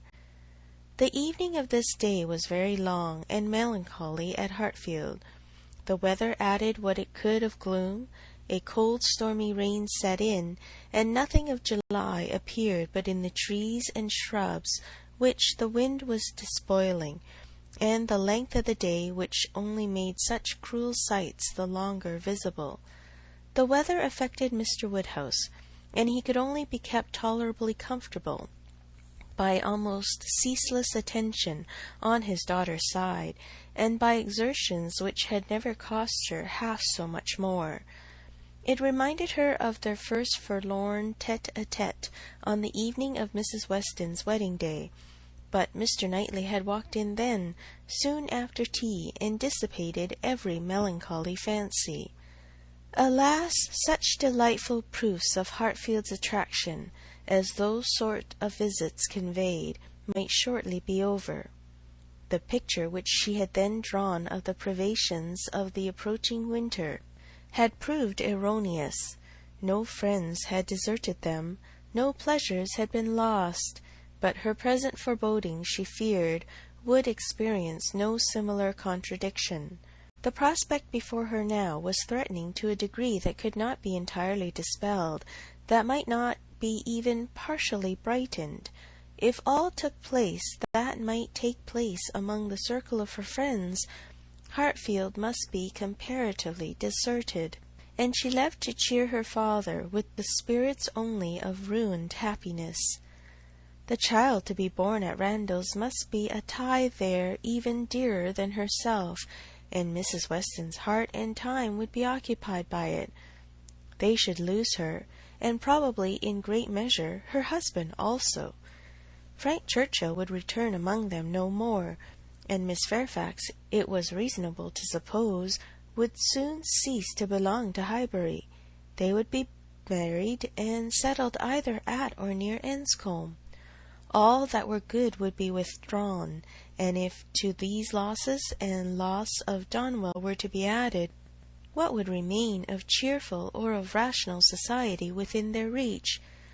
Mr. Knightley to be no longer coming there for his evening comfort, no longer walking in at all hours, as if ever willing to change his own home for theirs. How was it to be endured? And if he were to be lost to them for Harriet's sake, if he were to be thought of hereafter as finding in Harriet's society all that he wanted, if Harriet were to be the chosen, the first, the dearest, the friend, the wife to whom he looked for all the best blessings of existence, What could be increasing Emma's wretchedness but the reflection, never far distant from her mind, that it had all been all her own work? When it came to such a pitch as this, she was not able to refrain from a start or a heavy sigh, or even from walking about the room for a few seconds, and the only source whence anything like consolation or composure could be drawn was in the resolution of her own better conduct, and the hope that, however inferior in spirit and gaiety might be the following and every future winter of her life to the past, it would yet find her more rational, more acquainted with herself, and leave her less to regret when it were gone. End of Volume 3, Chapter 12. Emma by Jane Austen, Volume 3, Chapter 13. The weather continued much the same all the following morning, and the same loneliness and the same melancholy seemed to reign at Hartfield. But in the afternoon it cleared, the wind changed into a softer quarter, the clouds were carried off, the sun appeared, it was summer again. With all the eagerness which such a transition gives, Emma resolved to be out of doors as soon as possible. Never had the exquisite sight, smell, sensation of nature, tranquil, warm, and brilliant after a storm, been more attractive to her. She longed for the serenity they might gradually introduce, and on Mr. Perry's coming in soon after dinner, with a disengaged hour to give her father, she lost no time hurrying into the shrubbery. There, with spirits freshened, and thoughts a little relieved, she had taken a few turns, when she saw Mr. Knightley passing through the garden door and coming towards her. It was the first intimation of his being returned from London. She had been thinking of him the moment before, as unquestionably 16 miles distant. There was time only for the quickest arrangement of mind. She must be collected and calm. In half a minute they were together. The how-do-you-dos were quiet and restrained on each side. She asked after their mutual friends. They were all very well. When had he left them? Only that morning. He must have had a wet ride. Yes. He meant to walk with her, she found. He had just looked into the dining-room, and as he was not wanted there, preferred being out of doors. She thought he neither looked nor spoke cheerfully, and the first possible cause for it, suggested by her fears, was that he had been perhaps communicating his plans to his brother, and was pained by the manner in which they had been received. They walked together. He was silent. She thought he was often looking at her, and trying for a fuller view of her face than it suited her to give, and this belief produced another dread. Perhaps he wanted to speak to her of his attachment to Harriet. He might be watching for encouragement to begin. She could not feel equal to lead the way to any such subject. He must do it all himself. Yet she could not bear the silence. With him it was most unnatural. She considered, resolved, and trying to smile, began, "You have some news to hear now that you have come back. That will rather surprise you." "Have I?" said he quietly, and looking at her. "Of what nature?" "Oh, the best nature in the world, a wedding." After waiting a moment, as if to be sure she intended to say no more, he replied, "If you mean Miss Fairfax and Frank Churchill, I have heard that already." "How is it possible?" cried Emma, turning her glowing cheeks towards him, for, while she spoke, it occurred to her that he might have called at Mrs. Goddard's in his way. "I had a few lines on parish business from Mr. Weston this morning, and at the end of them he gave me a brief account of what had happened." Emma was quite relieved, and could presently say, with a little more composure, "You probably have been less surprised than any of us, for you have had your suspicions.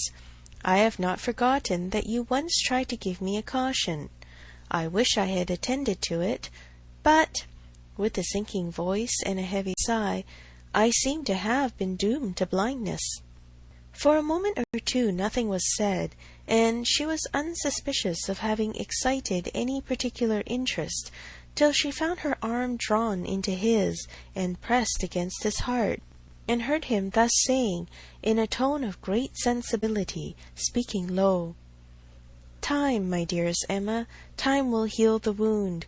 Your own excellent sense, your exertions for your father's sake, I know you will not allow yourself—" His arm was pressed again, as he added, in a more broken and subdued accent, "The feelings of the warmest friendship, indignation, abominable scoundrel," and in a louder, steadier tone he concluded with, "He will soon be gone. They will soon be in Yorkshire. I am sorry for her. She deserves a better fate."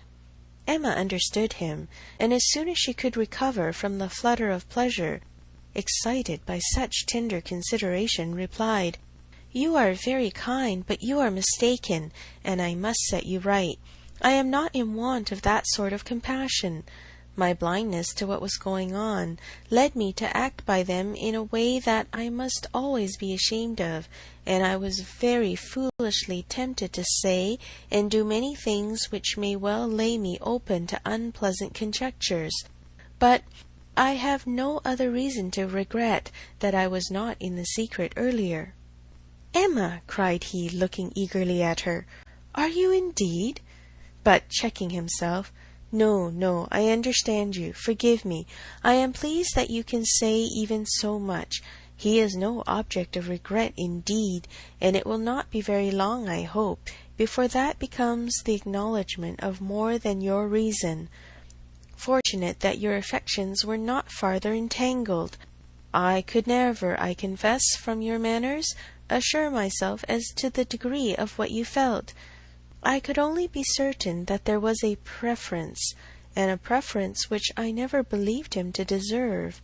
He is a disgrace to the name of man, and is he to be rewarded with that sweet young woman? Jane, Jane, you will be a miserable creature." "Mr. Knightley," said Emma, trying to be lively, but really confused, "I am in a very extraordinary situation. I cannot let you continue in your error, and yet, perhaps, since my manners gave such an impression, I have as much reason to be ashamed of confessing that I never have been at all attached to the person we are speaking of, as it might be natural for a woman to feel in confessing exactly the reverse. But I never have." He listened in perfect silence. She wished him to speak, but he would not. She supposed she must say more before she were entitled to his clemency, but it was a hard case to be obliged still to lower herself in his opinion. She went on, however, "I have very little to say for my own conduct. I was tempted by his attentions, and allowed myself to appear pleased. An old story, probably, a common case, and no more than has happened to hundreds of my sex before, and yet it may not be the more excusable in one who sets up as I do for understanding. Many circumstances assisted the temptation. He was the son of Mr. Weston. He was continually here. I always found him very pleasant, and in short, for," with a sigh, "let me swell out the causes ever so ingeniously, they all centre in this at last. My vanity was flattered, and I allowed his attentions. Latterly, however, for some time indeed, I have had no idea of their meaning anything. I thought them a habit, a trick, nothing that called for seriousness on my side. He was imposed on me, but he has not injured me. I have never been attached to him, and now I can tolerably comprehend his behaviour. He never wished to attach me. It was merely a blind to conceal his real situation with another. It was his object to blind all about him, and no one, I am sure, could be more effectually blinded than myself, except that I was not blinded, that it was my good fortune, that, in short, I was somehow or other safe from him." She hoped for an answer here, for a few words to say that her conduct was at least intelligible, but he was silent, and as far as she could judge, deep in thought. At last, and tolerably in his usual tone, he said, "I never had a high opinion of Frank Churchill. I can suppose, however, that I may have underrated him. My acquaintance with him has been but trifling, and even if I have not underrated him hitherto, he may yet turn out well. With such a woman he has a chance. I have no motive for wishing him ill, and for her sake, whose happiness will be involved in his good character and conduct, I shall certainly wish him well." "I have no doubt of their being happy together," said Emma. "I believe them to be very mutually and very sincerely attached." "He is a most fortunate man," returned Mr. Knightley with energy. "So early in his life, at 23, a period when, if a man chooses a wife, he generally chooses ill. At 23, to have drawn such a prize! What years of felicity that man, in all human calculation, has before him! Assured of the love of such a woman, the disinterested love, for Jane Fairfax's character vouches for her disinterestedness, everything in his favour, equality of situation, I mean as far as regards society, and all the habits and manners that are important, equally in every point but one, and that one, since the purity of her heart is not to be doubted, such as must increase his felicity, for it will be his to bestow the only advantages she wants. A man would always wish to give a woman a better home than the one he takes her from, and he who can do it, where there is no doubt of her regard, must, I think, be the happiest of mortals. Frank Churchill is indeed the favourite of fortune. Everything turns out for his good. He meets with a young woman at a watering place, gains her affection, cannot even weary her by negligent treatment, and had he and all his family sought round the world for a perfect wife for him, they could not have found her superior. His aunt is in the way. His aunt dies. He has only to speak.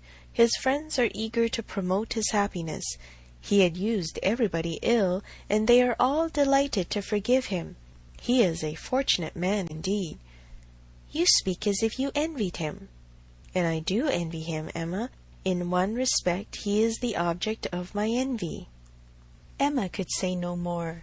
They seemed to be within half a sentence of Harriet, and her immediate feeling was to avert the subject if possible. She made her plan.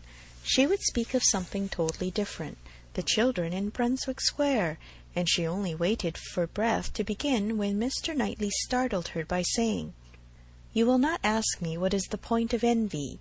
You are determined, I see, to have no curiosity.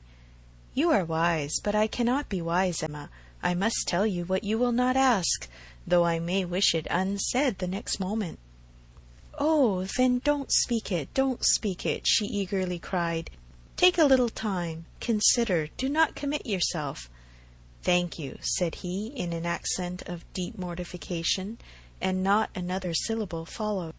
Emma could not bear to give him pain. He was wishing to confide in her, perhaps to consult her. Cost her what it would, she would listen. She might assist his resolution or reconcile him to it. She might give just praise to Harriet, or, by representing to him his own independence, relieve him from that state of indecision, which must be more intolerable than any alternative to such a mind as his. They had reached the house. "You are going in, I suppose?" said he. "No," replied Emma, quite confirmed by the depressed manner in which he still spoke. "I should like to take another turn. Mr. Perry is not gone." And after proceeding a few steps, she added, "I stopped you ungraciously just now, Mr. Knightley, and, I am afraid, gave you pain. But if you have any wish to speak openly to me as a friend, or to ask my opinion of anything that you may have in contemplation, as a friend indeed, you may command me. I will hear whatever you like. I will tell you exactly what I think." "As a friend," repeated Mr. Knightley. "Emma, that I fear is a word. No, I have no wish. Stay, yes, why should I hesitate? I have gone too far already for concealment.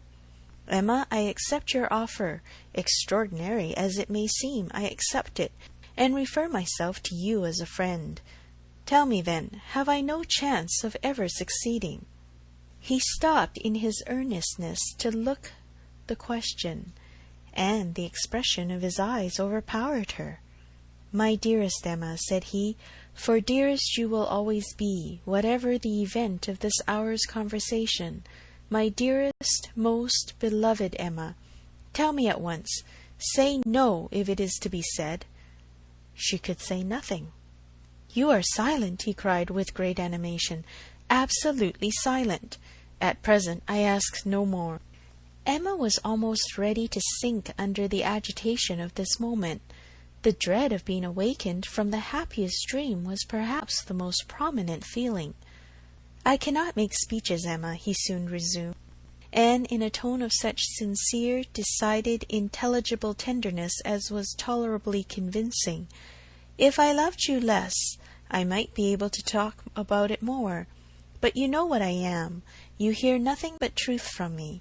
I have blamed you and lectured you, and you have borne it as no other woman in England would have borne it.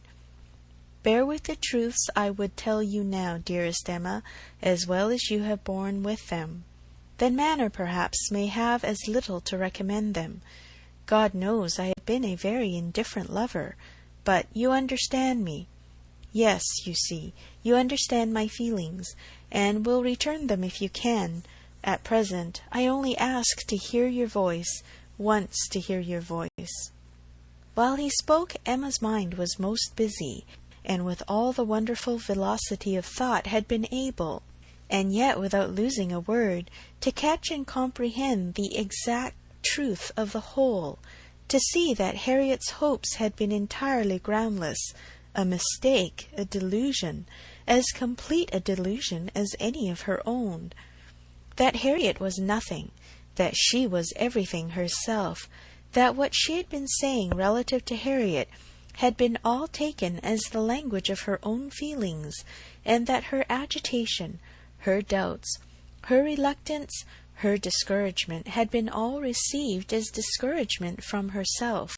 And not only was there time for these convictions, with all their glow of attendant happiness, there was time also to rejoice that Harriet's secret had not escaped her, and to resolve that it need not and should not.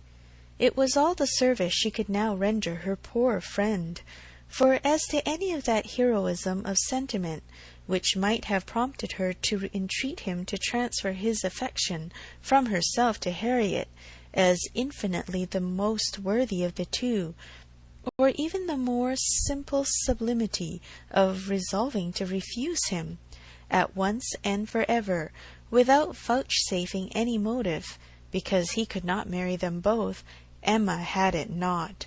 She felt for Harriet, with pain and with contrition, but no flight of generosity run mad, opposing all that could be probable or reasonable, entered her brain. She had led her friend astray, and it would be a reproach to her for ever, but her judgment was as strong as her feelings, and as strong as it had ever been before, in reprobating any such alliance for him as most unequal and degrading. Her way was clear, though not quite smooth. She spoke then on being so entreated. What did she say? Just what she ought, of course. A lady always does. She said enough to show there need not be despair, and to invite him to say more himself. He had despaired at one period. He had received such an injunction to caution and silence as for the time crushed every hope. She had begun by refusing to hear him. The change had perhaps been somewhat sudden. Her proposal of taking another turn, her renewing the conversation which she had just put an end to, might be a little extraordinary. She felt its inconsistency, but Mr. Knightley was so obliging as to put up with it, and seek no farther explanation. Seldom, very seldom, does complete truth belong to any human disclosure. Seldom can it happen that something is not a little disguised, or a little mistaken. But where, as in this case, though the conduct is mistaken, the feelings are not, it may not be very material. Mr. Knightley could not impute to Emma a more relenting heart than she possessed, or a heart more disposed to accept of his. He had, in fact, been wholly unsuspicious of his own influence. He had followed her into the shrubbery with no idea of trying it. He had come in his anxiety to see how she bore Frank Churchill's engagement, with no selfish view, no view at all but of endeavouring, if she allowed him an opening, to soothe or to counsel her. The rest had been the work of the moment, the immediate effect of what he heard on his feelings, the delightful assurance of her total indifference towards Frank Churchill, of her having a heart completely disengaged from him, had given birth to the hope that in time he might gain her affection himself. But it had all been no present hope. He had only in the momentary conquest of eagerness over judgment aspired to be told that she did not forbid his attempt to attach her. The superior hopes which gradually opened were so much the more enchanting. The affection which he had been asking to be allowed to create, if he could, was already his. Within half an hour he had passed from a thoroughly distressed state of mind to something so like perfect happiness that it could bear no other name. Her change was equal. This 1/2 hour had given to each the same precious certainty of being loved, had cleared from each the same degree of ignorance, jealousy, or distrust. On his side there had been a long-standing jealousy, old as the arrival or even the expectation of Frank Churchill. He had been in love with Emma and jealous of Frank Churchill from about the same period, one sentiment having probably enlightened him as to the other. It was his jealousy of Frank Churchill that had taken him from the country. The Box Hill party had decided him on going away. He would save himself from witnessing again such permitted, encouraged attentions. He had gone to learn to be indifferent. But he had gone to a wrong place. There was too much domestic happiness in his brother's house. Woman wore too amiable a form in it. Isabella was too much like Emma, differing only in those striking inferiorities which always brought the other in brilliancy before him, for much to have been done, even had his time been longer. He had stayed on, however, vigorously day after day, till this very morning's post had conveyed the history of Jane Fairfax. Then, with a gladness which must be felt, nay, which he did not scruple to feel, having never believed Frank Churchill to be at all deserving Emma, was there so much fond solicitude, so much keen anxiety for her, that he could stay no longer. He had ridden home through the rain, and had walked up directly after dinner to see how his sweetest and best of all creatures, faultless in spite of all her faults, bore the discovery. He had found her agitated and low. Frank Churchill was a villain. He heard her declaring that she had never loved him. Frank Churchill's character was not desperate. She was his own Emma, by hand and word, when they returned into the house, and if he could have thought of Frank Churchill then, he might have deemed him a very good sort of fellow. End of Volume 3, Chapter 13. Emma by Jane Austen. Volume 3, Chapter 14. What totally different feelings did Emma take back into the house from what she had brought out! She had then been only daring to hope for a little respite of suffering. Now she was in an exquisite flutter of happiness, and such happiness, moreover, as she believed, must still be greater when the flutter should have passed away. They sat down to tea, the same party round the same table. How often it had been collected, and how often had her eyes fallen on the same shrubs in the lawn, and observed the same beautiful effect of the western sun, but never in such a state of spirits, never in anything like it, and it was with great difficulty that she could summon enough of her usual self to be the attentive lady of the house, or even the attentive daughter. Poor Mr. Woodhouse little suspected what was plotting against him in the breast of that man whom he was so cordially welcoming, and so anxiously hoping might not have taken cold from his ride. Could he have seen the heart, he would have cared very little for the lungs, but without the most distant imagination of the impending evil, without the slightest perception of anything extraordinary in the looks or ways of either, he repeated to them very comfortably all the articles of news he had received from Mr. Perry, and talked on with much self-contentment, totally unsuspicious of what they could have told him in return. As long as Mr. Knightley remained with them, Emma's fever continued, but when he was gone she began to be a little tranquillized and subdued, and in the course of the sleepless night, which was the tax for such an evening, she found one or two such very serious points to consider as made her feel that even her happiness must have some alloy, her father and Harriet. She could not be alone without feeling the full weight of their separate claims, and how to guard the comfort of both to the utmost was the question. With respect to her father, it was a question soon answered.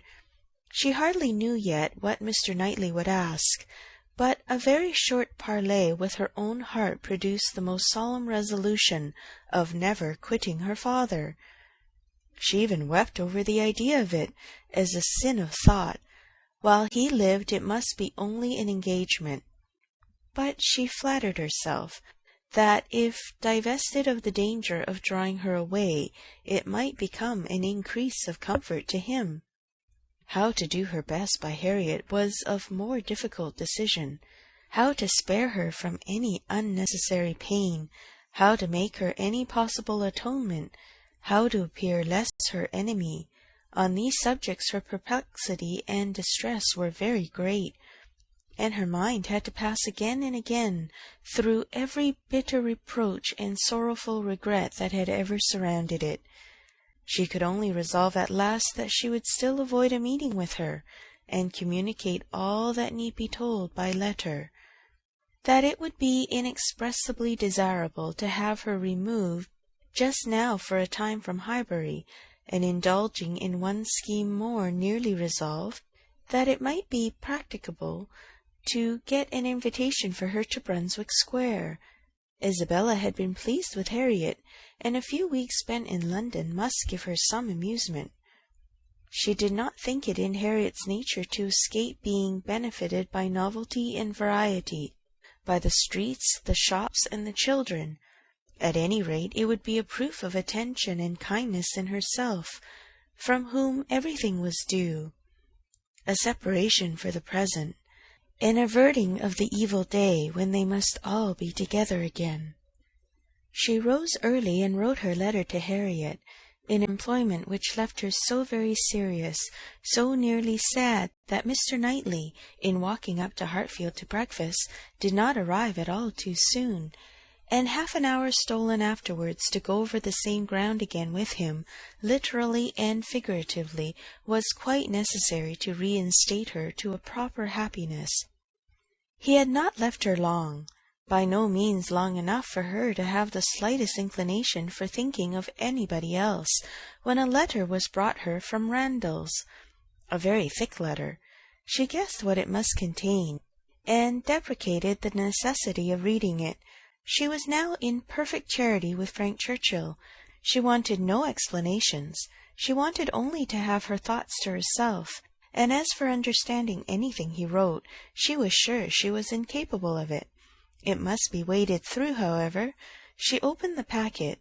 It was, too surely so, a note from Mrs. Weston to herself, ushered in the letter from Frank to Mrs. Weston.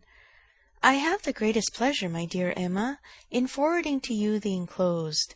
I know what thorough justice you will do to it, and have scarcely a doubt of its happy effect.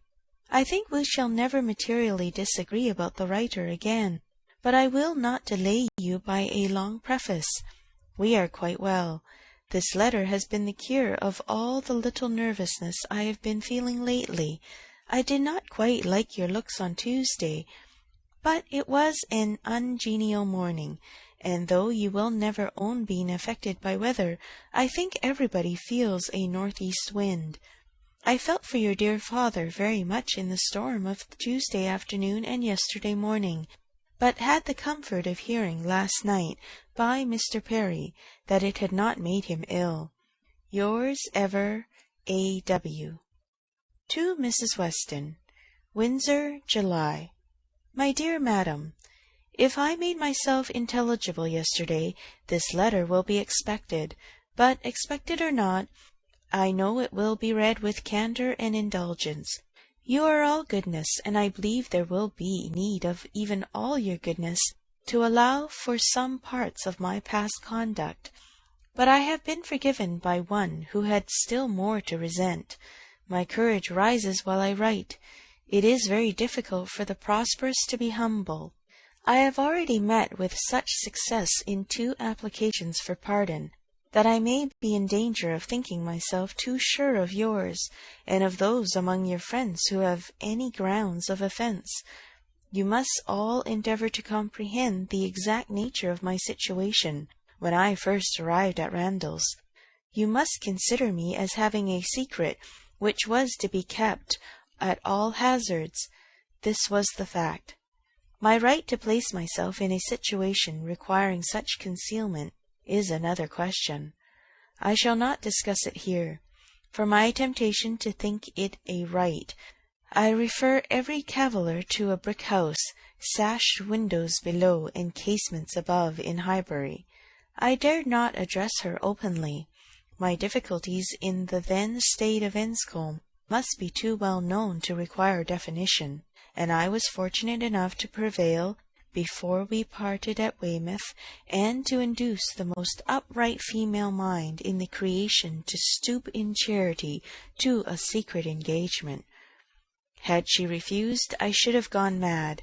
But you will be ready to say, what was your hope in doing this? What did you look forward to?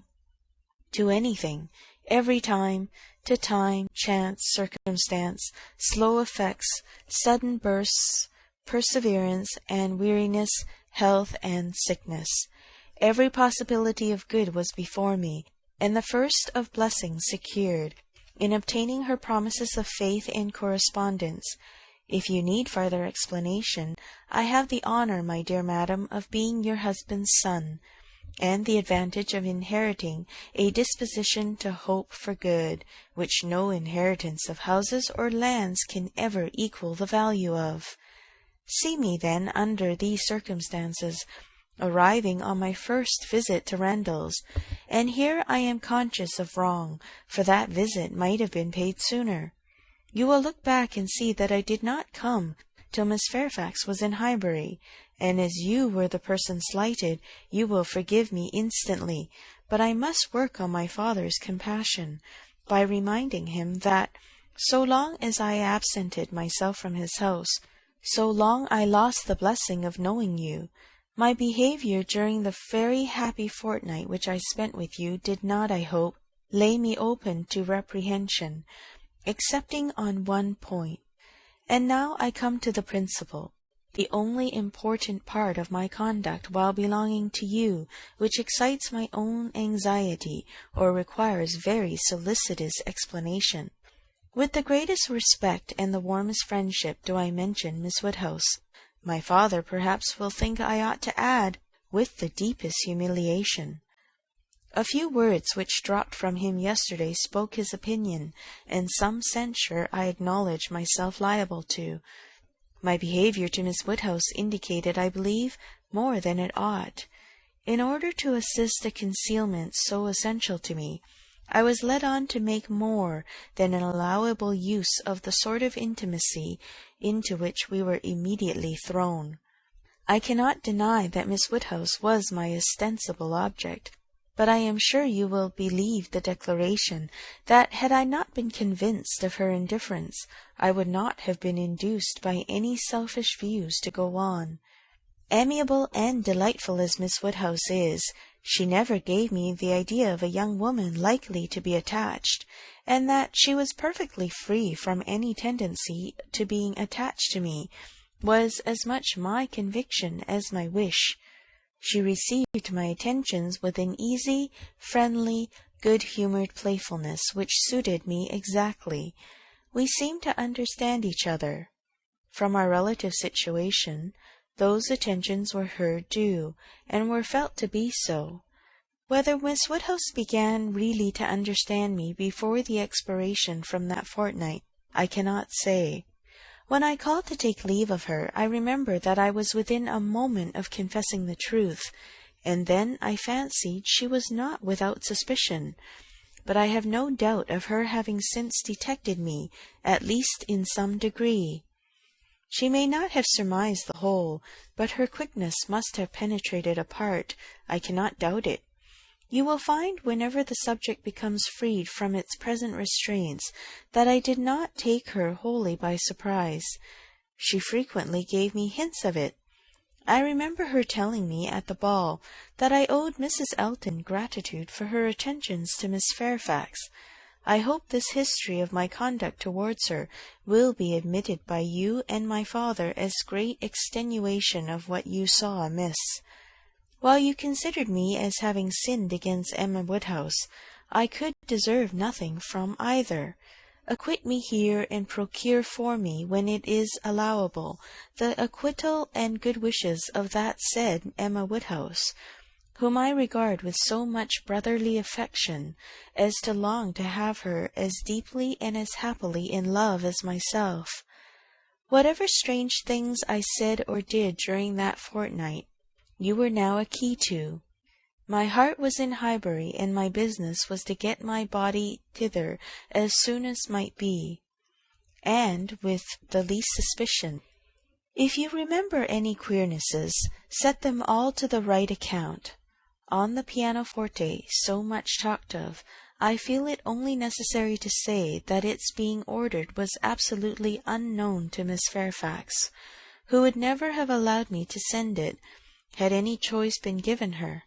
The delicacy of her mind throughout the whole engagement, my dear madam, is much beyond my power of doing justice to. You will soon, I earnestly hope, know her thoroughly yourself. No description can describe her. She must tell you herself what she is, yet not by word, for never was there a human creature who would so designedly suppress her own merit. Since I began this letter, which will be longer than I foresaw, I have heard from her. She gives a good account of her own health, but as she never complains, I dare not depend. I want to have your opinion of her looks. I know you will soon call on her. She is living in dread of the visit. Perhaps it is paid already. Let me hear from you without delay. I am impatient for 1,000 particulars. Remember how few minutes I was at Randalls, and in how bewildered, how mad a state, and I am not much better yet, still insane either from happiness or misery. When I think of the kindness and favour I have met with, of her excellence and patience, and my uncle's generosity, I am mad with joy. But when I recollect all the uneasiness I occasioned her, and how little I deserve to be forgiven, I am mad with anger. If I could but see her again! But I must not propose it yet. My uncle has been too good for me to encroach. I must still add to this long letter. You have not heard all that you ought to hear. I could not give any connected detail yesterday, but the suddenness, and in one light the unseasonableness with which the affair burst out, needs explanation. For though the event of the 26th, as you will conclude, immediately opened to me the happiest prospects, I should not have presumed on such early measures, but from the very particular circumstances which left me not an hour to lose. I should not have shrunk from anything so hasty, and she would have felt every scruple of mine with multiplied strength and refinement. But I had no choice. The hasty engagement she had entered into with that woman. Here, my dear madam, I was obliged to leave off abruptly to recollect and compose myself. I have been walking over the country, and am now, I hope, rational enough to make the rest of my letter what it ought to be. It is, in fact, a most mortifying retrospect for me. I behaved shamefully, and here I can admit that my manners to Miss Woodhouse, in being unpleasant to Miss Fairfax, were highly blamable. She disapproved them, which ought to have been enough. My plea of concealing the truth she did not think sufficient. She was displeased. I thought unreasonably so. I thought her on 1,000 occasions unnecessarily scrupulous and cautious. I thought her even cold, but she was always right. If I had followed her judgment and subdued my spirits to the level of what she deemed proper, I should have escaped the greatest unhappiness I have ever known. We quarrelled. Do you remember the morning spent at Donwell? There every little dissatisfaction that had occurred before came to a crisis. I was late. I met her walking home by herself, and wanted to walk with her, but she would not suffer it. She absolutely refused to allow me, which I then thought most unreasonable. Now, however, I see nothing in it but a very natural and consistent degree of discretion. While I, to blind the world to our engagement, was behaving 1 hour with objectionable particularity to another woman, was she to be consenting the next to a proposal which might have made every previous caution useless? Had we been met walking together between Donwell and Highbury, the truth must have been suspected. I was mad enough, however, to resent. I doubted her affection. I doubted it more the next day on Box Hill, when, provoked by such conduct on my side, such shameful, insolent neglect of her, and such apparent devotion to Miss Woodhouse, as it would have been impossible for any woman of sense to endure, she spoke her resentment in a form of words perfectly intelligible to me. In short, my dear madam, it was a quarrel blameless on her side, abominable on mine, and I returned the same evening to Richmond, though I might have stayed with you till the next morning, merely because I would be as angry with her as possible. Even then I was not such a fool as not to mean to be reconciled in time. But I was the injured person, injured by her coldness, and I went away determined that she would make the first advances. I shall always congratulate myself that you were not of the Box Hill party. Had you witnessed my behaviour there, I can hardly suppose you would ever have thought well of me again. Its effect upon her appears in the immediate resolution it produced. As soon as she found I was really gone from Randalls, she closed with the offer of that officious Mrs. Elton. The whole system of whose treatment of her, by the by, has ever filled me with indignation and hatred. I must not quarrel with the spirit of forbearance, which has been so richly extended towards myself, but otherwise I should loudly protest against the share of it which that woman has known. Jane, indeed! You will observe that I have not yet indulged myself in calling her by that name, even to you. Think, then, what I must have endured in hearing it bandied between the Eltons, with all the vulgarity of needless repetition, and all the insolence of imaginary superiority. Have patience with me, I shall soon have done. She closed with this offer, resolving to break with me entirely, and wrote the next day to tell me that we were never to meet again.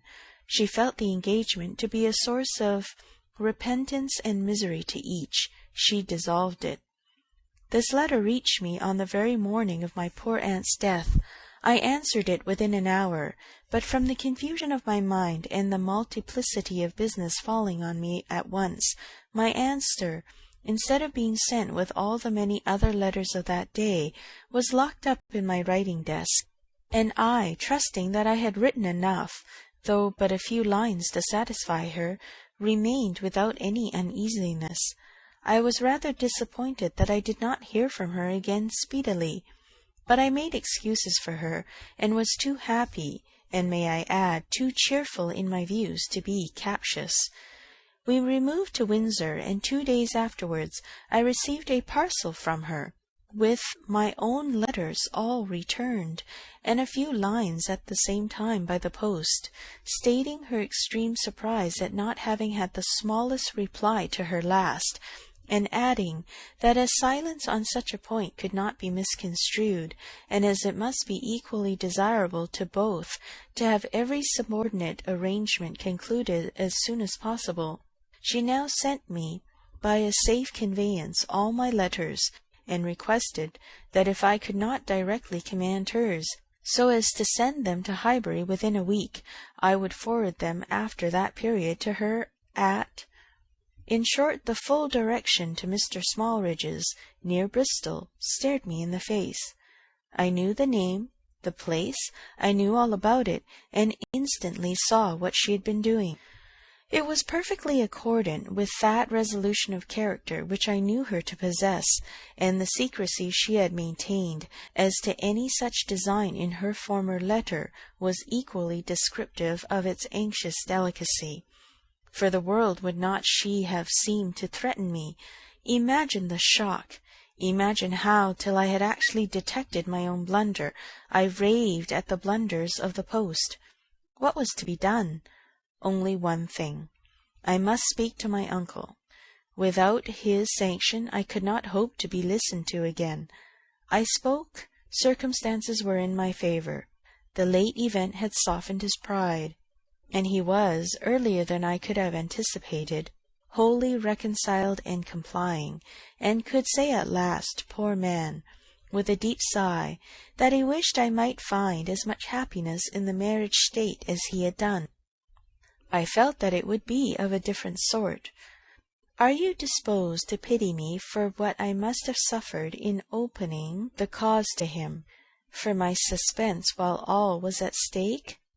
No, do not pity me till I reach Highbury, and saw how ill I had made her. Do not pity me till I saw her wan, sick looks. I reached Highbury at the time of day when, from my knowledge of their late breakfast hour, I was certain of a good chance of finding her alone. I was not disappointed, and at last I was not disappointed either in the object of my journey. A great deal of very reasonable, very just displeasure I had to persuade away, but it is done. We are reconciled, dearer, much dearer than ever, and no moment's uneasiness can ever occur between us again. Now, my dear madam, I will release you, but I could not conclude before. 1,000 and 1,000 thanks for all the kindness you have ever shown me, and 10,000 for the attentions of your heart, which will dictate towards her. If you think me in a way to be happier than I deserve, I am quite of your opinion. Miss Woodhouse calls me the child of good fortune. I hope she is right. In one respect my good fortune is undoubted, that of being able to subscribe myself, your obliged and affectionate son, F. C. Weston Churchill. End of Volume 3, Chapter 14. Emma by Jane Austen. Volume 3, Chapter 15. This letter must make its way to Emma's feelings. She was obliged, in spite of her previous determination to the contrary, to do it all the justice that Mrs. Weston foretold. As soon as she came to her own name, it was irresistible. Every line relating to herself was interesting, and almost every line agreeable. And when this charm ceased, the subject could still maintain itself by the natural return of her former regard for the writer, and the very strong attraction which any picture of love must have for her at the moment. She never stopped till she had gone through the whole, and though it was impossible not to feel that he had been wrong, yet he had been less wrong than she had supposed. And he had suffered and was very sorry, and he was so grateful to Mrs. Weston, and so much in love with Miss Fairfax, and she was so happy herself, that there was no being severe, and could he have entered the room, she must have shaken hands with him as heartily as ever. She thought so well of the letter that when Mr. Knightley came again, she desired him to read it. She was sure of Mrs. Weston's wishing it to be communicated, especially to one who, like Mr. Knightley, had seen so much to blame in his conduct. "I shall be very glad to look it over," said he, "but it seems long. I will take it home with me at night." But that would not do. Mr. Weston was to call in the evening, and she must return it by him. "I would rather be talking to you," he replied, "but as it seems a matter of justice, it shall be done." He began, stopping, however, almost directly to say, "Had I been offered the sight of one of this gentleman's letters to his mother-in-law a few months ago, Emma, it would not have been taken with such indifference." He proceeded a little farther, reading to himself, and then with a smile observed, a fine complimentary opening. But it is his way. One man's style must not be the rule of another's. We will not be severe. It will be natural for me," he added shortly afterwards, "to speak my opinion aloud as I read. By doing it, I shall feel that I am near you. It will not be so great a loss of time, but if you dislike it—" "Not at all. I should wish it." Mr. Knightley returned to his reading with greater alacrity. "He trifles here," said he, "as to the temptation. He knows he is wrong, and has nothing rational to urge. Bad. He ought not to have formed the engagement. His father's disposition. He is unjust, however, to his father. Mr. Weston's sanguine temper was a blessing on all his upright and honourable exertions. But Mr. Weston earned every present comfort before he endeavoured to gain it. Very true, he did not come till Miss Fairfax was here." "And I have not forgotten," said Emma, "how sure you were that he might have come sooner if he would. You pass it over very handsomely, but you were perfectly right." "I was not quite impartial in my judgment, Emma, but yet I think, had you not been in the case, I should still have distrusted him." When he came to Miss Woodhouse, he was obliged to read the whole of it aloud, all that related to her, with a smile, a look, a shake of the head, a word or two of assent or disapprobation, or merely of love, as the subject required, concluding, however, seriously, and, after steady reflection, thus: "Very bad, though it might have been worse. Playing a most dangerous game.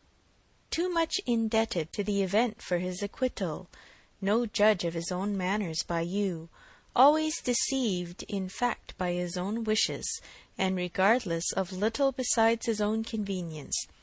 Fancying you to have fathomed his secret. Natural enough. His own mind full of intrigue that he should suspect it in others. Mystery, finesse, how they pervert the understanding! My Emma, does not everything serve to prove more and more the beauty of truth and sincerity in all our dealings with each other?" Emma agreed to it, and with a blush of sensibility on Harriet's account, which she could not give any sincere explanation of. "You had better go on," said she. He did so, but very soon stopped again to say, "The pianoforte. Ah, that was the act of a very, very young man, one too young to consider whether the inconvenience of it might not very much exceed the pleasure. A boyish scheme indeed! I cannot comprehend a man's wishing to give a woman any proof of affection, which he knows she would rather dispense with, and he did know that she would have prevented the instrument's coming, if she could." After this he made some progress without any pause. Frank Churchill's confession of having behaved shamefully was the first thing to call for more than a word in passing. "I perfectly agree with you, sir," was then his remark. "You did behave very shamefully. You never wrote a truer line." And having gone through what immediately followed of the basis of their disagreement, and his persisting to act in direct opposition to Jane Fairfax's sense of right, he made a fuller pause to say, "This is very bad." He had induced her to place herself. for his sake, in a situation of extreme difficulty and uneasiness, and it should have been his first object to prevent her from suffering unnecessarily. She must have had much more to contend with in carrying on the correspondence than he could. He should have respected even unreasonable scruples, had there been such, but hers were all reasonable. We must look to her one fault, and remember that she had done a wrong thing in consenting to the engagement, to bear that she should have been in such a state of punishment. Emma knew that he was now getting to the Box Hill party, and grew uncomfortable. Her own behaviour had been so very improper. She was deeply ashamed and a little afraid of his next look. It was all read, however, steadily, attentively, and without the smallest remark, and, excepting one momentary glance at her, instantly withdrawn, in the fear of giving pain, no remembrance of Box Hill seemed to exist. "There is no saying much for the delicacy of our good friends, the Eltons," was his next observation. "His feelings are natural." What! Actually resolved to break with him entirely! She felt the engagement to be a source of repentance and misery to each. She dissolved it. What a view this gives of her sense of his behaviour! Well, he must be most extraordinary. Nay, nay, read on. You will find how very much he suffers. "I hope he does," replied Mr. Knightley coolly, and resuming the letter. "Smallridge, what does this mean? What is all this?" She had engaged to go as governess to Mrs. Smallridge's children, a dear friend of Mrs. Elton's, a neighbour of Maple Grove. And, by the by, I wonder how Mrs. Elton bears the disappointment. "Say nothing, my dear Emma, while you oblige me to read, not even of Mrs. Elton. Only one page more, I shall soon have done. What a letter the man writes! I wish you would read it with a kinder spirit towards him. Well, there is feeling here. He does seem to have suffered in finding her ill. Certainly I can have no doubt of his being fond of her. Dearer, much dearer than ever. I hope he may long continue to feel all the value of such a reconciliation. He is a very liberal thanker, with his thousands and tens of thousands, happier than I deserve. Come, he knows himself there. Miss Woodhouse calls me the child of good fortune. Those were Miss Woodhouse's words, were they? And a fine ending. And there is the letter. The child of good fortune. That was your name for him, was it? You do not appear so well satisfied with his letter as I am, but still you must, at least I hope you must, think the better of him for it.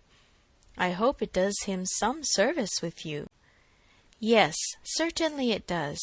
He has had great faults of inconsideration and thoughtlessness, and I am very much of his opinion in thinking him likely to be happier than he deserves. But still as he is, beyond a doubt, really attached to Miss Fairfax, and will soon, it may be hoped, have the advantage of being constantly with her, I am very ready to believe his character will improve, and acquire from hers the steadiness and delicacy of principle that it wants. And now let me talk to you of something else. I have another person's interest at present so much at heart that I cannot think any longer about Frank Churchill. Ever since I left you this morning, Emma, my mind has been hard at work on one subject. The subject followed. It was in plain, unaffected, gentlemanlike English, such as Mr. Knightley used even to the woman he was in love with, how to be able to ask her to marry him without attacking the happiness of her father. Emma's answer was ready at the first word. While her dear father lived, any change of condition must be impossible for her. She could never quit him. Part only of this answer, however, was admitted. The impossibility of her quitting her father, Mr. Knightley felt as strongly as herself, but the inadmissibility of any other change he could not agree to. He had been thinking it over most deeply, most intently. He had at first hoped to induce Mr. Woodhouse to remove with her to Donwell. He had wanted to believe it feasible, but his knowledge of Mr. Woodhouse would not suffer him to deceive himself long. And now he confessed his persuasion that such a transplantation would be a risk of her father's comfort, perhaps even of his life, which must not be hazarded. Mr. Woodhouse taken from Hartfield? No, he felt that it ought not to be attempted. But the plan which had arisen on the sacrifice of this, he trusted his dearest Emma would not find in any respect objectionable. It was that he should be received at Hartfield, that so long as her father's happiness, in other words his life, required Hartfield to continue her home, it should be his likewise. Of their all removing to Donwell, Emma had already had her own passing thoughts. Like him, she had tried the scheme and rejected it, but such an alternative as this had not occurred to her. She was sensible of all the affection it evinced. She felt that, in quitting Donwell, he must be sacrificing a great deal of independence of hours and habits, that in living constantly with her father, and in no house of his own, there would be much, very much, to be borne with. She promised to think of it, and advised him to think of it more, but he was fully convinced that no reflection could alter his wishes or his opinion on the subject. He had given it, he could assure her, very long and calm consideration. He had been walking away from William Larkins the whole morning, to have his thoughts to himself. "Ah, there is one difficulty unprovided for," cried Emma. "I am sure William Larkins will not like it. You must get his consent before you ask mine." She promised, however, to think of it, and pretty nearly promised, moreover, to think of it with the intention of finding it a very good scheme. It is remarkable that Emma, in the many, very many points of view in which she was now beginning to consider Donwell Abbey, was never struck with any sense of injury to her nephew Henry, whose rights as heir expectant had formerly been so tenaciously regarded. Think she must of the possible difference to the poor little boy, and yet she only gave herself a saucy conscious smile about it, and found amusement in detecting the real cause of that violent dislike of Mr. Knightley's marrying Jane Fairfax, or anybody else, which at the time she had wholly imputed to the amiable solicitude of the sister and the aunt. This proposal of his plan of marrying and continuing at Hartfield, the more she contemplated it, the more pleasing it became. His evils seemed to lessen, her own advantages to increase, their mutual good to outweigh every drawback. Such a companion for herself in the periods of anxiety and cheerlessness before her, such a partner in all those duties and cares to which time must be giving increase of melancholy. She would have been too happy but for poor Harriet, but every blessing of her own seemed to involve and advance the sufferings of her friend, who must now be even excluded from Hartfield. The delightful family party which Emma was securing for herself, poor Harriet must, in mere charitable caution, be kept at a distance from. She would be a loser in every way. Emma could not deplore her future absence as any deduction from her own enjoyment. In such a party, Harriet would be rather a dead weight than otherwise. But for the poor girl herself, it seemed a peculiarly cruel necessity that was to be placing her in such a state of unmerited punishment.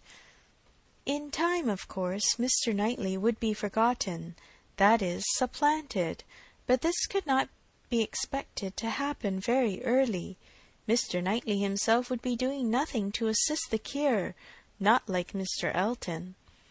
Mr. Knightley, always so kind, so feeling, so truly considerate for everybody, would never deserve to be less worshipped than now, and it really was too much to hope, even of Harriet, that she could be in love with more than 3 men in 1 year.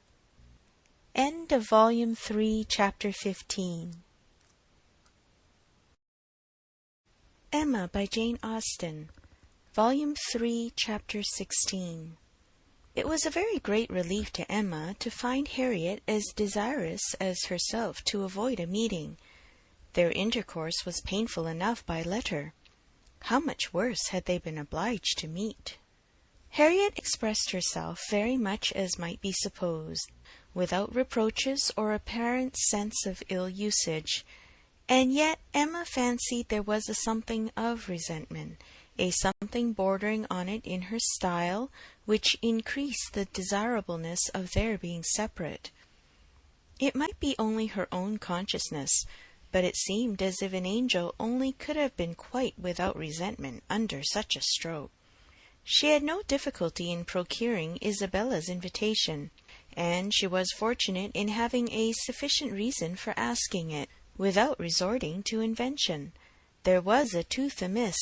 Harriet really wished, and had wished some time, to consult a dentist. Mrs. John Knightley was delighted to be of use. Anything of ill health was a recommendation to her, and though not so fond of a dentist as of a Mr. Wingfield, she was quite eager to have Harriet under her care.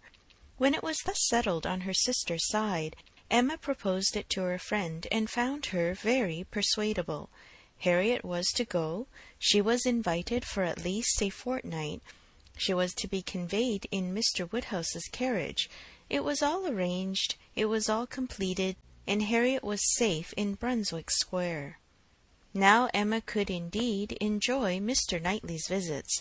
Now she could talk, and she could listen with true happiness, unchecked by that sense of injustice, of guilt, of something most painful, which had haunted her when remembering how disappointed a heart was near her, how much might at that moment, and at a little distance, be enduring by the feelings which she had led astray herself. The difference of Harriet at Mrs. Goddard's or in London made perhaps an unreasonable difference in Emma's sensations, but she could not think of her in London without objects of curiosity and employment, which must be averting the past, and carrying her out of herself. She would not allow any other anxiety to succeed directly to the place in her mind which Harriet had occupied. There was a communication before her, one which she only could be competent to make, the confession of her engagement to her father. But she would have nothing to do with it at present. She had resolved to defer the disclosure till Mrs. Weston were safe and well. No additional agitation should be thrown at this period among those she loved, and the evil should not act on herself by anticipation before the appointed time. A fortnight at least, of leisure and peace of mind, to crown every warmer but more agitating delight, should be hers. She soon resolved, equally as a duty and a pleasure, to employ half an hour of this holiday of spirits in calling on Miss Fairfax. She ought to go, and she was longing to see her, the resemblance of their present situations increasing every other motive of goodwill. It would be a secret satisfaction, but the consciousness of a similarity of prospect would certainly add to the interest with which she should attend to anything Jane might communicate. She went. She had driven once unsuccessfully to the door, but had not been into the house since the morning after Box Hill, when poor Jane had been in such distress as had filled her with compassion, though all the worst of her sufferings had been unsuspected. The fear of being still unwelcome determined her, though assured of their being at home, to wait in the passage and send up her name. She heard Patty announcing it, but no such bustle succeeded as poor Miss Bates had before made so happily intelligible. No, she heard nothing but the instant reply of "Beg her to walk up," and a moment afterwards she was met on the stairs by Jane herself. coming eagerly forward, as if no other reception of her were felt sufficient. Emma had never seen her look so well, so lovely, so engaging. There was consciousness, animation, and warmth. There was everything which her countenance or manner could ever have wanted. She came forward with an offered hand, and said, in a low but very feeling tone, "This is most kind indeed. Miss Woodhouse, it is impossible for me to express. I hope you will believe. Excuse me for being so entirely without words." Emma was gratified, and would soon have shown no want of words, if the sound of Mrs. Elton's voice from the sitting-room had not checked her, and made it expedient to compress all her friendly and all her congratulatory sensations into a very, very earnest shake of the hand. Mrs. Bates and Mrs. Elton were together. Miss Bates was out, which accounted for the previous tranquillity. Emma could have wished Mrs. Elton elsewhere, but she was in a humour to have patience with everybody, and as Mrs. Elton met her with unusual graciousness, she hoped the rencontre would do them no harm. She soon believed herself to penetrate Mrs. Elton's thoughts, and understand why she was, like herself, in happy spirits. It was being in Miss Fairfax's confidence, and fancying herself acquainted with what was still a secret to other people. Emma saw symptoms of it immediately in the expression of her face, and while paying her own compliments to Mrs. Bates, and appearing to attend to the good old lady's replies, she saw her with a sort of anxious parade of mystery fold up a letter which she had apparently been reading aloud to Miss Fairfax, and return it into the purple and gold reticule by her side, saying, with significant nods, "We can finish this some other time, you know. You and I shall not want opportunities. And in fact you have heard all the essential already. I only wanted to prove to you that Mrs. S. admits our apology and is not offended. You see how delightfully she writes. Oh, she is a sweet creature. You would have doted on her had you gone. But not a word more. Let us be discreet, quite on our good behaviour. Hush, you remember those lines. I forget the poem at this moment. For when a lady's in the case, you know all other things give place. Now, I say, my dear, in our case, for lady, read, mum, a word to the wise. I am in a fine flow of spirits, aren't I? And I want to set your heart at ease as to Mrs. S. My presentation, you see, has quite appeased her."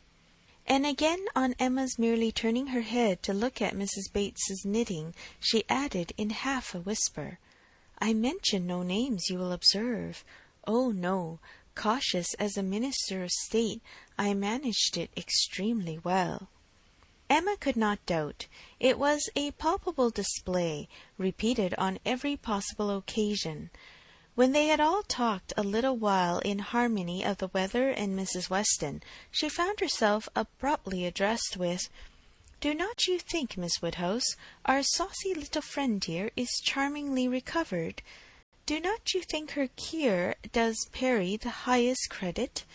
Upon my word, Perry has restored her in a wonderful short time.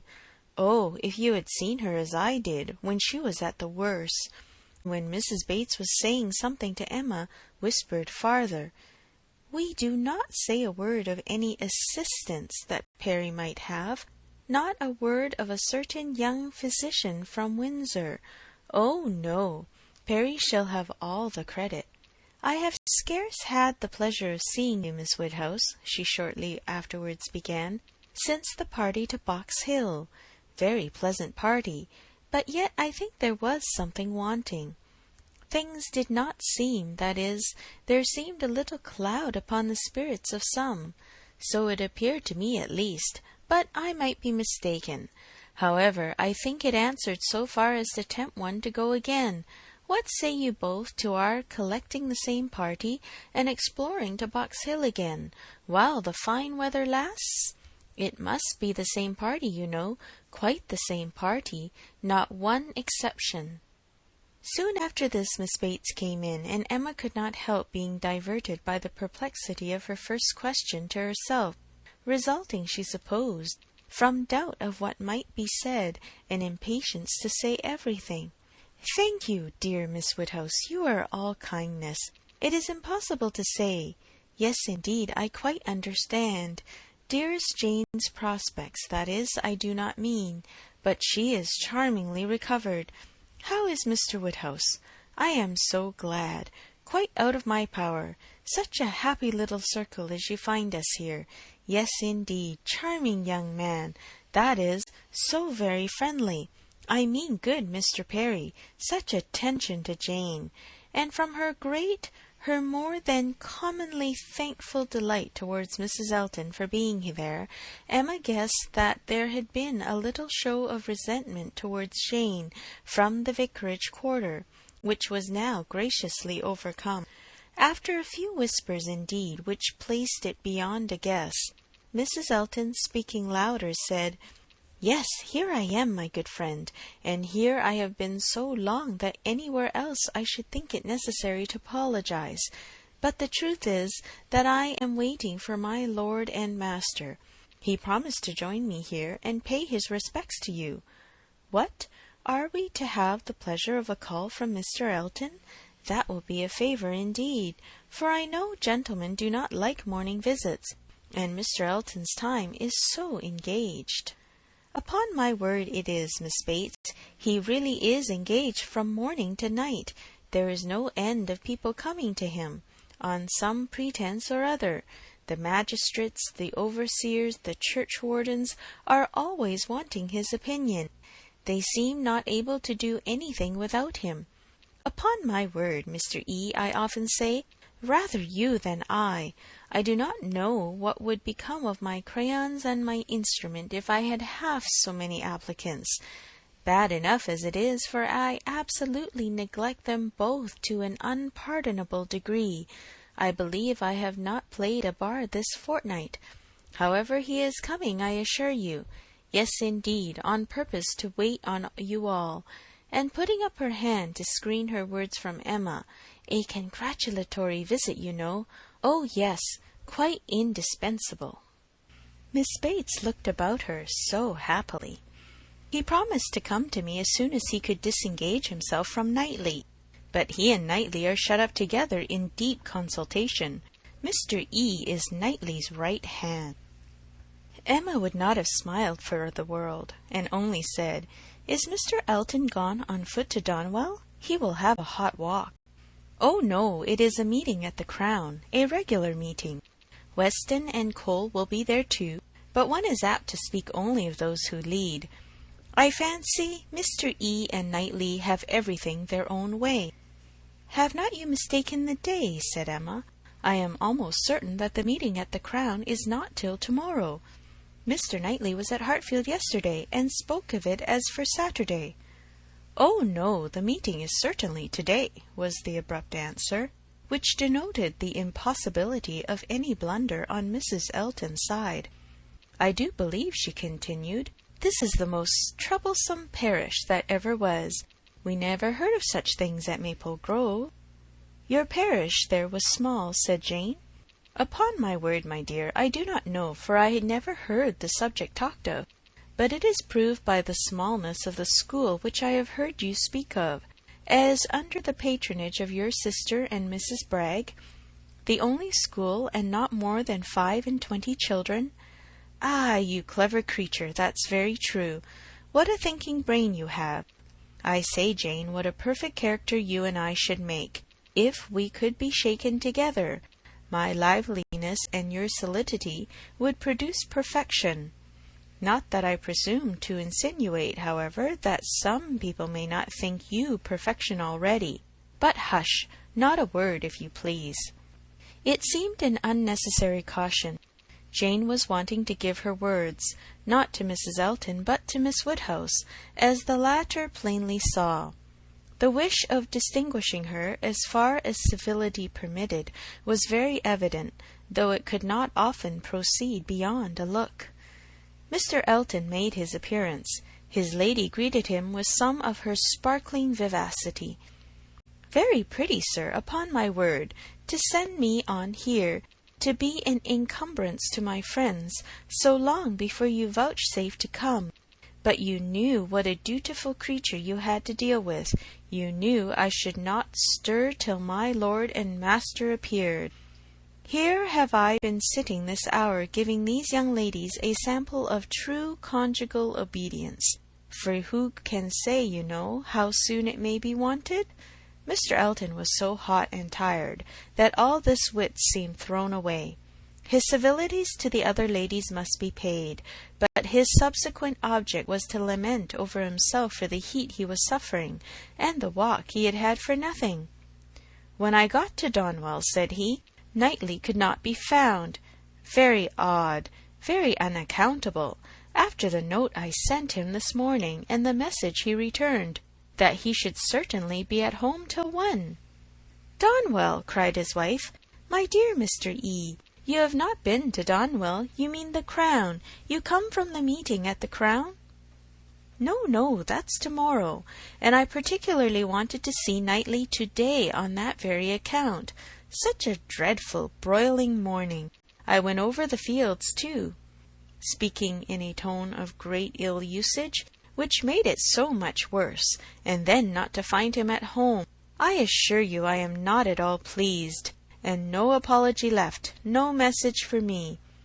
The housekeeper declared she knew nothing of my being expected. Very extraordinary. And nobody knew at all which way he was gone. Perhaps to Hartfield, perhaps to the Abbey Mill, perhaps into his woods. Miss Woodhouse, this is not like our friend Knightley. Can you explain it?" Emma amused herself by protesting that it was very extraordinary indeed, and that she had not a syllable to say for him. "I cannot imagine," said Mrs. Elton, feeling the indignity as a wife ought to do, "I cannot imagine how he could do such a thing by you, of all the people in the world. The very last person whom one should expect to be forgotten. My dear Mr. E., he must have left a message for you. I am sure he must.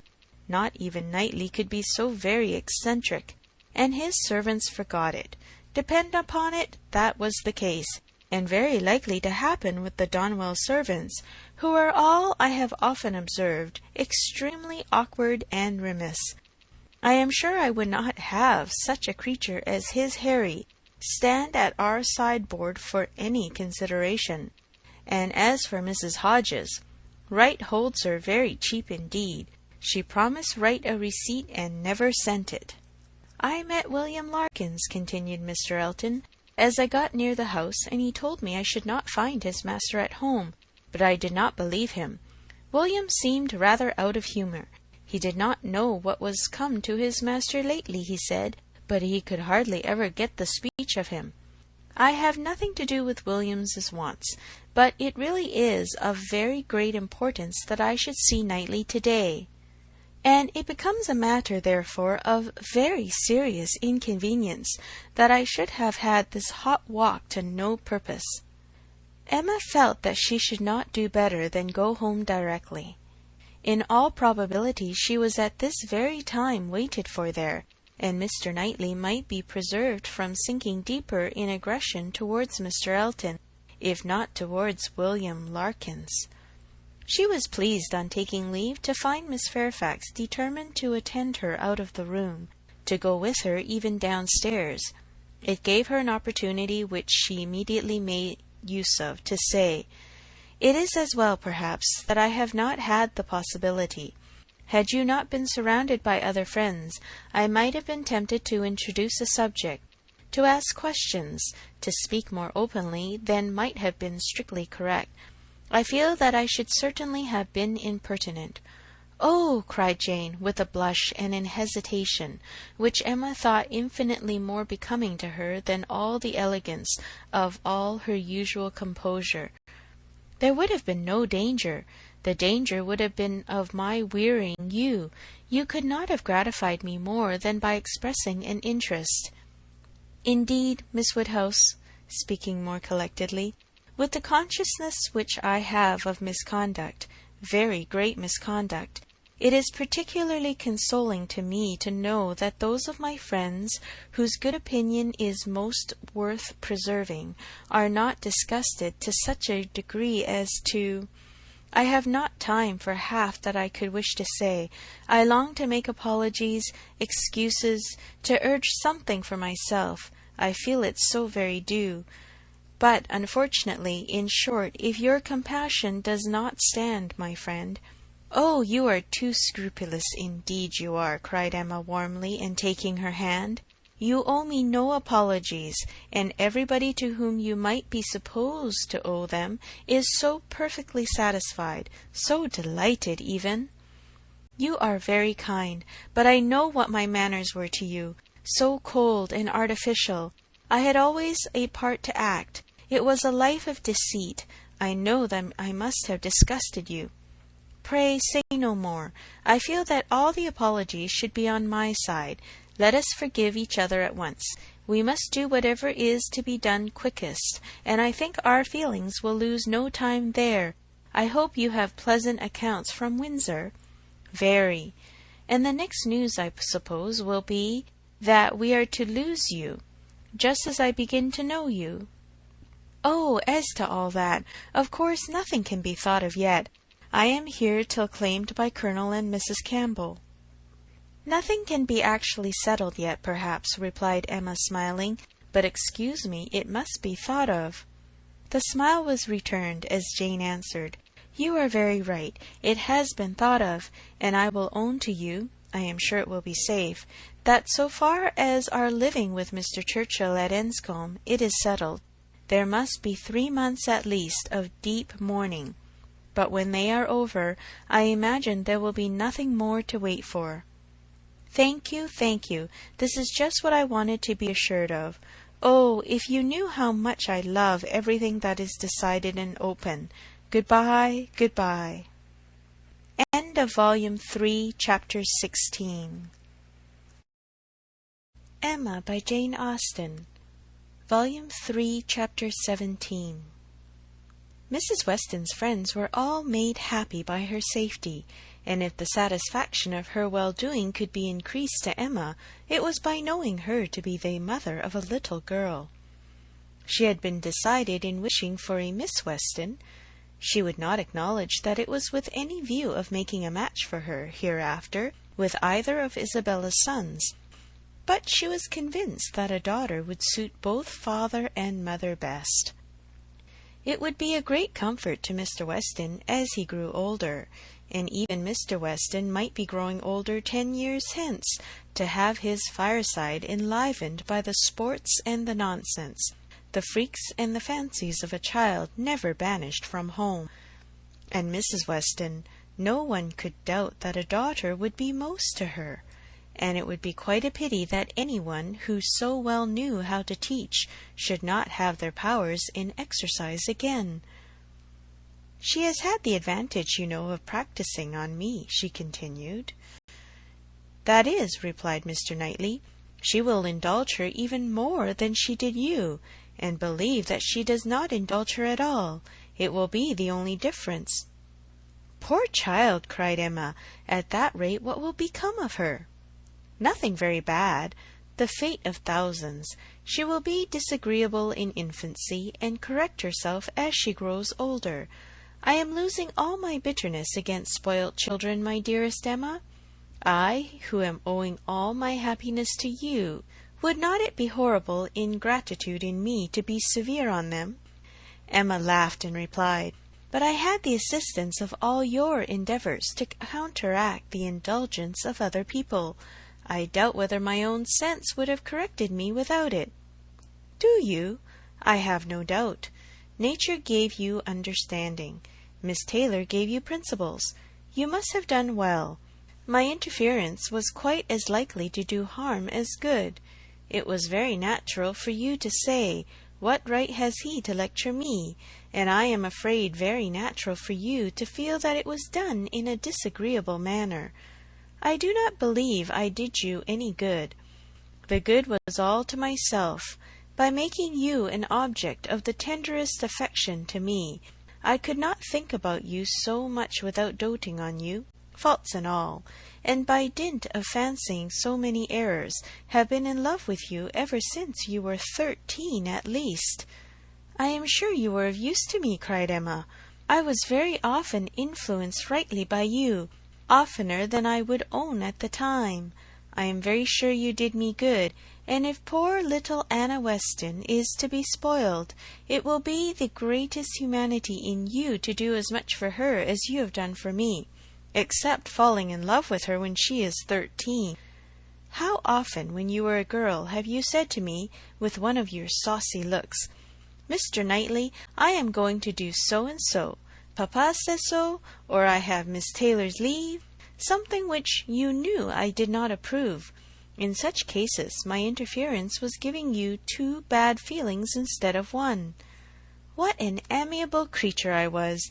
No wonder you should hold my speeches in such affectionate remembrance. Mr. Knightley, you always called me Mr. Knightley, and from habit it is not so very formal a sound, and yet it is formal. I want you to call me something else, but I do not know what. I remember once calling you George, in one of my amiable fits about 10 years ago. I did it because I thought it would offend you, but as you made no objection, I never did it again. And cannot you call me George now? Impossible!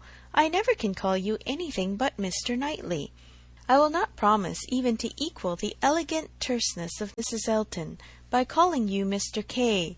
But I will promise," she added presently, laughing and blushing, "I will promise to call you once by your Christian name. I do not say when, but perhaps you may guess where, in the building in which N takes M for better or worse." Emma grieved that she could not be more openly just to one important service which his better sense would have rendered her, to the advice which would have saved her from the worst of all her womanly follies, her wilful intimacy with Harriet Smith. But it was too tender a subject. She could not enter on it. Harriet was very seldom mentioned between them again. This on his side might merely proceed from her not being thought of, but Emma was rather inclined to attribute it to delicacy, and a suspicion from some appearances that their friendship were declining. She was aware herself that, parting under any other circumstances, they certainly should have corresponded more, and that her intelligence would not have rested, as it now almost wholly did, on Isabella's letters. He might observe that it was so. The pain of being obliged to practice concealment towards him was very little inferior to the pain of having made Harriet unhappy. Isabella sent quite as good an account of her visitor as could be expected. On her first arrival she had thought her out of spirits, which appeared perfectly natural, as there was a dentist to be consulted. But since that business had been over, she did not appear to find Harriet different from what she had known her before. Isabella, to be sure, was no very quick observer, yet if Harriet had not been equal to playing with the children, it would not have escaped her. Emma's comforts and hopes were most agreeably carried on by Harriet's being to stay longer. Her fortnight was likely to be a month at least. Mr. and Mrs. John Knightley were to come down in August, and she was invited to remain till they could bring her back. "John does not even mention your friends," said Mr. Knightley. "Here is his answer, if you'd like to see it." It was the answer to the communication of his intended marriage. Emma accepted it with a very eager hand, with an impatience all alive to know what he would say about it, and not at all checked by hearing that her friend was unmentioned. "John enters like a brother into my happiness," continued Mr. Knightley, "but he is no complimenter, and though I well know him to have likewise a most brotherly affection for you, he is so far from making flourishes, that any other young woman might think him rather cool in her praise. But I am not afraid of your seeing what he writes." "He writes like a sensible man," replied Emma, when she had read the letter. "I honour his sincerity. It is very plain that he considers the good fortune of the engagement as all on my side, but that he is not without hope of my growing, in time, as worthy of your affection as you think me already. Had he said anything to bear a different construction, I should not have believed him." "My Emma, he means no such thing. He only means—" "He and I should differ very little in our estimation of the two," interrupted she, with a sort of serious smile. "Much less, perhaps, than he is aware of, if we could enter without ceremony or reserve on the subject." "Emma, my dear Emma! Oh," she cried, with more thorough gaiety, "if you fancy your brother does not do me justice, only wait till my dear father is in the secret, and hear his opinion. Depend on it, he will be much farther from doing you justice. He will think all the happiness, all the advantage on your side of the question, all the merit on mine. I wish I may not sink into poor Emma with him at once. His tender compassion towards oppressed worth can go no farther." "Ah," he cried, "I wish your father might be half as easily convinced as John will be, of our having every right that equal worth can give to be happy together. I am amused by one part of John's letter. Did you notice it, where he says that my information did not take him wholly by surprise, that he was rather in expectation of hearing something of the kind? If I understand your brother, he only means so far as your having some thoughts of marrying. He had no idea of me. He seems perfectly unprepared for that. But I am amused that he should have seen so far into my feelings. What has he been judging by? I am not conscious of any difference in my spirits or conversation that could prepare him at this time for my marrying any more than at another. But it was so, I suppose. I dare say there was a difference when I was staying with them the other day. I believe I did not play with the children quite so much as usual. I remember one evening the poor boy saying, 'Uncle seems always tired now.'" The time was coming when the news must spread farther, and other persons' reception of it tried. As soon as Mrs. Weston was sufficiently recovered to admit Mr. Woodhouse's visits, Emma, having it in view that her gentle reasonings should be employed in the cause, resolved first to announce it at home, and then at Randalls.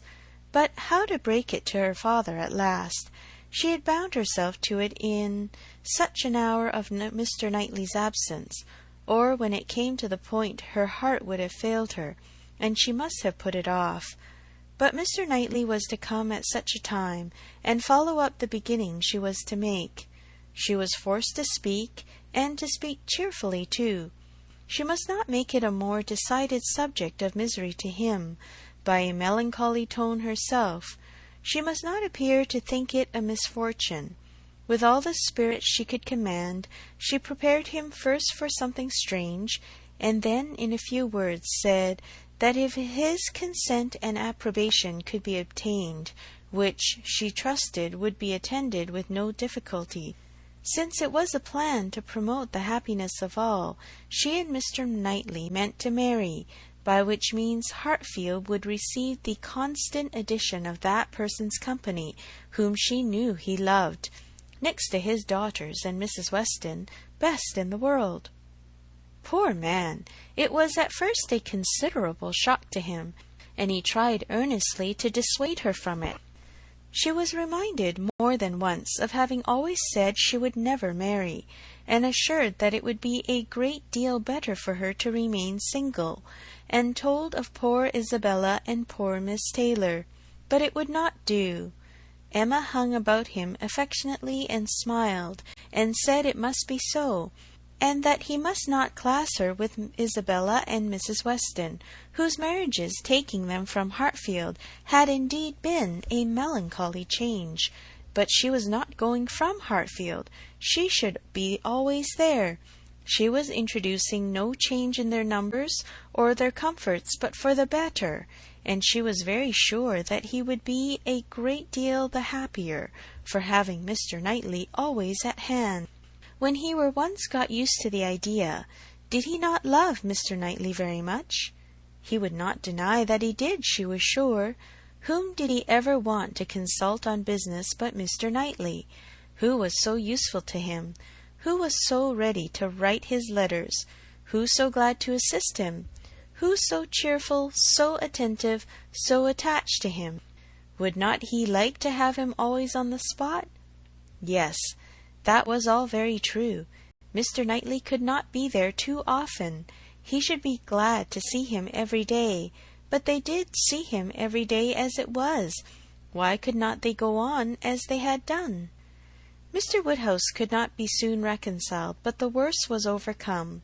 The idea was given. Time and continual repetition must do the rest.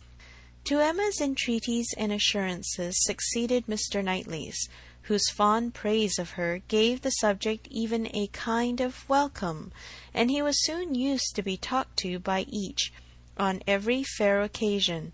They had all the assistance which Isabella could give, by letters of the strongest approbation, and Mrs. Weston was ready, on the first meeting, to consider the subject in the most serviceable light, first as a settled, and secondly as a good one, well aware of the nearly equal importance of the two recommendations to Mr. Woodhouse's mind. It was agreed upon as what was to be, and everybody by whom he was used to be guided assuring him that it would be for his happiness, and having some feelings himself which almost admitted it, he began to think that some time or other, in another year or two perhaps, it might not be so very bad if the marriage did take place. Mrs. Weston was acting no part, feigning no feelings in all that she said to him in favour of the event. She had been extremely surprised, never more so than when Emma first opened the affair to her, but she saw in it only increase of happiness to all, and had no scruple in urging him to the utmost.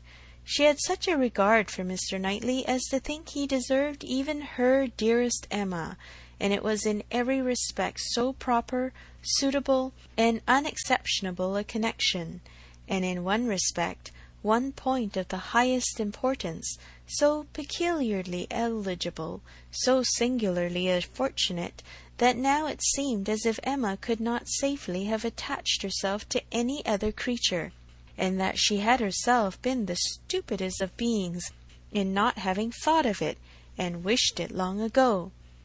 How very few of those men in a rank of life to address Emma would have renounced their own home for Hartfield, and who but Mr. Knightley could know and bear with Mr. Woodhouse, so as to make such an arrangement desirable? The difficulty of disposing of poor Mr. Woodhouse had always been felt in her husband's plans and her own, for a marriage between Frank and Emma. How to settle the claims of Enscombe and Hartfield had been a continual impediment, less acknowledged by Mr. Weston than by herself, but even he had never been able to finish the subject better than by saying, "Those matters will take care of themselves. The young people will find a way." But here there was nothing to be shifted off in a wild speculation on the future. It was all right, all open, all equal. No sacrifice on any side worth the name. It was a union of the highest promise of felicity in it, and without one real rational difficulty to oppose or delay it. Mrs. Weston, with her baby on her knee, indulging in such reflections as these, was one of the happiest women in the world. If anything could increase her delight, it was perceiving that the baby would soon have outgrown its first set of caps.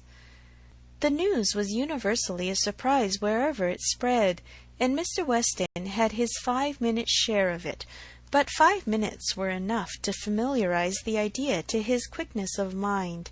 He saw the advantages of the match, and rejoiced in them with all the constancy of his wife, but the wonder of it was very soon nothing, and by the end of an hour he was not far from believing that he had always foreseen it. "It is to be a secret, I conclude," said he. "These matters are always a secret, till it is found out that everybody knows them. Only let me be told when I may speak out. I wonder whether Jane has any suspicion." He went to Highbury the next morning, and satisfied himself on that point. He told her the news. Was not she like a daughter, his eldest daughter? He must tell her. And Miss Bates being present, it passed, of course, to Mrs. Cole, Mrs. Perry, and Mrs. Elton, immediately afterwards. It was no more than the principals were prepared for. They had calculated from the time of its being known at Randalls how soon it would be over Highbury, and were thinking of themselves as the evening wonder in many a family circle, with great sagacity. In general it was a very well approved match. Some might think him, and others might think her, the most in luck. One set might recommend their all removing to Donwell, and leaving Hartfield for the John Knightleys, and another might predict disagreement among their servants. But yet, upon the whole, there was no serious objection raised, except in one habitation, the vicarage. There the surprise was not softened by any satisfaction. Mr. Elton cared little about it. Compared with his wife, he only hoped the young lady's pride would now be contented, and supposed she had always meant to catch Knightley if she could, and on the point of living at Hartfield, could daringly exclaim, "Rather he than I." But Mrs. Elton was very much discomposed indeed. Poor Knightley! Poor fellow! Sad business for him. She was extremely concerned, for, though very eccentric, he had 1,000 good qualities. How could he be so taken in? Did not think him at all in love, not in the least. Poor Knightley! There would be an end of all pleasant intercourse with him. How happy he had been to come and dine with them whenever they asked him! But that would be all over now. Poor fellow! No more exploring parties to Donwell made for her. Oh, no! There would be a Mrs. Knightley to throw cold water on everything. Extremely disagreeable. But she was not at all sorry that she had abused the housekeeper the other day. Shocking plan, living together. It would never do. She knew a family near Maple Grove who had tried it, and been obliged to separate before the end of the first quarter. End of Volume 3, Chapter 17. Emma by Jane Austen. Volume 3, Chapter 18. Time passed on. A few more tomorrows, and the party from London would be arriving.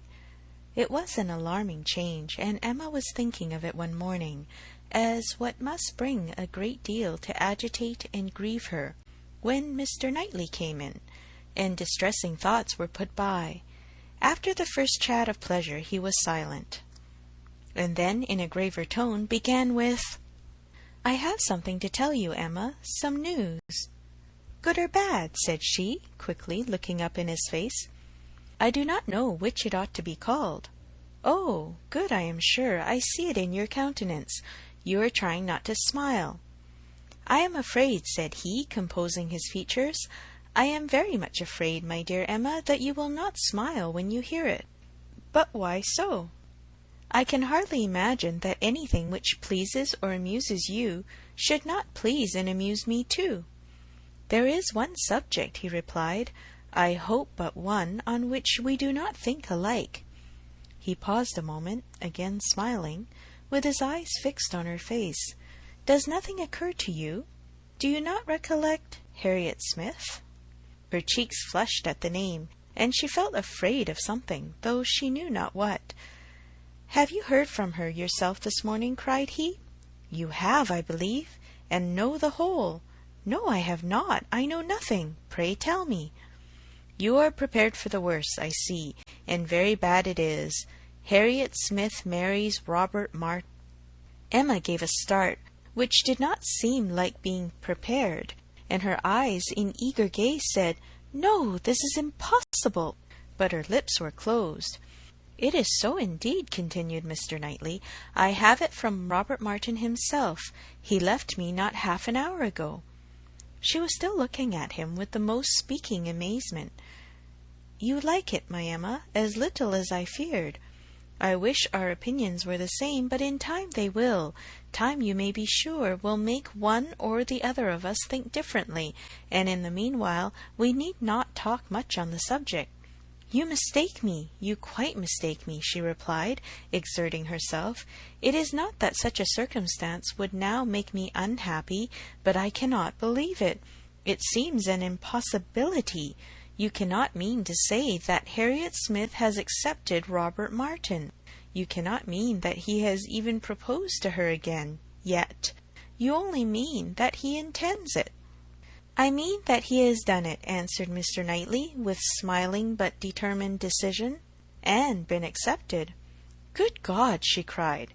"Well," then, having recourse to her work-basket, in excuse for leaning down her face and concealing all the exquisite feelings of delight and entertainment which she knew she must be expressing, she added, "Well, now, tell me everything. Make this intelligible to me. How, where, when. Let me know it all. I never was more surprised, but it does not make me unhappy, I assure you. How has it been possible?" "It is a very simple story. He went to town on business 3 days ago, and I got him to take charge of some papers which I was wanting to send to John.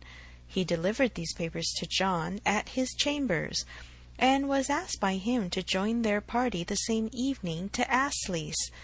They were going to take the 2 eldest boys to Astley's. The party was to be our brother and sister, Henry, John, and Miss Smith. My friend Robert could not resist. They called for him in their way, were all extremely amused, and my brother asked him to dine with them the next day, which he did, and in the course of that visit, as I understand, he found an opportunity of speaking to Harriet, and certainly did not speak in vain. She made him, by her acceptance, as happy even as he is deserving. He came down by yesterday's coach, and was with me this morning immediately after breakfast, to report his proceedings, first on my affairs, and then on his own. That is all that I can relate of the how, where, and when. Your friend Harriet will make a much longer history when you see her.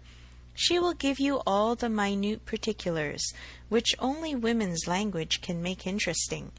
In our communications we deal only in the great. However, I must say that Robert Martin's heart seemed for him, and to me, very overflowing, and that he did mention, without its being much to the purpose, that on quitting their box at Astley's, my brother took charge of Mrs. John Knightley and little John, and he followed with Miss Smith and Henry, and that at one time they were in such a crowd as to make Miss Smith rather uneasy. He stopped. Emma dare not attempt any immediate reply. To speak, she was sure, would be to betray a most unreasonable degree of happiness. She must wait a moment, or he would think her mad. Her silence disturbed him, and after observing for a little while, he added, "Emma, my love, you said that this circumstance would not now make you unhappy, but I am afraid it gives you more pain than you expected. His situation is an evil, but you must consider it as what satisfies your friend, and I will answer for your thinking better and better of him as you know him more. His good sense and good principles would delight you. As far as the man is concerned, you could not wish your friend in better hands.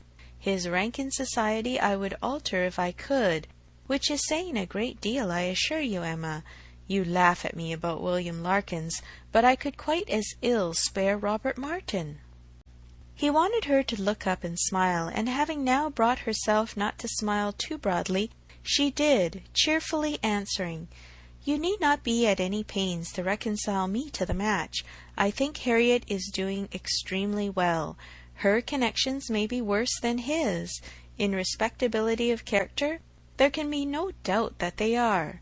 I have been silent from surprise merely, excessive surprise.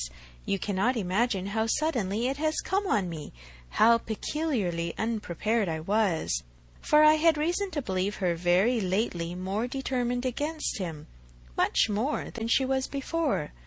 "You ought to know your friend best," replied Mr. Knightley, but I should say she was a good-tempered, soft-hearted girl, not likely to be very, very determined against any young man who told her he loved her." Emma could not help laughing as she answered, "Upon my word, I believe you know her quite as well as I do. But, Mr. Knightley, are you perfectly sure that she has absolutely and downright accepted him? I could suppose she might in time, but can she already? Did not you misunderstand him? You were both talking of other things, of business, shows of cattle, or new drills, and might not you, in the confusion of so many subjects, mistake him? It was not Harriet's hand that he was certain of, it was the dimensions of some famous ox." The contrast between the countenance and air of Mr. Knightley and Robert Martin was at this moment so strong to Emma's feelings, and so strong was the recollection of all that had so recently passed on Harriet's side, so fresh the sound of those words, spoken with such emphasis, "No, I hope I know better than to think of Robert Martin," that she was really expecting the intelligence to prove in some measure premature. It could not be otherwise. "Do you dare say this?" cried Mr. Knightley. "Do you dare to oppose me so great a blockhead as not to know what a man is talking of? What do you deserve?" "Oh, I always deserve the best treatment, because I never put up with any other, and therefore you must give me a plain, direct answer. Are you quite sure that you understand the terms on which Mr. Martin and Harriet now are?" "I am quite sure," he replied, speaking very distinctly, "that he told me she had accepted him, and that there was no obscurity, nothing doubtful in the words he used. And I think I can give you a proof that it must be so. He asked my opinion as to what he was now to do. He knew of no one but Mrs. Goddard to whom he could apply for information of her relations or friends. Could I mention anything more fit to be done than to go to Mrs. Goddard's? I assured him that I could not. Then he said he would endeavour to see her in the course of this day." "I am perfectly satisfied," replied Emma, with the brightest smiles, and most sincerely wished them happy. "You are materially changed since we talked on this subject before?" "I hope so, for at that time I was a fool." "And I am changed also, for I am now very willing to grant you all Harriet's good qualities. I have taken some pains for your sake, and for Robert Martin's sake, whom I have always had reason to believe as much in love with her as ever, to get acquainted with her. I have often talked to her a good deal. You must have seen that I did. Sometimes, indeed, I have thought you were half suspecting me of pleading poor Martin's case, which was never the case, but from all my observations I am convinced of her being an artless, amiable girl, with very good notions, very seriously good principles, and placing her happiness in the affections and utility of domestic life. Much of this I have no doubt she may thank you for." "Me!" cried Emma, shaking her head. "Ah, poor Harriet!" She checked herself, however, and submitted quietly to a little more praise than she deserved. Their conversation was soon afterwards closed by the entrance of her father. She was not sorry. She wanted to be alone. Her mind was in a state of flutter and wonder, which made it impossible for her to be collected. She was in dancing, singing, exclaiming spirits, until she had moved about and talked to herself, and laughed and reflected she could be fit for nothing rational. Her father's business was to announce James's being gone, out to put the horses to preparatory to their now daily drive to Randalls, and she had therefore an immediate excuse for disappearing. The joy, the gratitude, the exquisite delight of her sensations may be imagined. The sole grievance and alloy thus removed in the prospect of Harriet's welfare. She was really in danger of becoming too happy for security. What had she to wish for? Nothing but to grow more worthy of him, whose intentions and judgments had been ever so superior to her own. Nothing but that the lessons of her past folly might teach her humility and circumspection in future. Serious she was, very serious in her thankfulness and in her resolutions, and yet there was no preventing a laugh, sometimes in the very midst of them. She must laugh at such a close, such an end of the doleful disappointment of 5 weeks back, such a heart, such a Harriet. Now there would be pleasure in her returning. Everything would be a pleasure. It would be a great pleasure to know Robert Martin.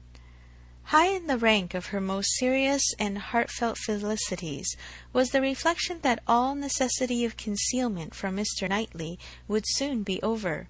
The disguise, equivocation, mystery, so hateful to her to practice, might soon be over. She could now look forward to giving him that full and perfect confidence which her disposition was most ready to welcome as a duty. In the gayest and happiest spirit she set forward with her father, not always listening, but always agreeing to what he said, and whether in speech or silence, conniving at the comfortable persuasion of his being obliged to go to Randalls every day, or poor Mrs. Weston would be disappointed. They arrived. Mrs. Weston was alone in the drawing-room, but hardly had they been told of the baby, and Mr. Woodhouse received the thanks for coming, which he asked for, when a glimpse was caught through the blind of 2 figures passing near the window. "It is Frank and Miss Fairfax," said Mrs. Weston. "I was just going to tell you of our agreeable surprise in seeing him arrive this morning. He stays till tomorrow, and Miss Fairfax has been persuaded to spend the day with us. They are coming in, I hope." In half a minute they were in the room. Emma was extremely glad to see him, but there was a degree of confusion, a number of embarrassing recollections on each side.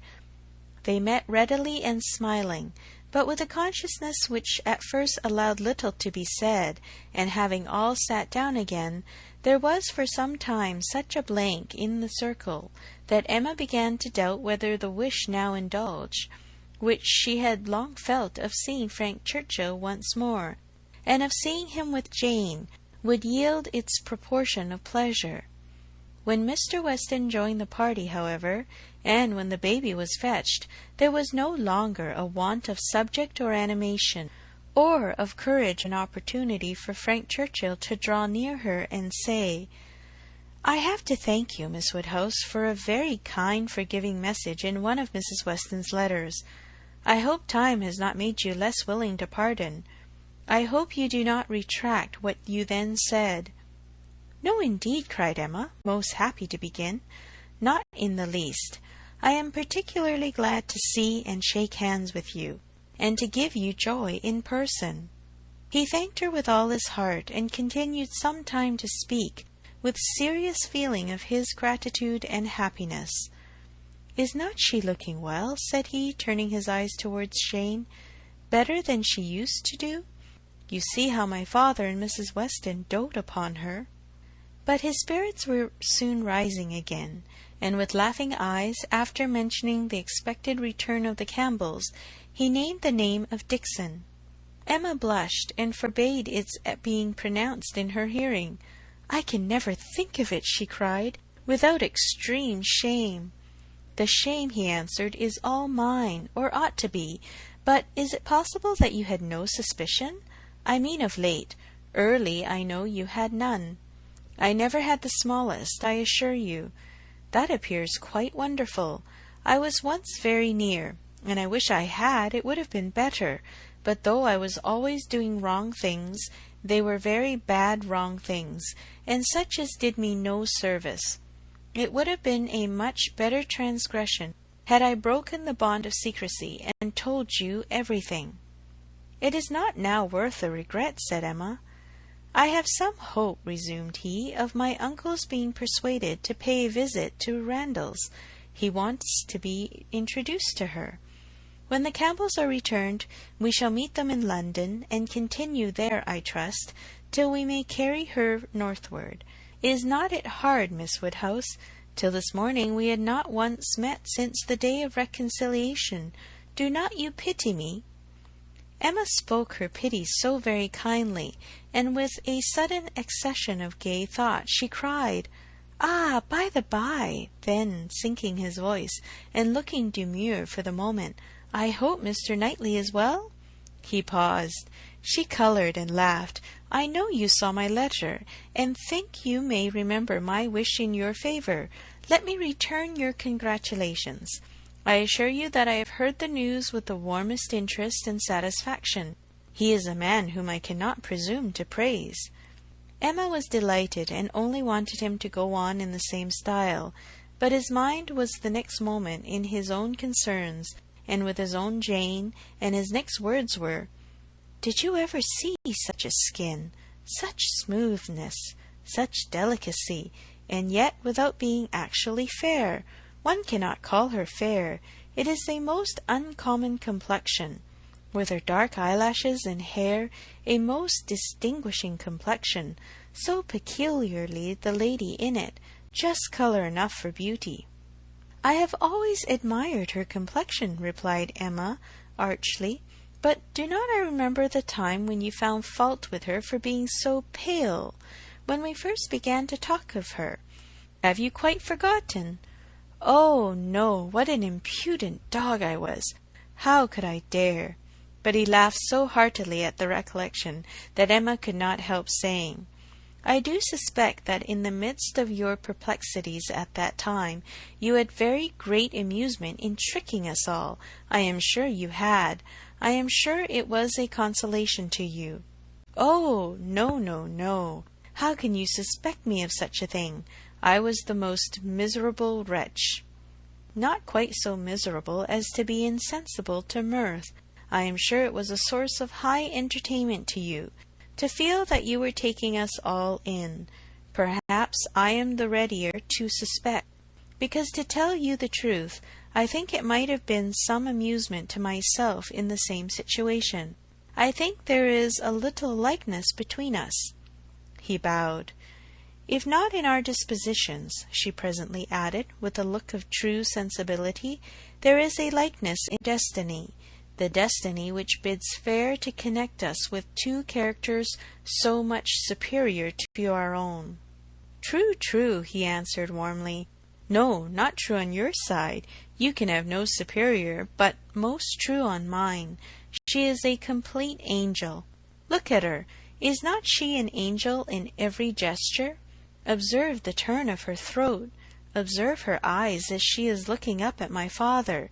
You will be glad to hear," inclining his head and whispering seriously, "that my uncle means to give her all my aunt's jewels. They are to be new set.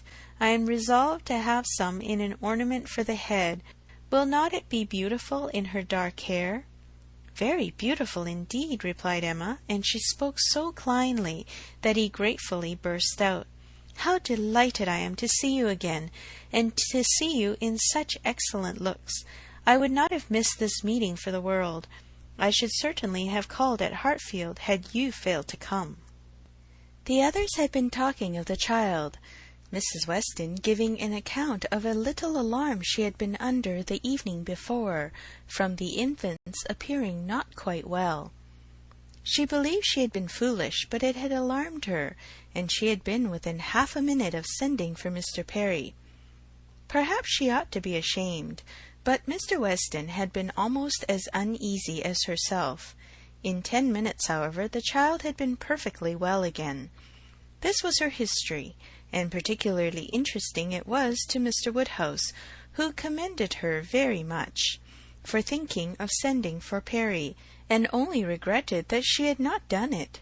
She should always send for Perry if the child appeared in the slightest degree disordered, were it only for a moment. She could not be too soon alarmed, nor send for Perry too often. It was a pity, perhaps, that he had not come last night, for though the child seemed well now, very well considering, it would probably have been better if Perry had seen it. Frank Churchill caught the name. "Perry," said he to Emma, and trying as he spoke to catch Miss Fairfax's eye, "my friend Mr. Perry.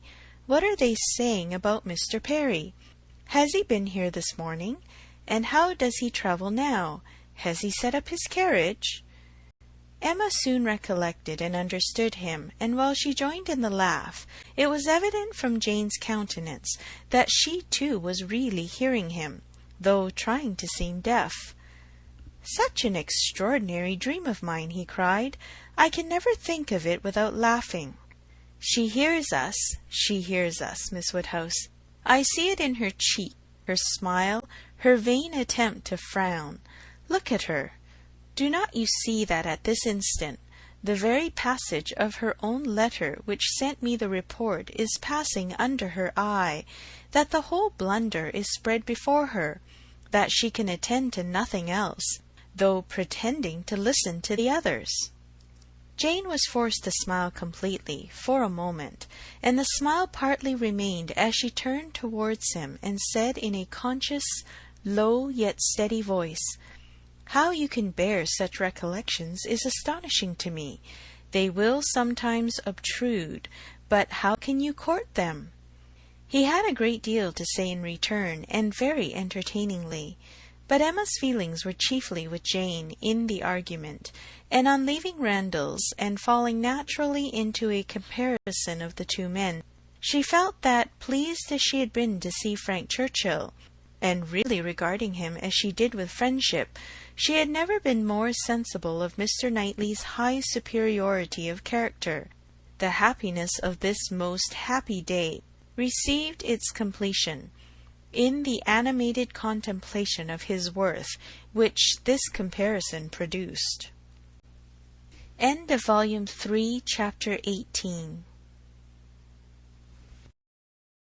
Emma by Jane Austen, Volume 3, Chapter 19. If Emma had still, at intervals, an anxious feeling for Harriet, a momentary doubt of its being possible for her to be really cured of her attachment to Mr. Knightley, and really able to accept another man from unbiassed inclination, it was not long that she had to suffer from the reoccurrence of any such uncertainty. A very few days brought the party from London, and she had no sooner an opportunity of being 1 hour alone with Harriet than she became perfectly satisfied, unaccountable as it was, that Robert Martin had thoroughly supplanted Mr. Knightley, and was now forming all her views of happiness. Harriet was a little distressed, did look a little foolish at first, but having once owned that she had been presumptuous and silly and self-deceived before, her pain and confusion seemed to die away with the words, and leave her without a care for the past, and with the fullest exultation in the present and future, for, as to her friend's approbation, Emma had instantly removed every fear of that nature, by meeting her with the most unqualified congratulations. Harriet was most happy to give every particular of the evening at Astley's, and the dinner the next day. She could dwell on it all with the utmost delight. But what did such particulars explain? The fact was, as Emma could now acknowledge, that Harriet had always liked Robert Martin, and that his continuing to love her had been irresistible. Beyond this, it must ever be unintelligible to Emma. The event, however, was most joyful, and every day was giving her fresh reason for thinking so. Harriet's parentage became known. She proved to be the daughter of a tradesman, rich enough to afford her the comfortable maintenance which had ever been hers, and decent enough to have always wished for concealment. Such was the blood of gentility which Emma had formerly been so ready to vouch for.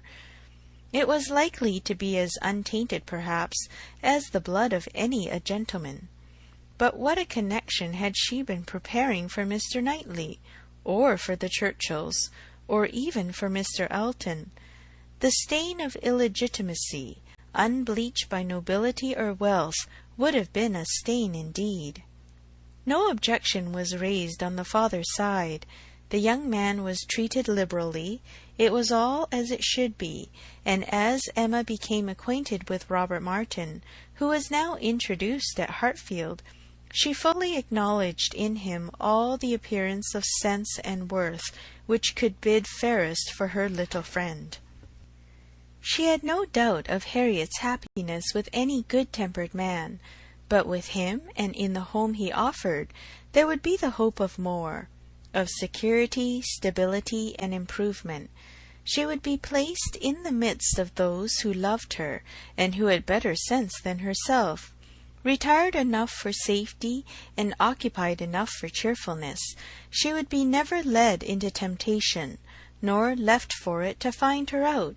She would be respectable and happy, and Emma admitted her to be the luckiest creature in the world, to have created so steady and persevering an affection in such a man, or, if not quite the luckiest, to yield only to herself. Harriet, necessarily drawn away by her engagements with the Martins, was less and less at Hartfield, which was not to be regretted. The intimacy between her and Emma must sink. Their friendship must change into a calmer sort of goodwill, and unfortunately what ought to be and must be seemed already beginning, and in the most gradual, natural manner. Before the end of September, Emma attended Harriet to church, and saw her hand bestowed on Robert Martin, with so complete a satisfaction as no remembrances, even connected with Mr. Elton as he stood before them, could impair. Perhaps, indeed, at that time she scarcely saw Mr. Elton, but as the clergyman whose blessing at the altar might next fall on herself, Robert Martin and Harriet Smith, the latest couple engaged of the three, were the first to be married. Jane Fairfax had already quitted Highbury, and was restored to the comforts of her beloved home with the Campbells. The Mr. Churchills were also in town, and they were only waiting for November.